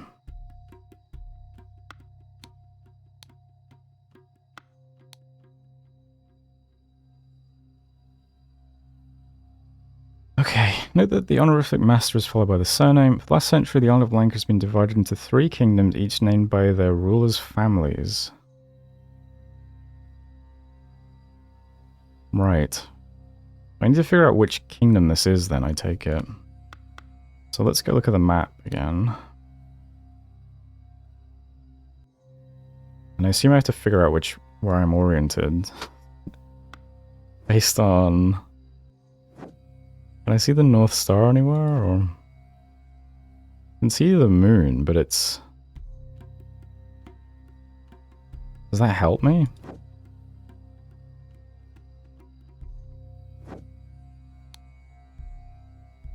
Where is... Yeah, if you should fail, look in my mouth. This guy's saying put the gift in the mouth. I don't know. Once you're facing the North Star, you're facing north. Imagine a line joining the endpoints down into the horizon. That direction is south.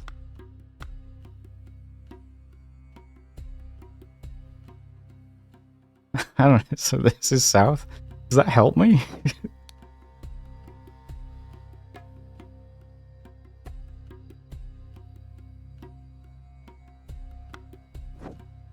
Not sure. Let's see. We must strengthen our relations with Buyer the Radiant. Okay, so this guy's name is probably a buyer anyway.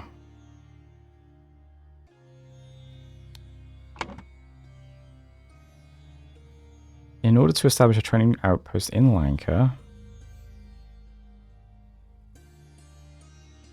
Okay, I don't think that tells us anything else though. Befriend Putra. He has the Raja's ear.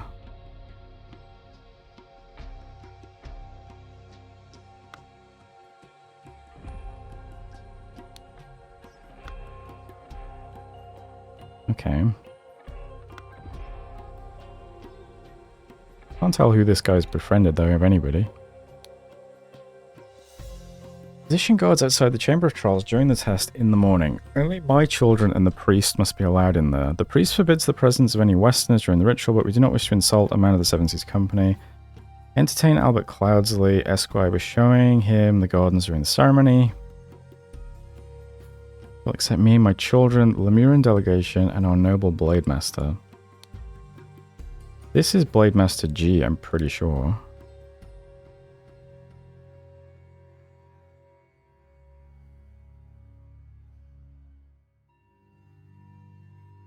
That insufferable Putra has his dogs search our things regularly. So that's who you were told to befriend, right? Friend Putra, he has the Raja's ear.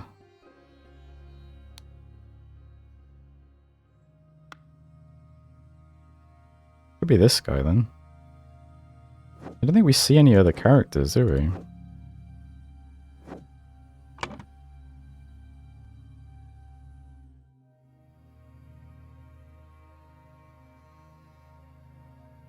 Okay, let's assume that that is Putra then. This is G, I'm pretty sure.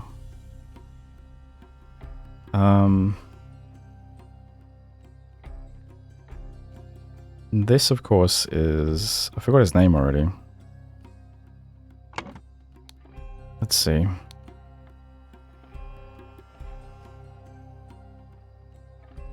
I beg... Oh, right, I didn't even think about it. What was this guy's letter? I beg you, cease to request that we meet. You know it is unwise. Venerable Upik's watchful eyes notice everything. He is your father, and you know his character. He will not tolerate such transgression.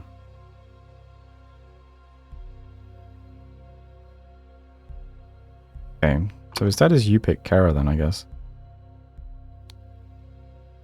I think that makes him Zubiri Kara, right? I can't remember. It sounds right. This guy must be Albert Cloudsley.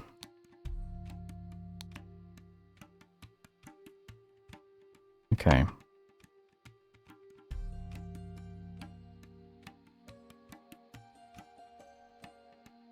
I am a mere servant and must know my place. I can never be far of the... Maybe this is Ari then?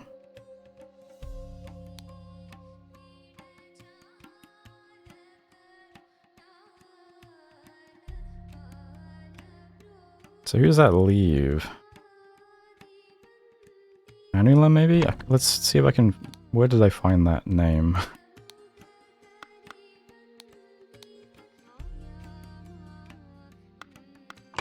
Putra has his... Yeah. Let's see. What letters did you have?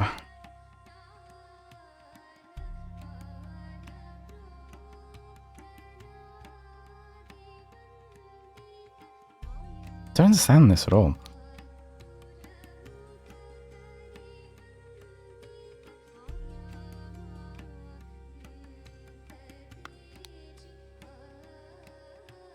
You pick. The hall will be unlocked the morning they take the test. When the winner is revealed, we will lock it again. The evening before the ritual, lock yourself inside and set everything up. Remember to prepare the apron for the one who succeeds. The red paint is in the vase. You pick. So that's him?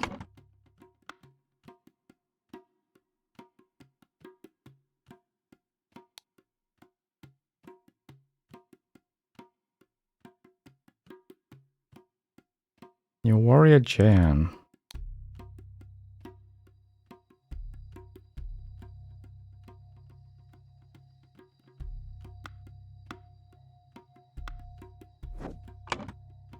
Okay.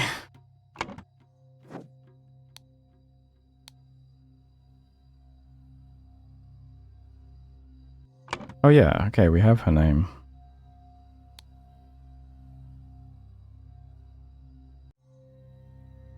Okay, so far so reasonable.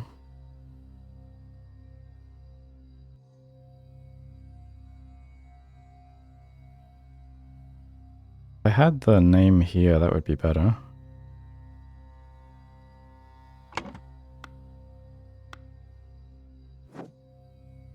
Ooh, what haven't I investigated properly?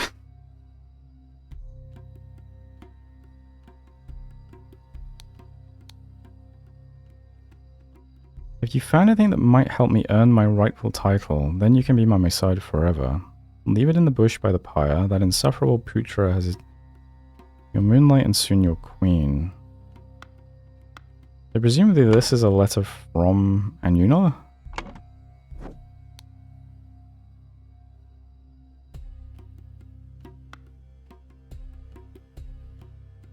Does that help me? I don't think so.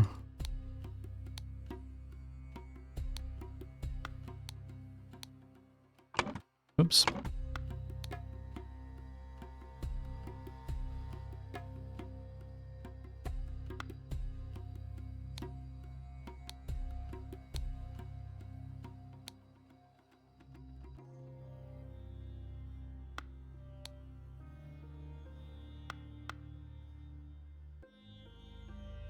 Okay.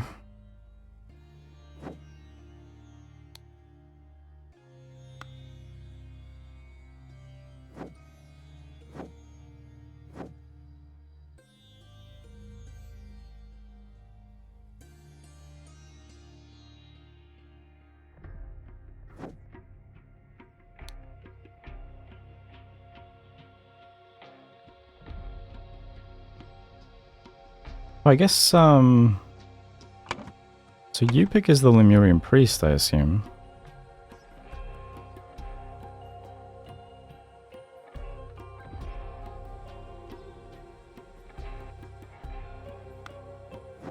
Oh, presumably this guy is the Spy Master then, and this guy is the Blade Master. I think. Okay.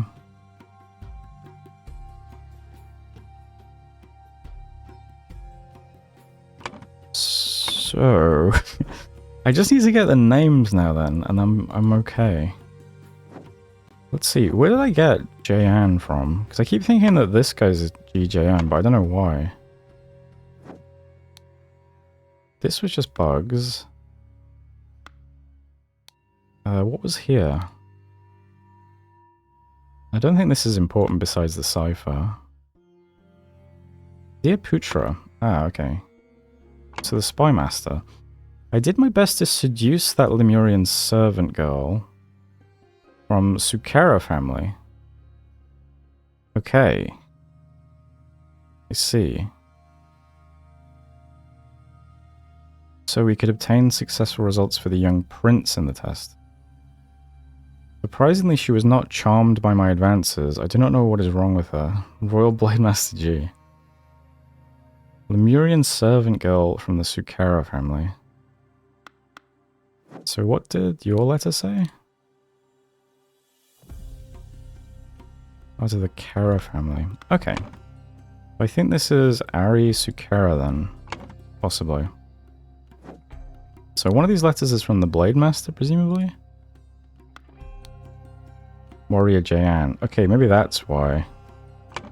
I thought it was...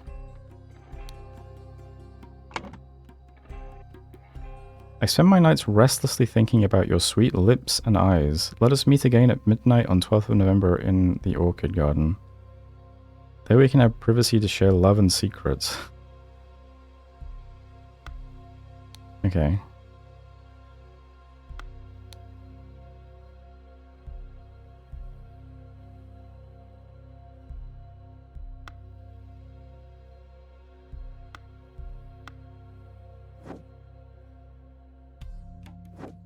Oh, and perhaps...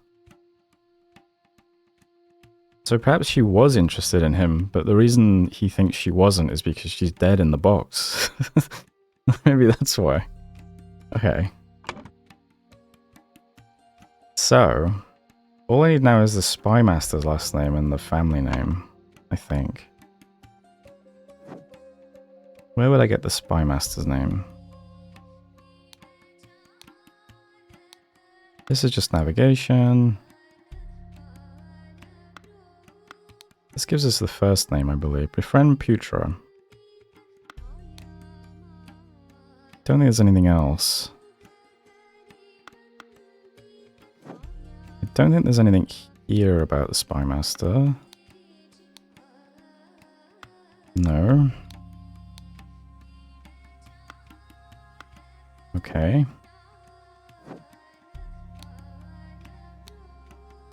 I don't think there's anything here. Here, Putra.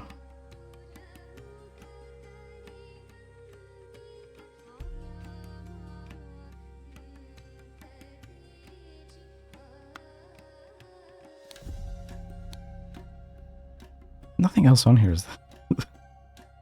Master, we found this poem and picture in the palace garbage.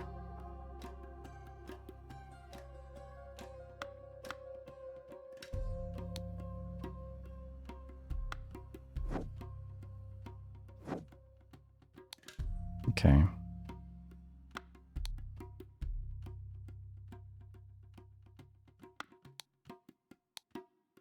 You Magnificence.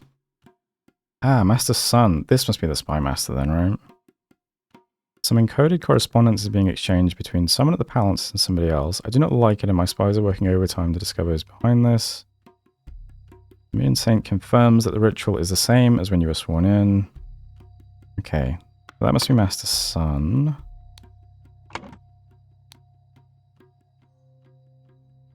Magnificent Raja. But this must be from him. Right? Yeah. Accept your invitation to facilitate the test. Yep. Regarding the Westerners, you already know that we had strongly advised against trading with them. Yeah, okay. So I think to get the family name, I just have to figure out where we are. I'm not sure exactly how I do that. Let's look at the map again.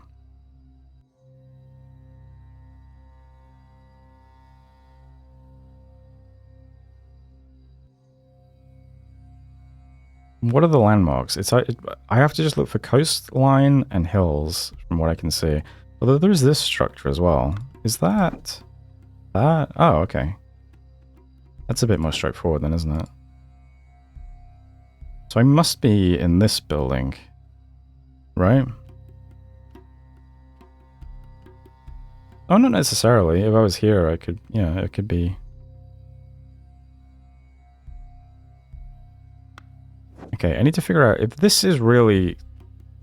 if this is in the south, which is what it seems to be getting me to think about, then I must be in the Gamini Kingdom, right?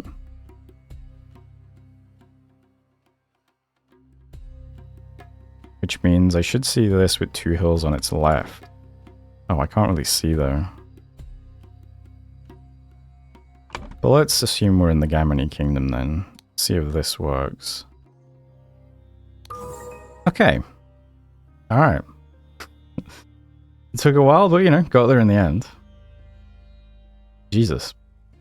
Lemurian delegation consists of Yupik Era, Zubiri Era, and Aries Sukara. I guess Sukara is like servant of Kara or something. Someone is the Raja, so this guy is the Raja. And this guy, Putra's son, is the Spy Master. Jayan G is the Blade Master in the city of Lucifer, I believe. I believe Anula Gamini filled this in and succeeded, and Tissa Gamini filled this in and failed. Okay. It looks like I've understood everything, so that's good. That was long, though. There's a lot of stuff to look over. Okay. Let's see.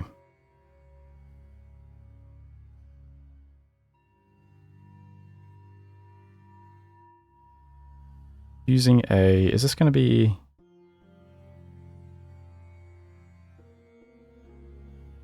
I'm actually still not... I'm not sure exactly what happened here. The thing.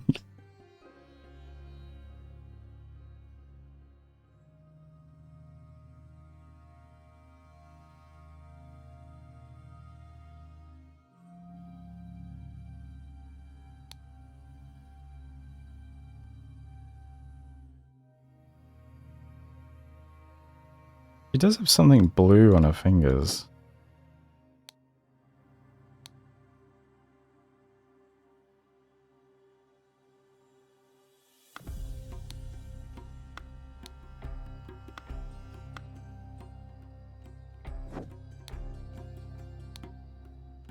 The crickets are blue. Is that...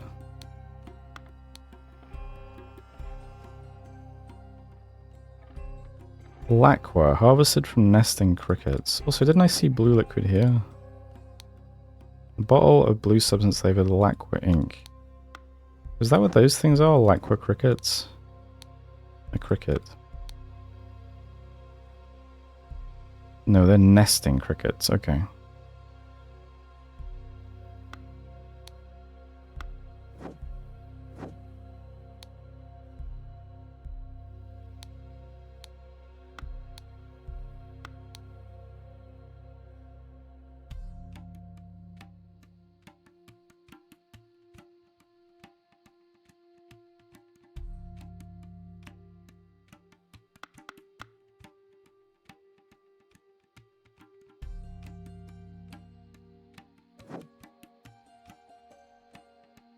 So this must be the Lemurian priest.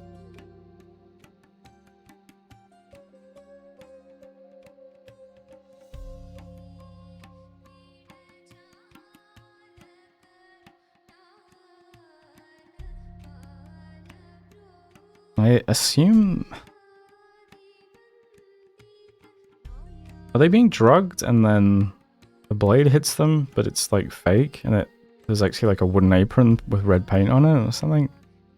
And then they wake up from their spiritual journey? I don't understand what happened here though, I really... Let's see.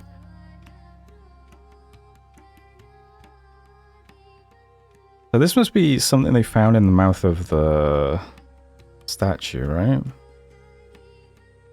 Using a something which you found in the mouth of the statue? It was delivered by Albert Cloudesley?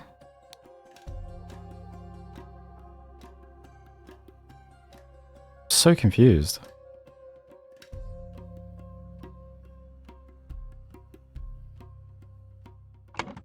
So, who... Your father committed a murder and cannot be forgiven.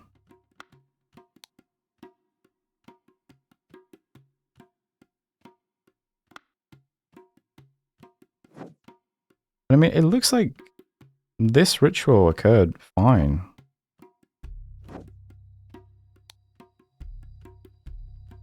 They can't really be upset about a servant dying, can they?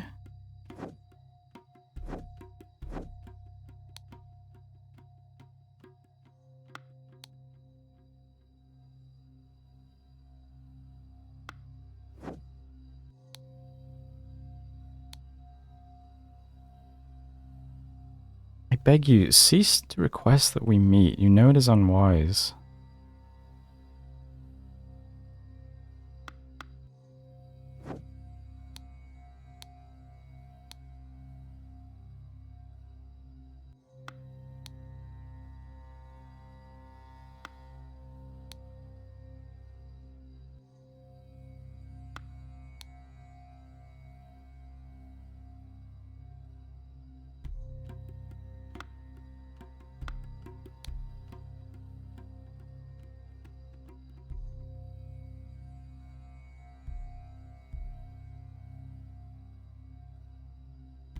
I really... I don't know at all.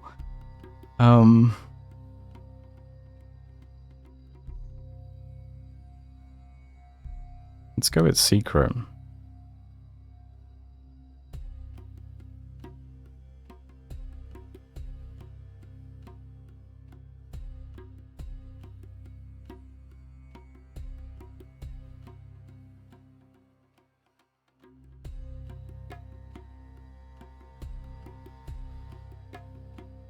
And the person who died is Ari. So...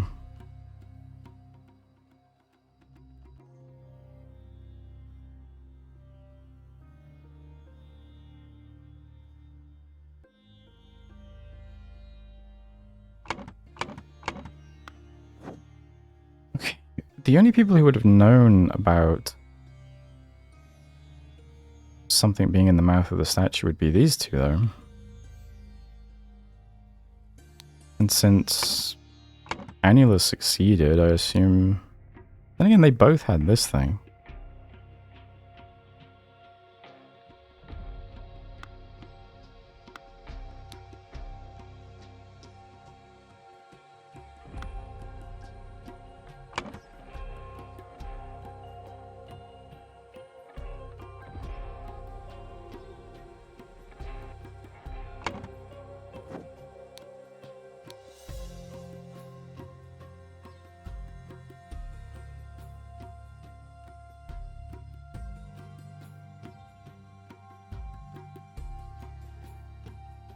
Maybe he found it?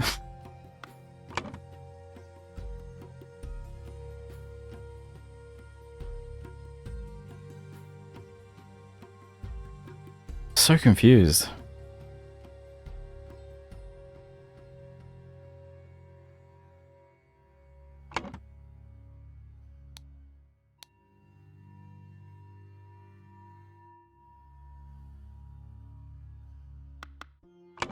Oh, is it, okay. So Giant seduced Annula? Using a secret which he found in the mouth of the statue. This resulted in the death of Ari Sukara.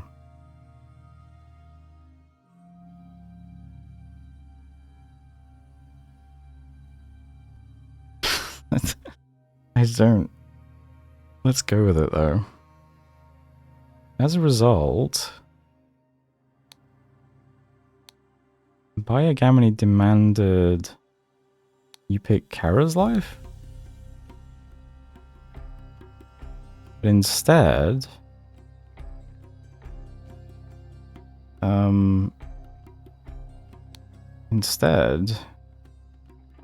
you pick Kara reveal the secret in exchange. We don't know what that is yet.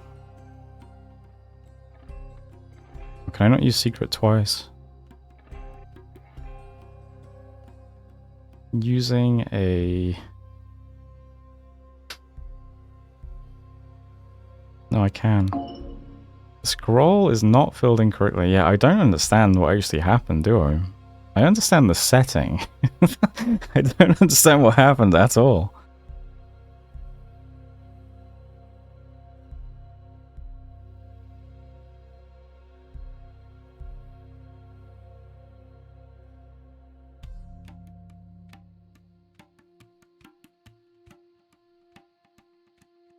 Let me think.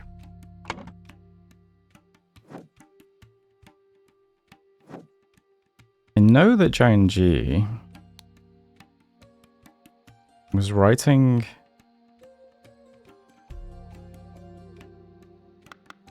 to Annula, left her something in the bushes that gave her the answers, and then she got the answers right.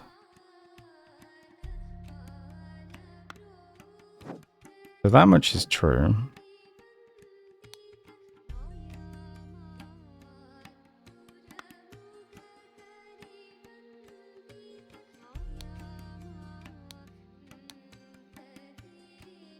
The hall will be unlocked in the morning they take the test. When the winner is revealed, we will lock it again. The evening before the ritual, lock yourself inside and set everything up.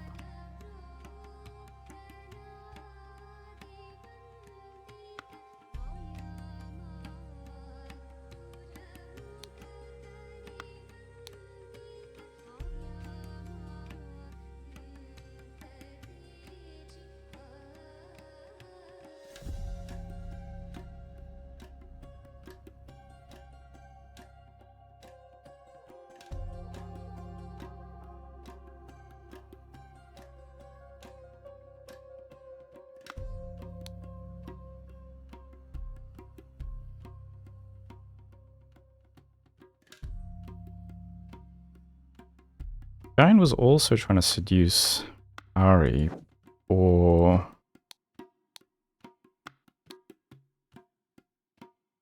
so he could obtain successful results for the young prince in the test.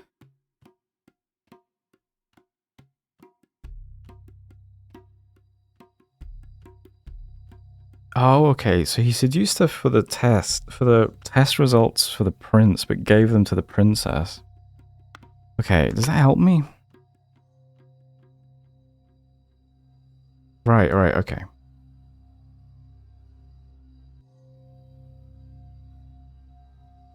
So, okay, let's...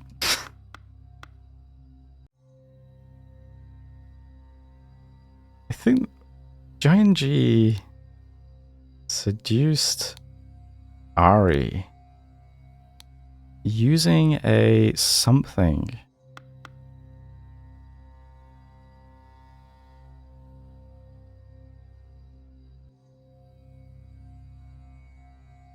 Using a...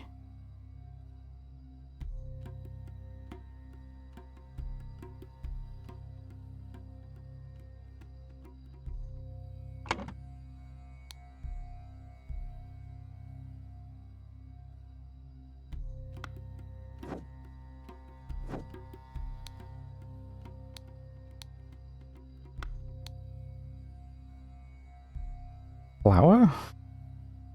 No. Simulates restlessly thinking. Oh, wait. Flower, petal, pea. Is that what this is? Is it one of these things?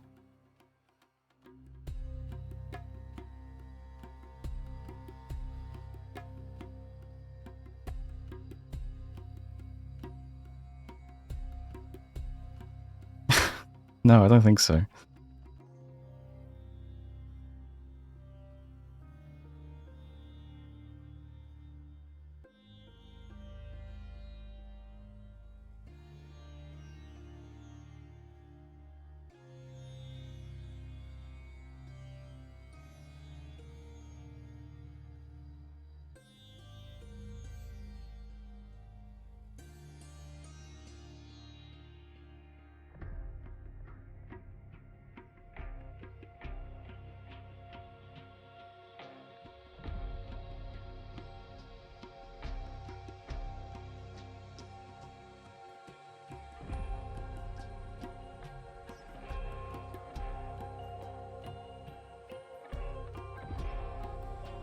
Just staring at this now, trying to figure it out.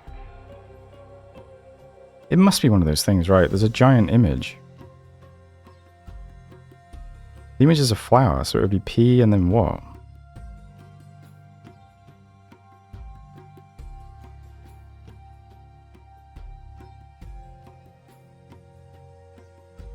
Why would she even know this cipher?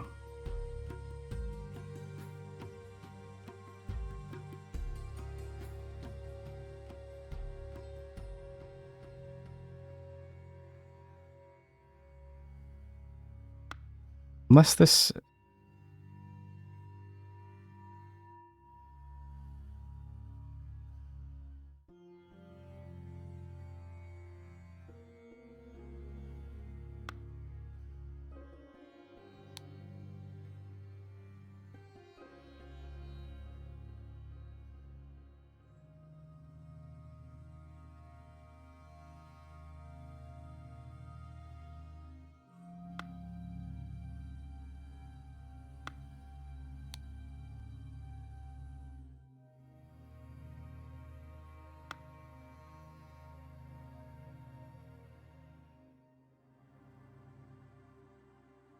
So confused. That does look like she's crushed a bug in her hand as well, doesn't it?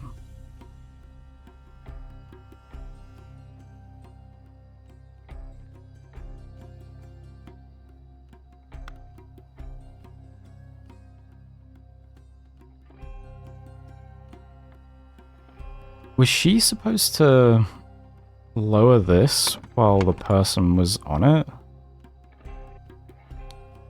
So that they wouldn't get hit by the blade as deeply, maybe? But she died in here, so she couldn't do that. Is that what happened?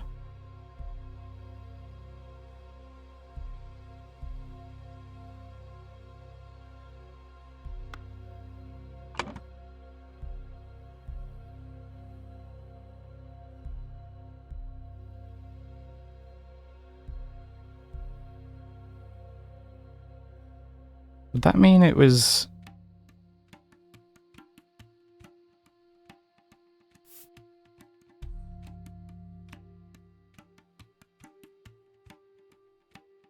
found in the... Dude, this one is...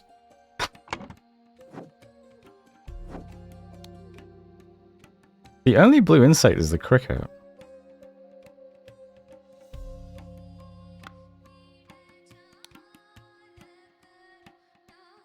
Bite stops heart quickly.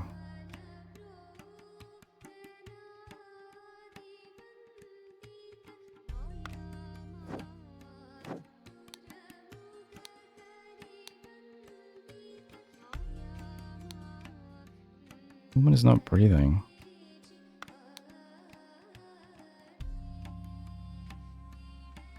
Dude, I have no idea what happened.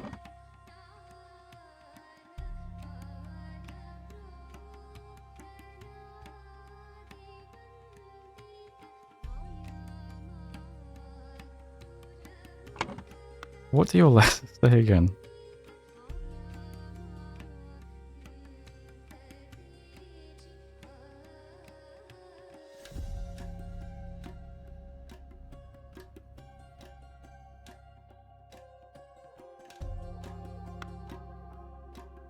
Oh man. Well, okay.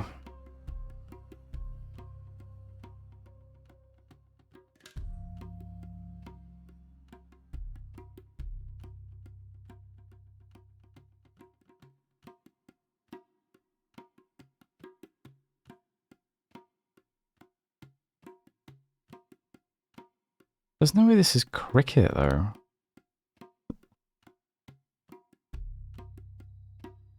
Oh my god. In the room of the... No. Oh, unless... Wait, room would work. This is the room of the Spy Master, right?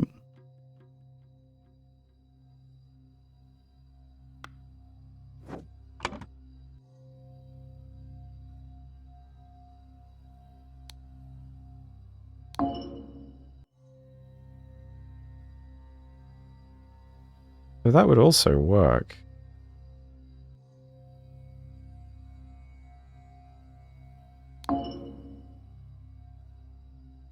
I don't understand.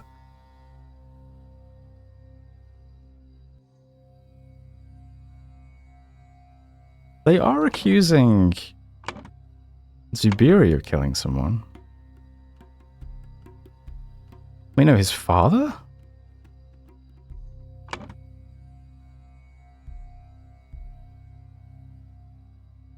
Which, I mean, yeah, again, I think maybe he just doesn't realize yet, but that she's actually dead. But that's not what was supposed to happen. So maybe he's being held because he got Anula killed. Because somehow Auri got killed, but I still don't get. Oh no, this has to be statue because of the "it was delivered" line, I think. Okay, what am I... Let's see.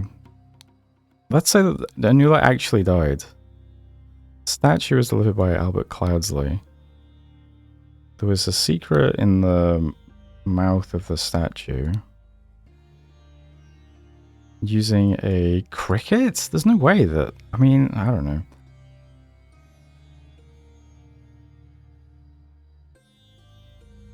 Giant G. Is it seduced? No. Dude, I don't know. Instead revealed a secret in exchange. That bit's right though, yeah? Yeah, for sharing this secret, I will allow your... Okay, but this is saying that Zubiri is... Has this information satisfied your needs? Sharing the secret, I will allow your Zubiri to live.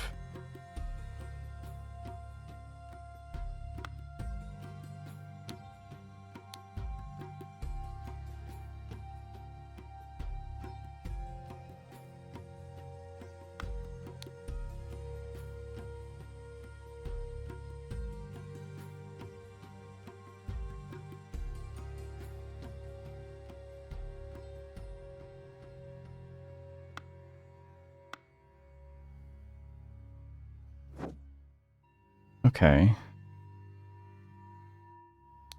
Did any of the letters have images on them?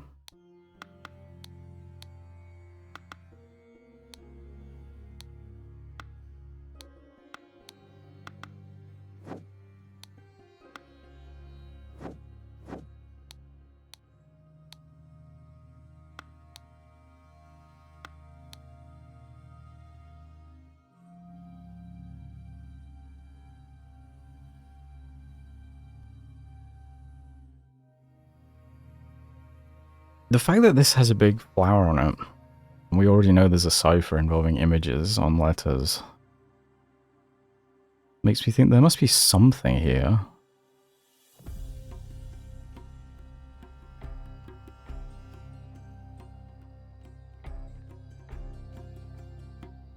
I don't know what it would be. Petal. Sweet. That would be PS. What letters do we have? It would have to be I.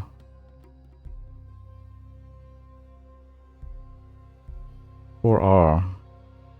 Restlessly PR. Let's go with I. PI. And then sweet. S. Alright, good start. Does that...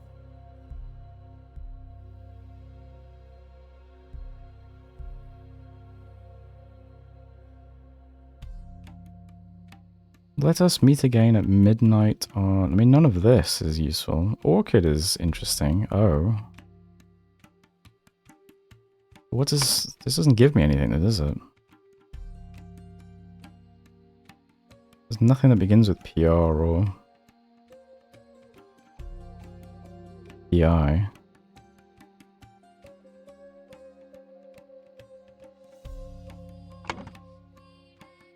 mean, maybe it's irrelevant.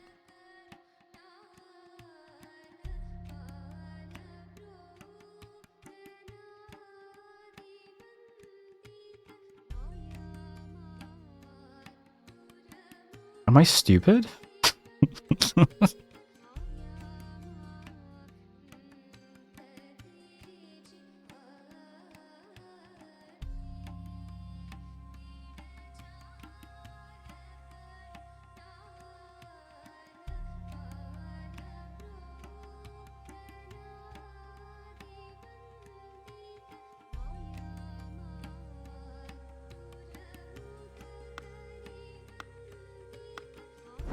What is today's date, actually? Do I have that anywhere?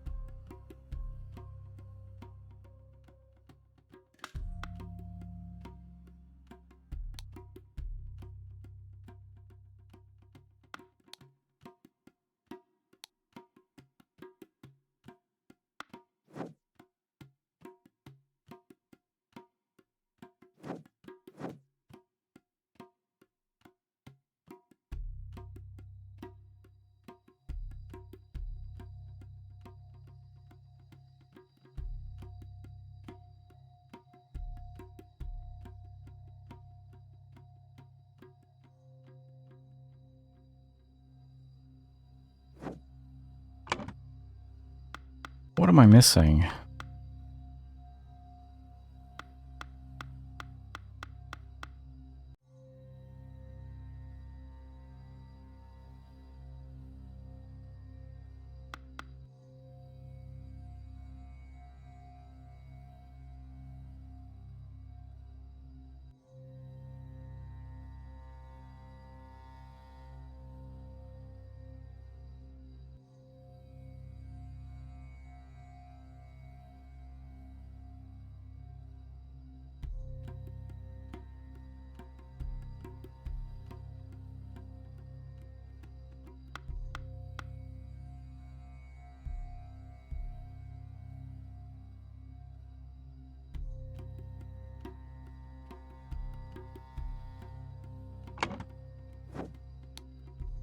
What did your letter say again?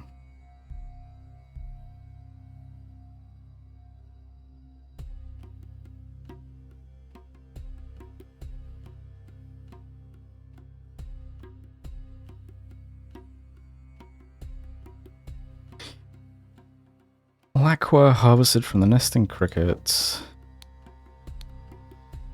A bottle of a blue substance labeled lacquer ink.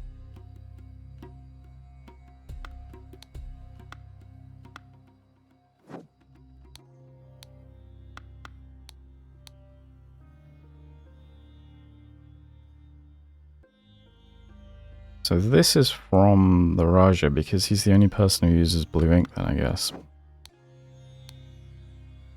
Ah, okay. I haven't paid attention to that, have I? Is that meaningful? The Spy Master uses black ink.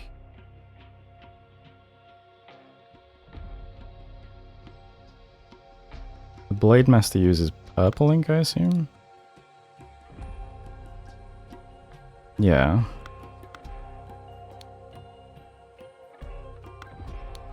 Does that mean anything? Does that get me anywhere?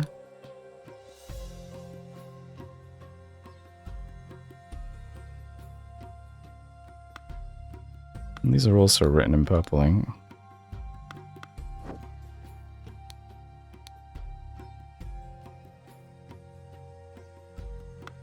Okay. The priest is the president of any Westerners. Entertain Albert Cloudley. Show him the gardeners during the ceremony.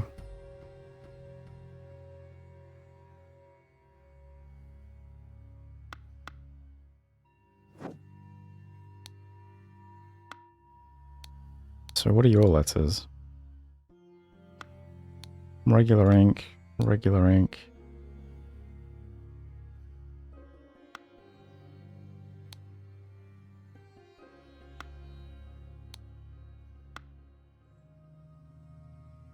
Yeah, I'm not sure if that matters.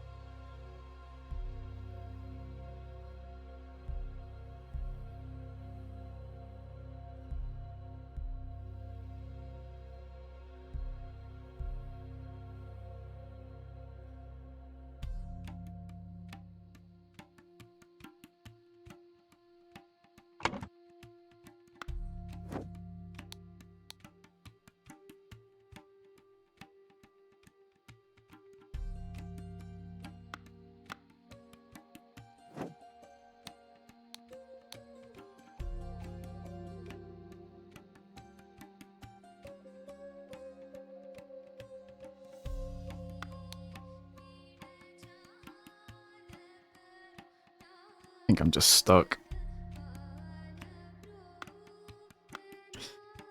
I guess if anyone's still here and wants to pitch in at this point, feel free. Because what was this supposed to be as well?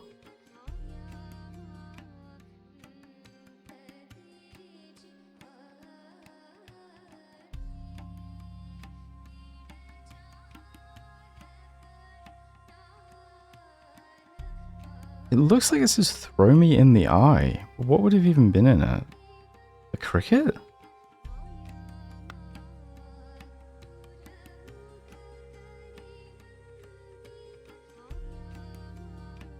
You're here but haven't paid attention? Dude, I'm completely stumped on what happened here. Like, legit no idea.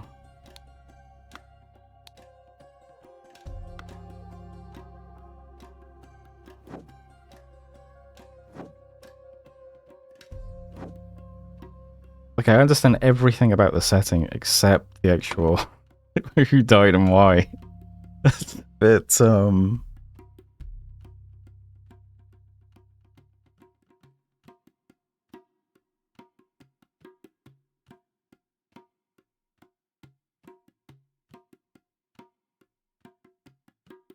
I think this part is correct. As a result, Abiyagamini demanded Zubiri Kara's life, but instead, Yupik Kara revealed a secret in exchange.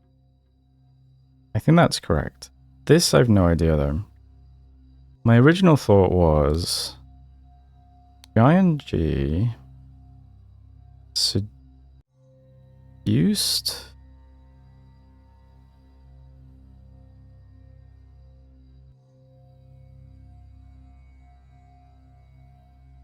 Ari?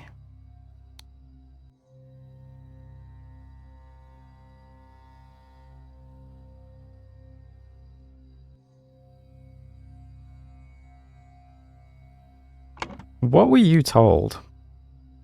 Let's go back to this. You were told, Albert, I will not be able to accompany you on your first 70s mission. A pressing matter requires my attention. Ignore whatever rubbish Central Officer suggested. Befriend Putra. He has the Raj's ear.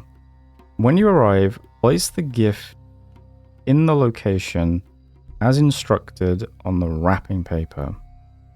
It is meant to be a surprise.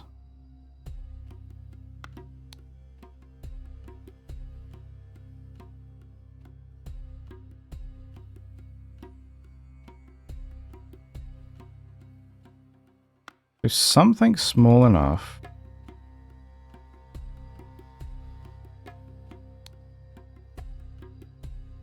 to fit in the mouth of the statue was placed there as a surprise by Sebastian.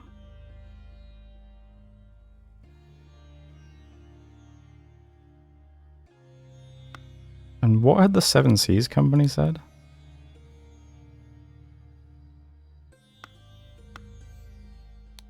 Not sure.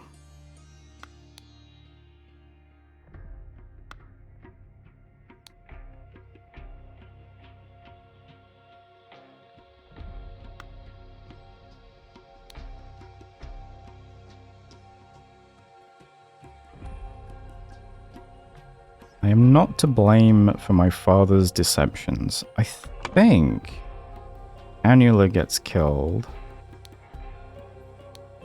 because Ari's death botches the ritual.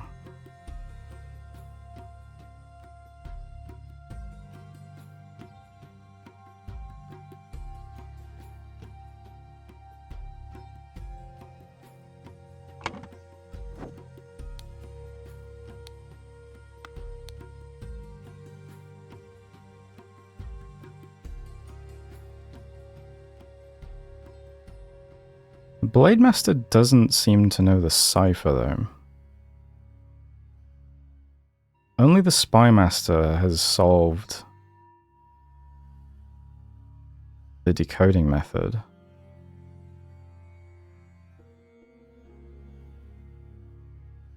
So only the Spy Master would know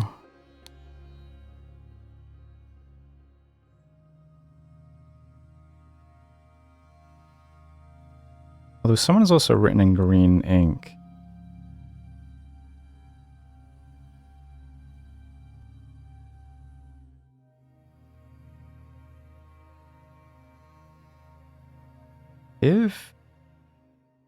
What was it again?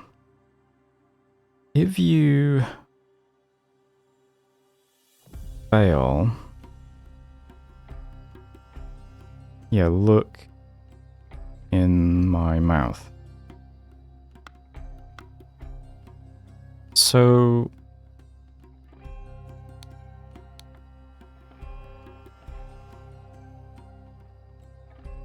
why would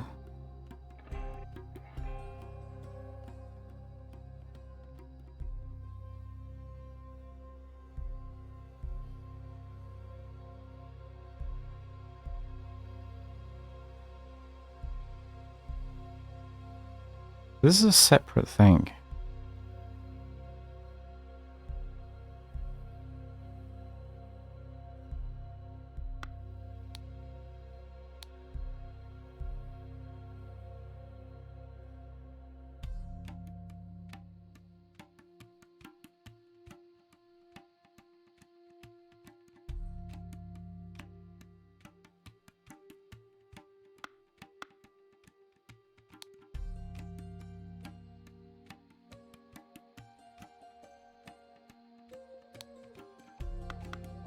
Okay, so what do we know about... This was not hard to decode, but the method is curious. And what was this Spymaster told? What did you tell this guy? Some encoded correspondence is being exchanged between someone at the palace and somebody else.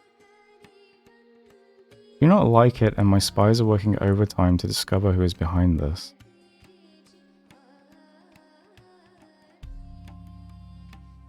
The Lemurian site confirms that the ritual is the same as when you were sworn in, when you came of age.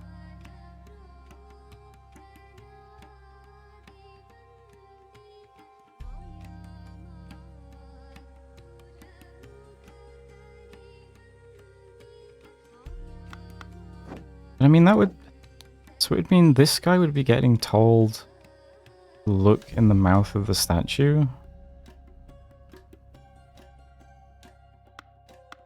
For what? And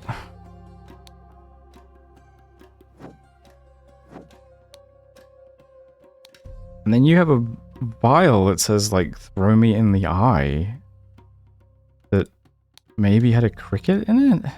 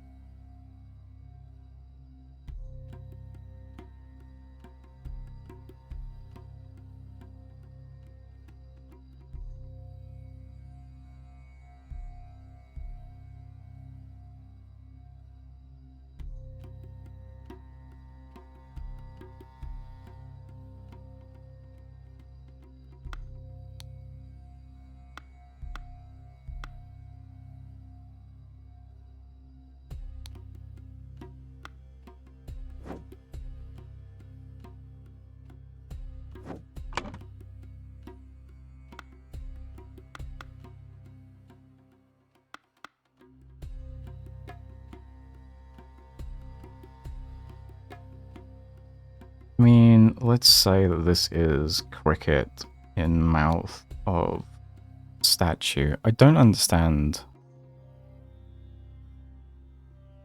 Which presumably was delivered by Albert Cloudsley? And somehow it resulted in the death of Ennio again. So it's just this then. Which...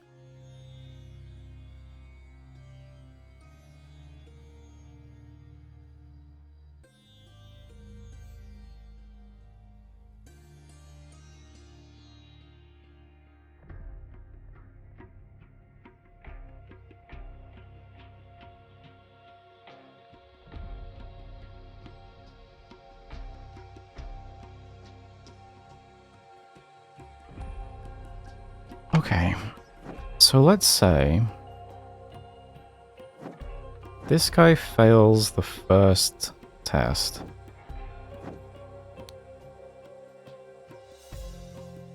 Reads the coded message, finds something in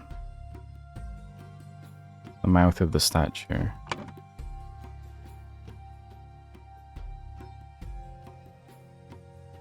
Is it just killed?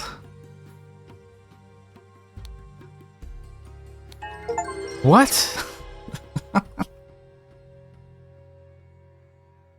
Oh my god.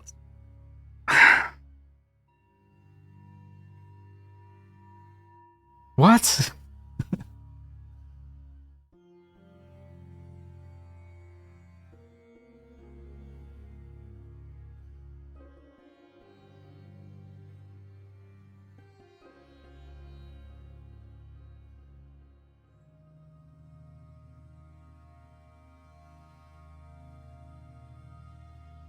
Wait.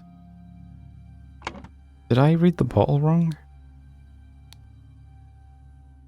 Throw me in the eye. Oh, is this in the eye of this thing? Fuck, now I get it. Okay. He threw it in the eye of the device that she was hiding in. Okay, now it makes sense. Jesus Christ. Doesn't look like it would fit. I think so. It only has to contain a cricket. So literally this. So even though it looks like a lot of shards, this is probably pretty big.